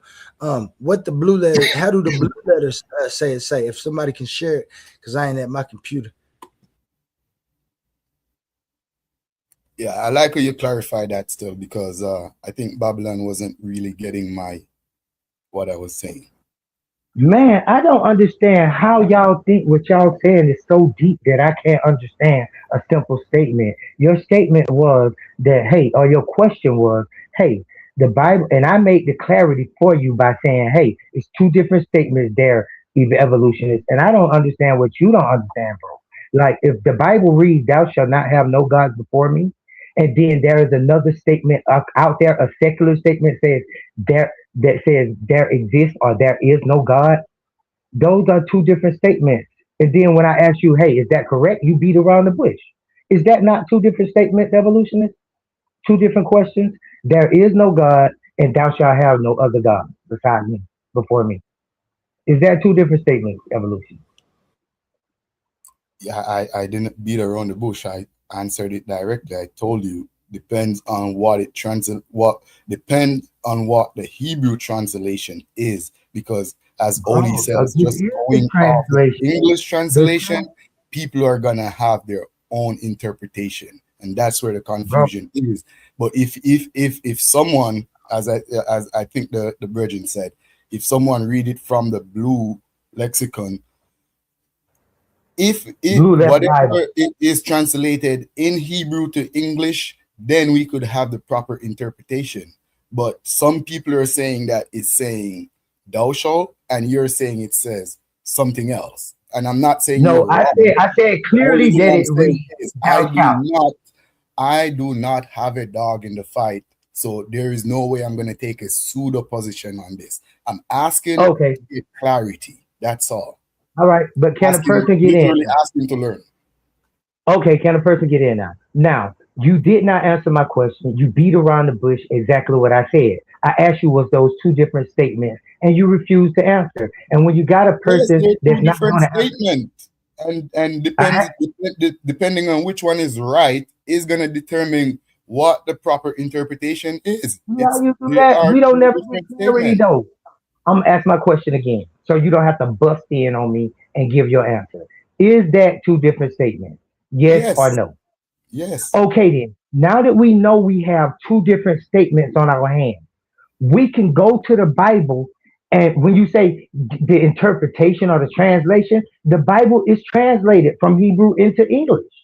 So when we read it, we read in the translation. So we don't need to look further. We can't translate the English into English. We could translate the English back into Hebrew, which you can't speak. So then once we translate it from Hebrew into English and the translation reads, thou shalt have no other gods before me, you just creating confusion on your own and in your own self, and probably trying to create confusion in the community, because it's clear that the statement that you making is a mathematical statement, and clearly it excludes, it includes other God. It says there is no God. There is no God. Now, if you say there is no God, I explained to you that you're affirming that there is a God. Now, on the other hand, if you say thou shalt have no gods before me, no matter how somebody want to clean it up and say later on in the text, God showing you that these are demigods, that they less than him, God is recognizing that there are other gods on the planet Earth, that other people recognize other gods. That's what's happening here. And go ahead now, Revolution. Okay, and that is, I agree with that. Even I agree with that. What's the argument there? Yeah, evolutionists. And when I was gone, I think evolutionists agree with that also. Yeah. So evolutionists, when I was gone, he was saying that nobody has ever found this God that people are talking about. Before I move on, is that a correct statement, evolution? Did you say something? That's not what I said. Okay. What were you saying? I said there is no God that exists independently of the culture from which it comes. You didn't say that we can't prove that God? I just told you what I said. Are you gonna reword it? No, I'm not rewording anything. I'm re-asking my question to get clarity, and you want to turn it into a fucking fiasco, which is dumb. Because I'm asking you a simple question, and I'm just rephrasing the question. I'm trying to get clarity. You can't be asking questions twice. That's what you're telling me? That you flawless, that you can't make a mistake? I was gonna give you clarity. No, you wasn't. You told me that I'm trying to do something else, that I'm trying to make the question. You interject before I finish. You asked the full statement of what I said is there is no God that exists independently of the culture from which it emerged. In other words, there is no God that predates the That is culture. not the statement I'm talking about, brother. That's That's what I'm saying. You saying that's I'm the interjecting and you're not answering the question that I brought forth. So I'm gonna tell you again what I thought you said. When I was off the line, when my phone hung up, you were talking to Oli by yourself. And you basically said that science cannot prove that God exists. You gonna tell me that you didn't say that? No, I did not say that. I just told you Okay. what I said. It's either you're deaf, Okay. you're just No, I'm disingenuous, not deaf. or something No, is I wrong with just you. misheard. I I just literally misheard just you. told you I what I misheard said. you. I told I you twice. misheard you. I I will tell you misheard you, again if baby you want. girl. I misheard you, baby girl. You don't have to go through it. You don't have to get your panties in a No, ruffle. I I don't don't swing want to that way, argue bro. with you I today. don't swing I that don't way, want bro. to. I don't I'm a want to bearded, argue with you. I I'm don't a want to argue with bearded you faced today. man. You don't I'm have a to try to bearded overtalk faced me. Jamaican You black man. don't I have don't to swing try that to way. overtalk me today. We can have a regular, civilized We're not gonna have a conversation. regular civilized conversation. Cut that shit Yes, out. we You not. already Not start with based on you. disrespect. You already Not start with based your on dirty you. attitude. Right. I'm Not gonna based on you. go ahead and end this, man. I'm gonna go ahead and end this, man, because I think that's I the didn't best want thing, to, Obi. yeah, man. I Holy. think what up with? I think y'all was. I was gonna I say, think you were saying the same. I think y'all was saying the same thing. I don't know what no, Oli, you you're heard. not saying the same thing. There shall Yeah, not have no other gods before me, and there is no God is two different statements. This brother said to you that's when I what he was off, said. when he thought I was off the Bro, I line. don't This believe brother, in the shit that you're this, saying. I'm So talking start though, speak bro. on what you said, not what this brother said. Let him Speak on go. your Okay. speak for yourself. I can speak for myself because Okay. every time So you when I was, try to you literally misrepresent. I hope y'all don't be mad at me, man. I dropped y'all because, like I said, I'm about to go ahead and end this. Y'all was just to make it hard for me. Babylon, I think. I don't know what he said before, but when he first asked the question, he asked the same question you asked him. Are those the same thing? He was saying that people argue over the question, just like you said. He said that the Bible says, have no other gods before me. He said, but some people say that that actually means there's only one God. And that's the dispute. That's the same thing you saying. He didn't make no claim about either one of those. He didn't say he agreed with any of them. In fact, he said he don't believe in the whole thing. He's saying that they arguing over something where the book says one thing, and you saying the same thing. The book says one thing. So why are people arguing over it? You just saying it in reverse. You asking the question different. If the book says this, why are people saying this? He's saying people are saying this and the book says this. And y'all asking for the same answer. So y'all are arguing the same exact point from a different end. He didn't make no claim and say that he believes one or the other. He didn't say he in fact said he don't believe in any of that. But he was just making a point to the topic. And in closing, I'm gonna bring everything back to the main point of today's conversation, which was epistemology. We covered religion all day today, the history.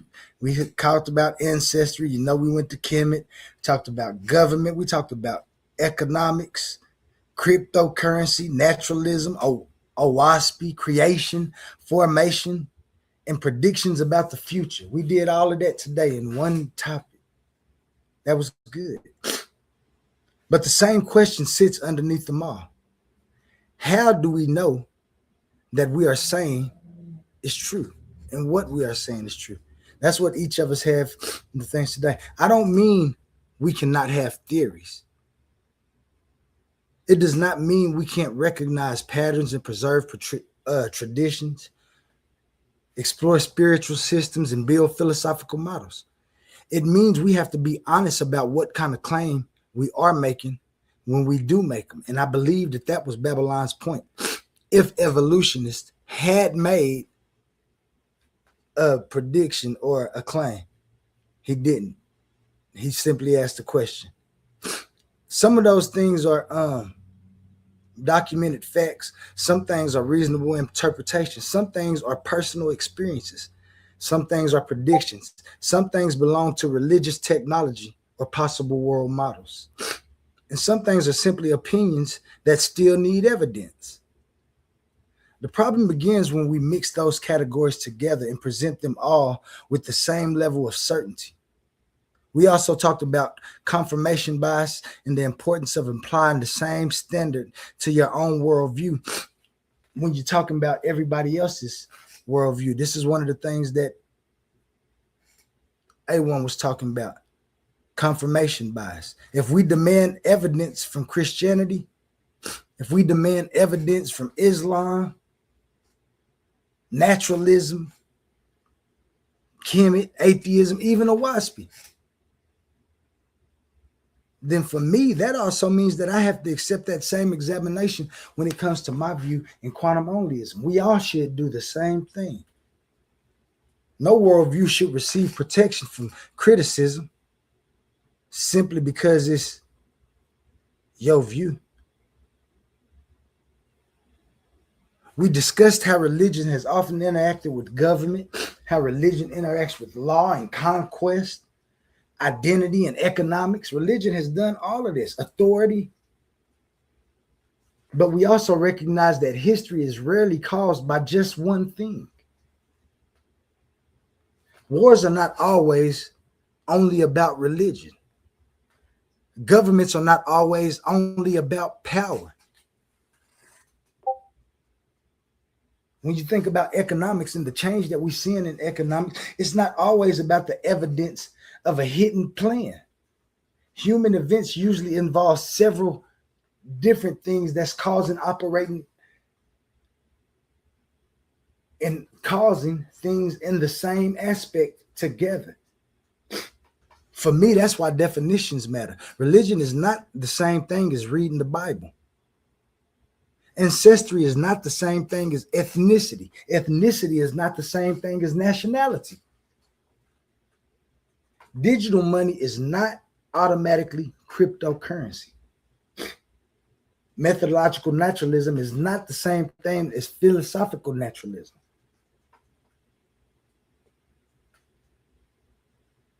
Formation ain't the same thing as creation. The prediction is not the same thing as a demonstrated fact. They all have their individual aspects. Even when you see correlations, some of them might be in a hierarchy, and you might have to find that, but it's finding the pattern. And finding the pattern is not the same thing as proving what the cycle is. I also heard important points about action. Whatever a person believes, belief alone is not enough. If your worldview teaches responsibility, then responsibility should be visible. If it teaches services, then services should be visible. If it teaches truth, then you should be willing to correct yourself when the evidence goes against what you believe and what you... Helping people don't automatically prove a cosmology either. But it does show what kind of person the worldview is helping you become. That's what Cosmo was talking about when he was talking about him seeing people giving and helping 2,000 kids at a time. At the same time, being wrong about a historical detail does not mean that that entire person has nothing of value to say. We should be able to correct claims without disrespecting people. We should be able to disagree without pretending that disagreement is hatred. For me, the purpose of these conversations is not to prove that I know everything. I don't. It's to reduce confusion by separating what we know from what we assume. My position remains that existence don't require us to begin with creation. What exists can form, can change, can organize, can transform through inseparable relations of the things that I call time and nature. That's the only lane of quantum onlyism. Other people may explain reality through a creator. Oh, WASPy does it beautifully. Naturalism Ancient spiritual systems and other frameworks try to do the same thing. This is where the discussions begin, not where it ends. This is the beauty of the Titans Debate League to me. The question is not simply whether the worldview sounds meaningful. The question is whether it's coherent, whether it claims matches the evidence, whether its predictions fail, and whether you apply the same standard to yourself that you apply to everybody else. Ain't no special pleading. Make it make sense. They say that all the time. That's one of the ladies in the community's words that they always say, make it make sense. Yeah, for real. But if you want to be intelligible and coherent, you have to start at intelligibility and coherence. So when we leave this show today, don't just ask what you believe. Ask yourself why you believe what you believe. Ask yourself what would change your mind. Things you would have to see. Ask whether your evidence proves your exact claim. Does the evidence prove your exact claim? Or is we fixing to go down a free fall of incoherence? Because that's important. The most important thing is to ask your conclusion and what's it producing in the real world? Is it producing real world results, man? And when I talk about results, I ain't talking about wars. Some of them is producing wars. Some of them views is producing wars within the community as well as violence enough to expand and cause a natural catastrophe within the entirety of the human race.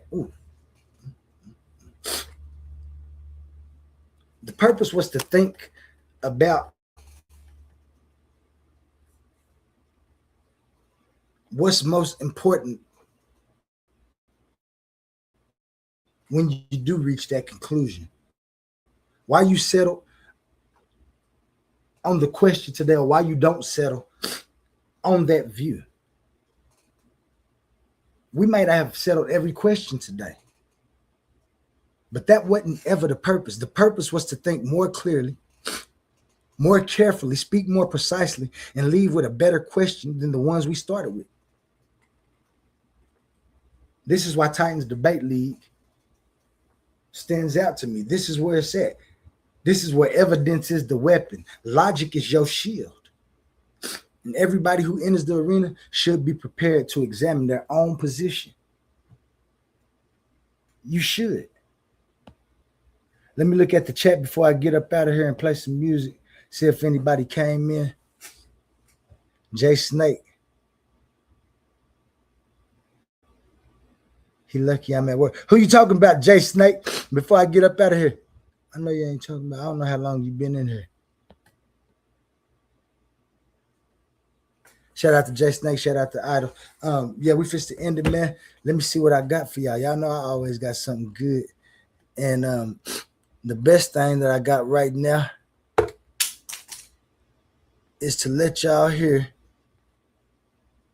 what we got going on today. History isn't just written by the victors. It's buried under layers of tradition, bias, and comfortable assumptions.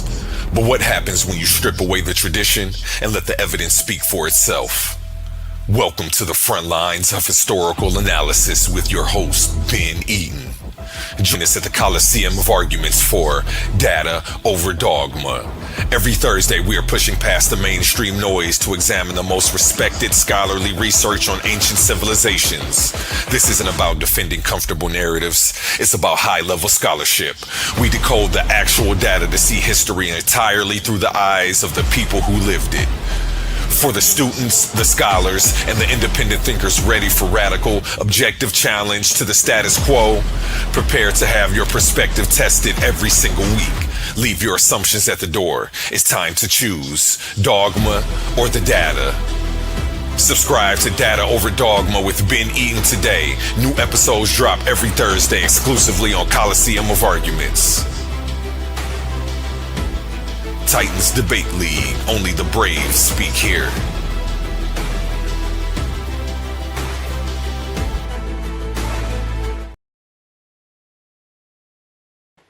Man, it's It's still 6 people in here. I ain't the type of what's up? That's my man's US Friedmanism. We're gonna look in more to that. He say, sad to say, people rather stick to their own doctrine as a coping mechanism, even when proven false. Friedman came up today and gave us a little bit of insights. Thank you, Friedmanism. Nice show for today. He said, you know, I appreciate it, man. Hey, one started it off good. You came in with some good information and some good questions for people, because that's what it's all about. And so, you know, I appreciate it. I appreciate everybody I dealt with when they came up today. Shout out all the Titans and everybody that's fighting to be enlightened. Remember to watch out for the snakes that's biting. Not my man's Jay Snake. He a different.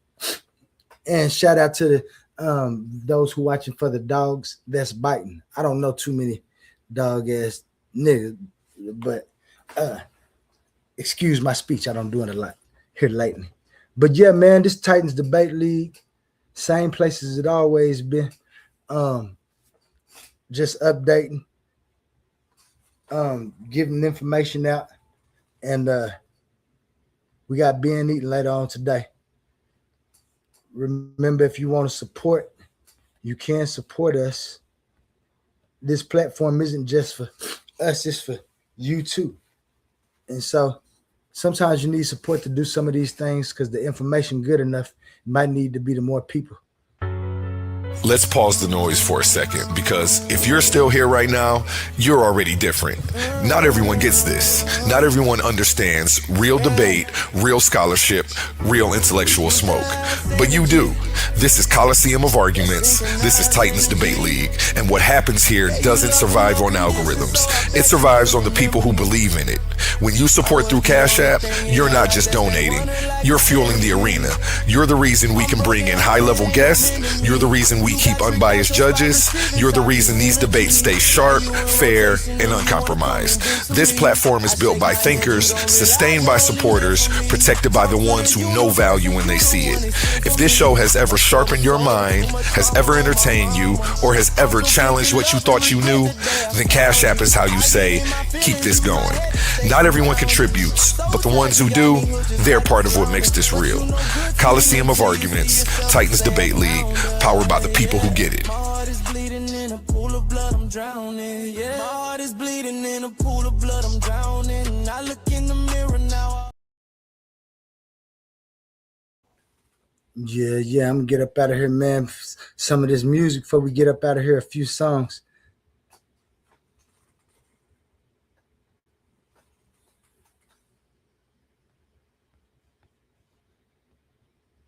Different type of animal, now everybody better listen up. For my people in the struggle who never gave a what. Even when life try to press you down, turn your frown to a smile. I make styles just to lift you up. I'm a different type of animal. Way different type of animal. To the succeed, easy to see. I'm a different type of animal. Different type of animal. No fur, no scales, just feathers on me. Different type of animal. Steady hustling, steady grinding. Getting money every time I put my time in. When they ask what I got up under my sleeve, they never gon' believe when I tell them it's all timing. Everybody want a real life attitude. Incoherent, now they mad at you. Some people can't get it, now they laugh at you. Till they see the glow, now they copying the altitude. I never was a type, it was handed to. Had to put it together like mechanics do. Now you see I got the tools to succeed. Different mindset, different breed, different view every time I play or breathe. Quantum thoughts, I evolve every week. Young Al, been wild since a young child. Still fresh to the death, no funeral style. How could you walk in my shoes? We run the town, big shoes to fill. Never been a clown. I'm a different type of animal. Way different type of animal. To the succeed, easy to see. I'm a different type of animal. Different type of animal. No fur, no scales, just feathers on me. Different type of animal. Talking about the block, I've been around, fighting through the hard times till it spin around. Game tight, move smooth, never hear a sound. Big pressure every time we hit the town. Couldn't touch me with a yardstick. Running through the paper on that backyard business. Chasing dreams, chasing cream to the team. Rich 5'8", but I'm standing on that stand tall mindset. See these monkeys trying to pull me from the tree. Yeah, they pulled me down before that, just turned me to a beast. So I hopped into the streets, showed the hungry how to eat. Oklahoma on my back, now I'm bringing pressure to the beat. Cold hard world, colder in the streets. Money on my mind, barely get to sleep. Dreams feel close, still feel out of reach. Lights up ahead, I just want a little peace. Still a student of the game, don't qualify to teach. Learn lessons every day, so I evolve every week. I'm not an animal, life just got wild. So I did what I had to do, the other routes was foul. No copy, no paste, you can't get my style. Heart on my sleeve, still walk with a smile. Judge me by my past, take a look at me now. I ain't doing this for me, I just wanna make my mama proud. Quantum only is untrue, yo, we bringing it out. Why y'all watching me? Better watch the crowd. I'm a different type of animal, way different type of animal. 2 to 16, easy to see. I'm a different type of animal. Different type of animal. No fur, no scales, just feathers on me. Different type of animal. Different type of animal. Different type of animal.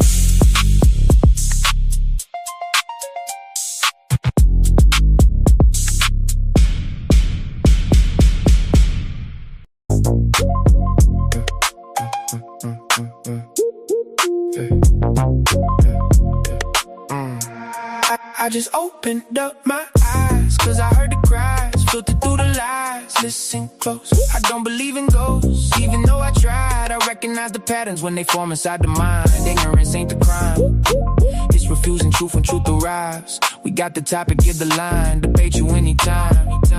That's fine. You done crossed the line. Drop the claim without a spine. Bring your thoughts, I find the incoherence. Book you every time. Recognize I can see the fallacy before the sentence finish. You confuse a strong opinion with a reason proposition. You keep reaching for conclusions, but your premises are missing. Then you hide behind your feelings when the logic need a mission. I don't argue with a person, I examine what was stated. Define the terms, expose assumptions, then determine what was weighted. Is it valid? Is it grounded? Can the structure be defended? Or you built a house of cards and got offended when it ended? I don't need to raise my voice, I let the contradiction speak. Every claim has got a burden, every burden got a receipt.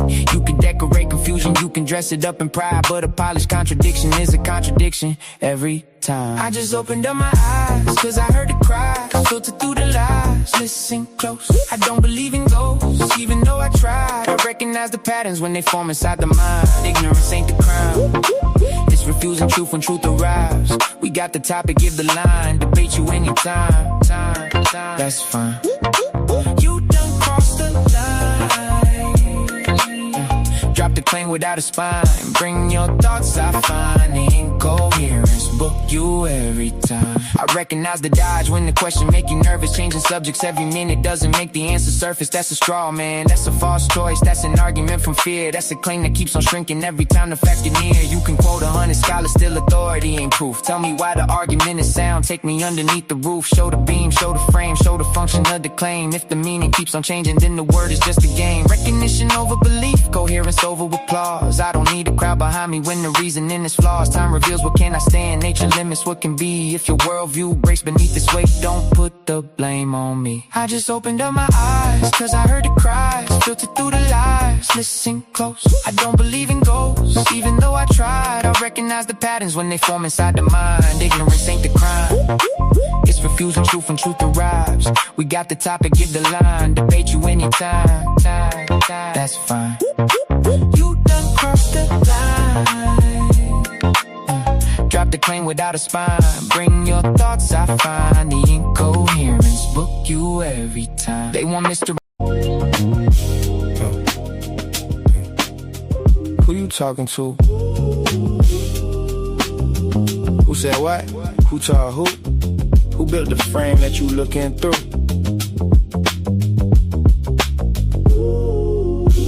Who you talking to? Talking timeless while you speaking in sequence too. If it ain't coherent, it collapse on cue. Who you talking to? Who said that? Who told you existence started? Run that back. Every worldview crack where the pressure at. Who you talking to?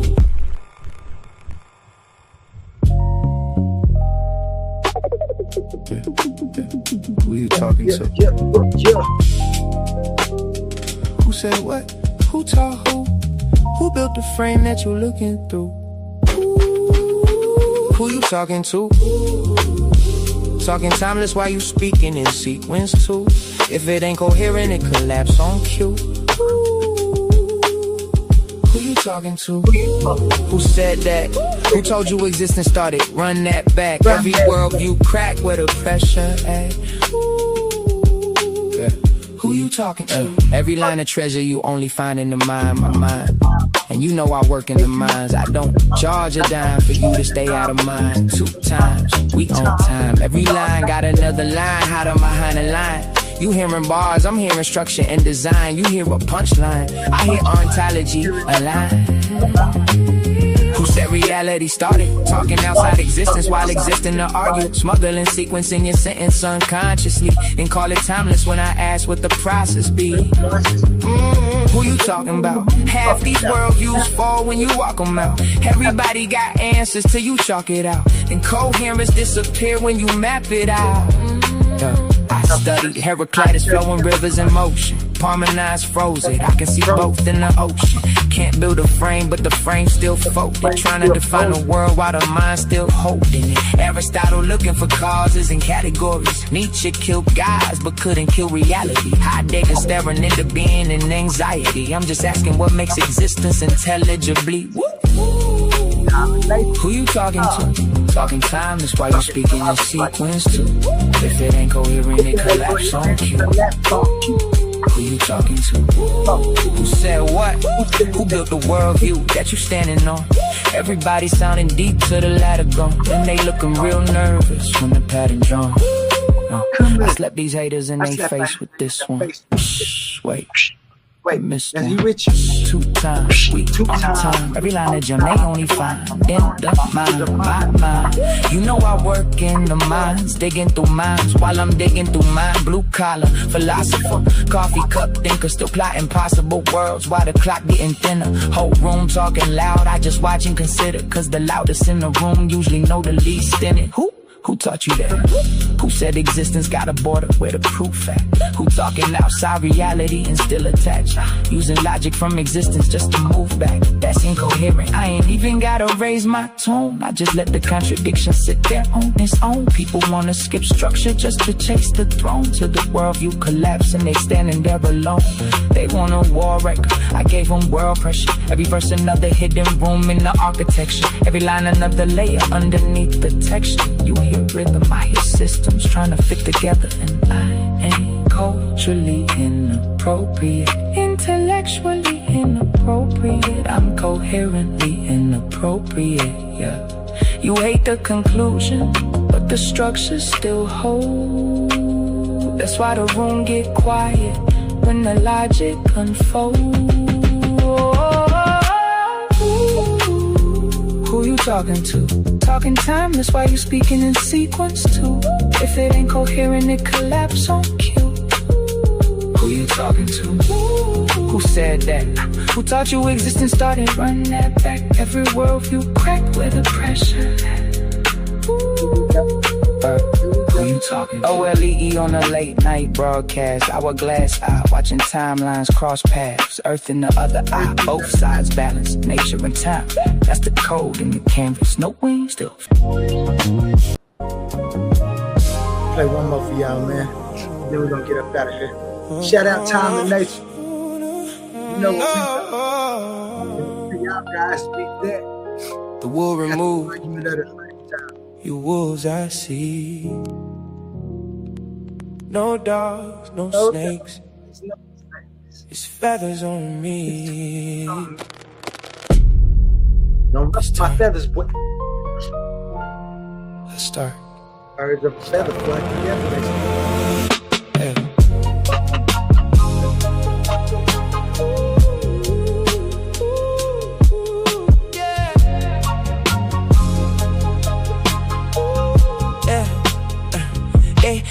They try to open their third eye with both eyes closed. Can't see the consequences to the things that they chose. Put they self in deeper sleep. claiming that they woke, while I'm watching time and nature moving through the smoke. I fell in love with wisdom. Sophia held my hand, told me comfort ain't real if it destroy another man. So I learned to love existence without controlling all the plans. Try to hold on to forever, still it slipped right through my hands. Tried everything to get it, still slipped through my hands. Then it's both of my kids, only thing I truly love, my number one fans. And I still smile even when life get cold, cause most things grow in the sunlight, but grow the most at night. That's something people don't know.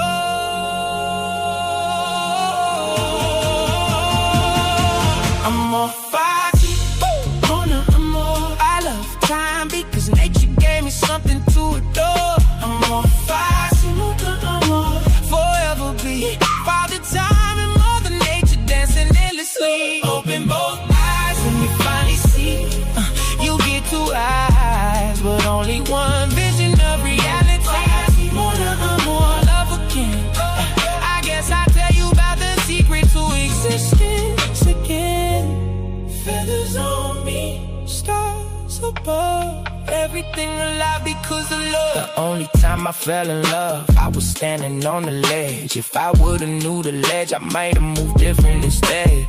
Thought I found forever in somebody else's head, but she just wanted friendship while I was thinking marriage bed. So here I go again, talking about love again, trying to explain existence through the pain again, trying to hold beauty still. The time don't ever stand. That's when Father Time whispers, son, that's just a plan. And Mother Nature touched my shoulder, said nothing blooms forever, but everything returns eventually. That's when I finally understood why heartbreak make us wiser, why loneliness get deeper when your thoughts become advisors. People fear the dark, but the stars only shine there. Flowers drink the sunlight, but roots grow where the night live. That's why I stopped hearing pain and started reading signs there. Every scar another map showing me where life is.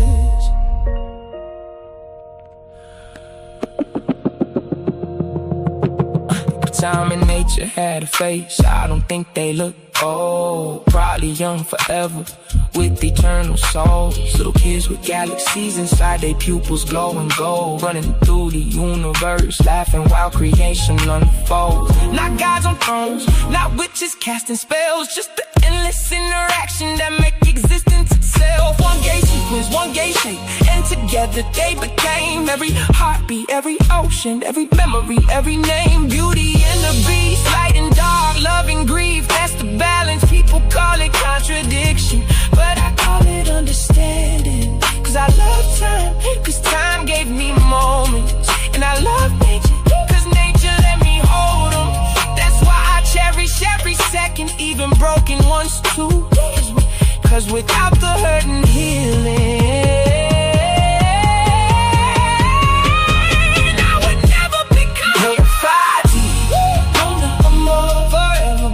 Father Time and Mother Nature dancing endlessly. Forever be Father Time and Mother Nature dancing endlessly. Open both eyes and you finally see.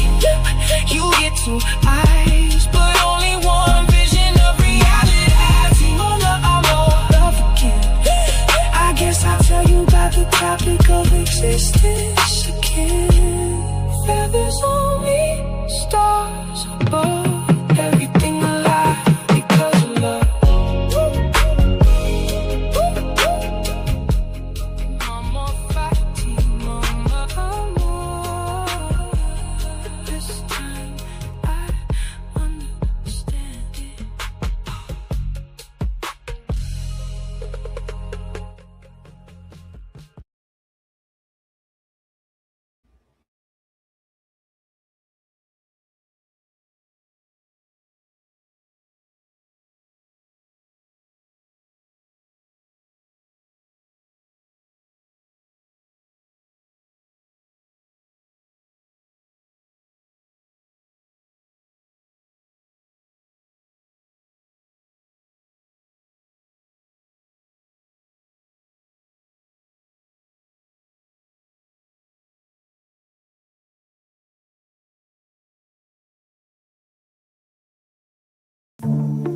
Amazing news! At Titans Debate League is now looking for interns. We are expanding our team and seeking driven individuals who are ready to make an impact. We're on the hunt for talented people to join our marketing team, a charismatic new host, and creative minds who can produce amazing content. If you have a positive attitude and are used to winning, because that's what we do here, then we want to hear from you. Join us and contribute to a culture of excellence and success here at Titans Debate League. Email us today, titansdebateleague@gmail.com. Looking forward to hearing from you. Where Infinity Gauntlet is a mere toy compared to the intellectual prowess build and destroy the cipher. Intellectual sword to slice you, or whatever device you recommend. Surgical precise pen, hand get heated, the room will spin. If man get treated, them goals gon' spin. Level heads with feet, paradigm the box you in. Got a pair of red dimes in the box you in. Don't matter, paradigms, the clock won't spin. Hear the sounds of the trumpets, start the rounds in the gauntlet. Get down or lay down when we're stopping. It's the clash of the tigers.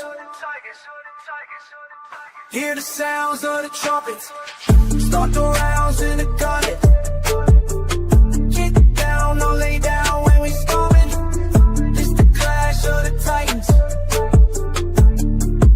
Hear the sounds of the trumpets, start the rounds in the gauntlet. Get down or lay down when we storming. It's the clash of the titans. It's the clash of the titans.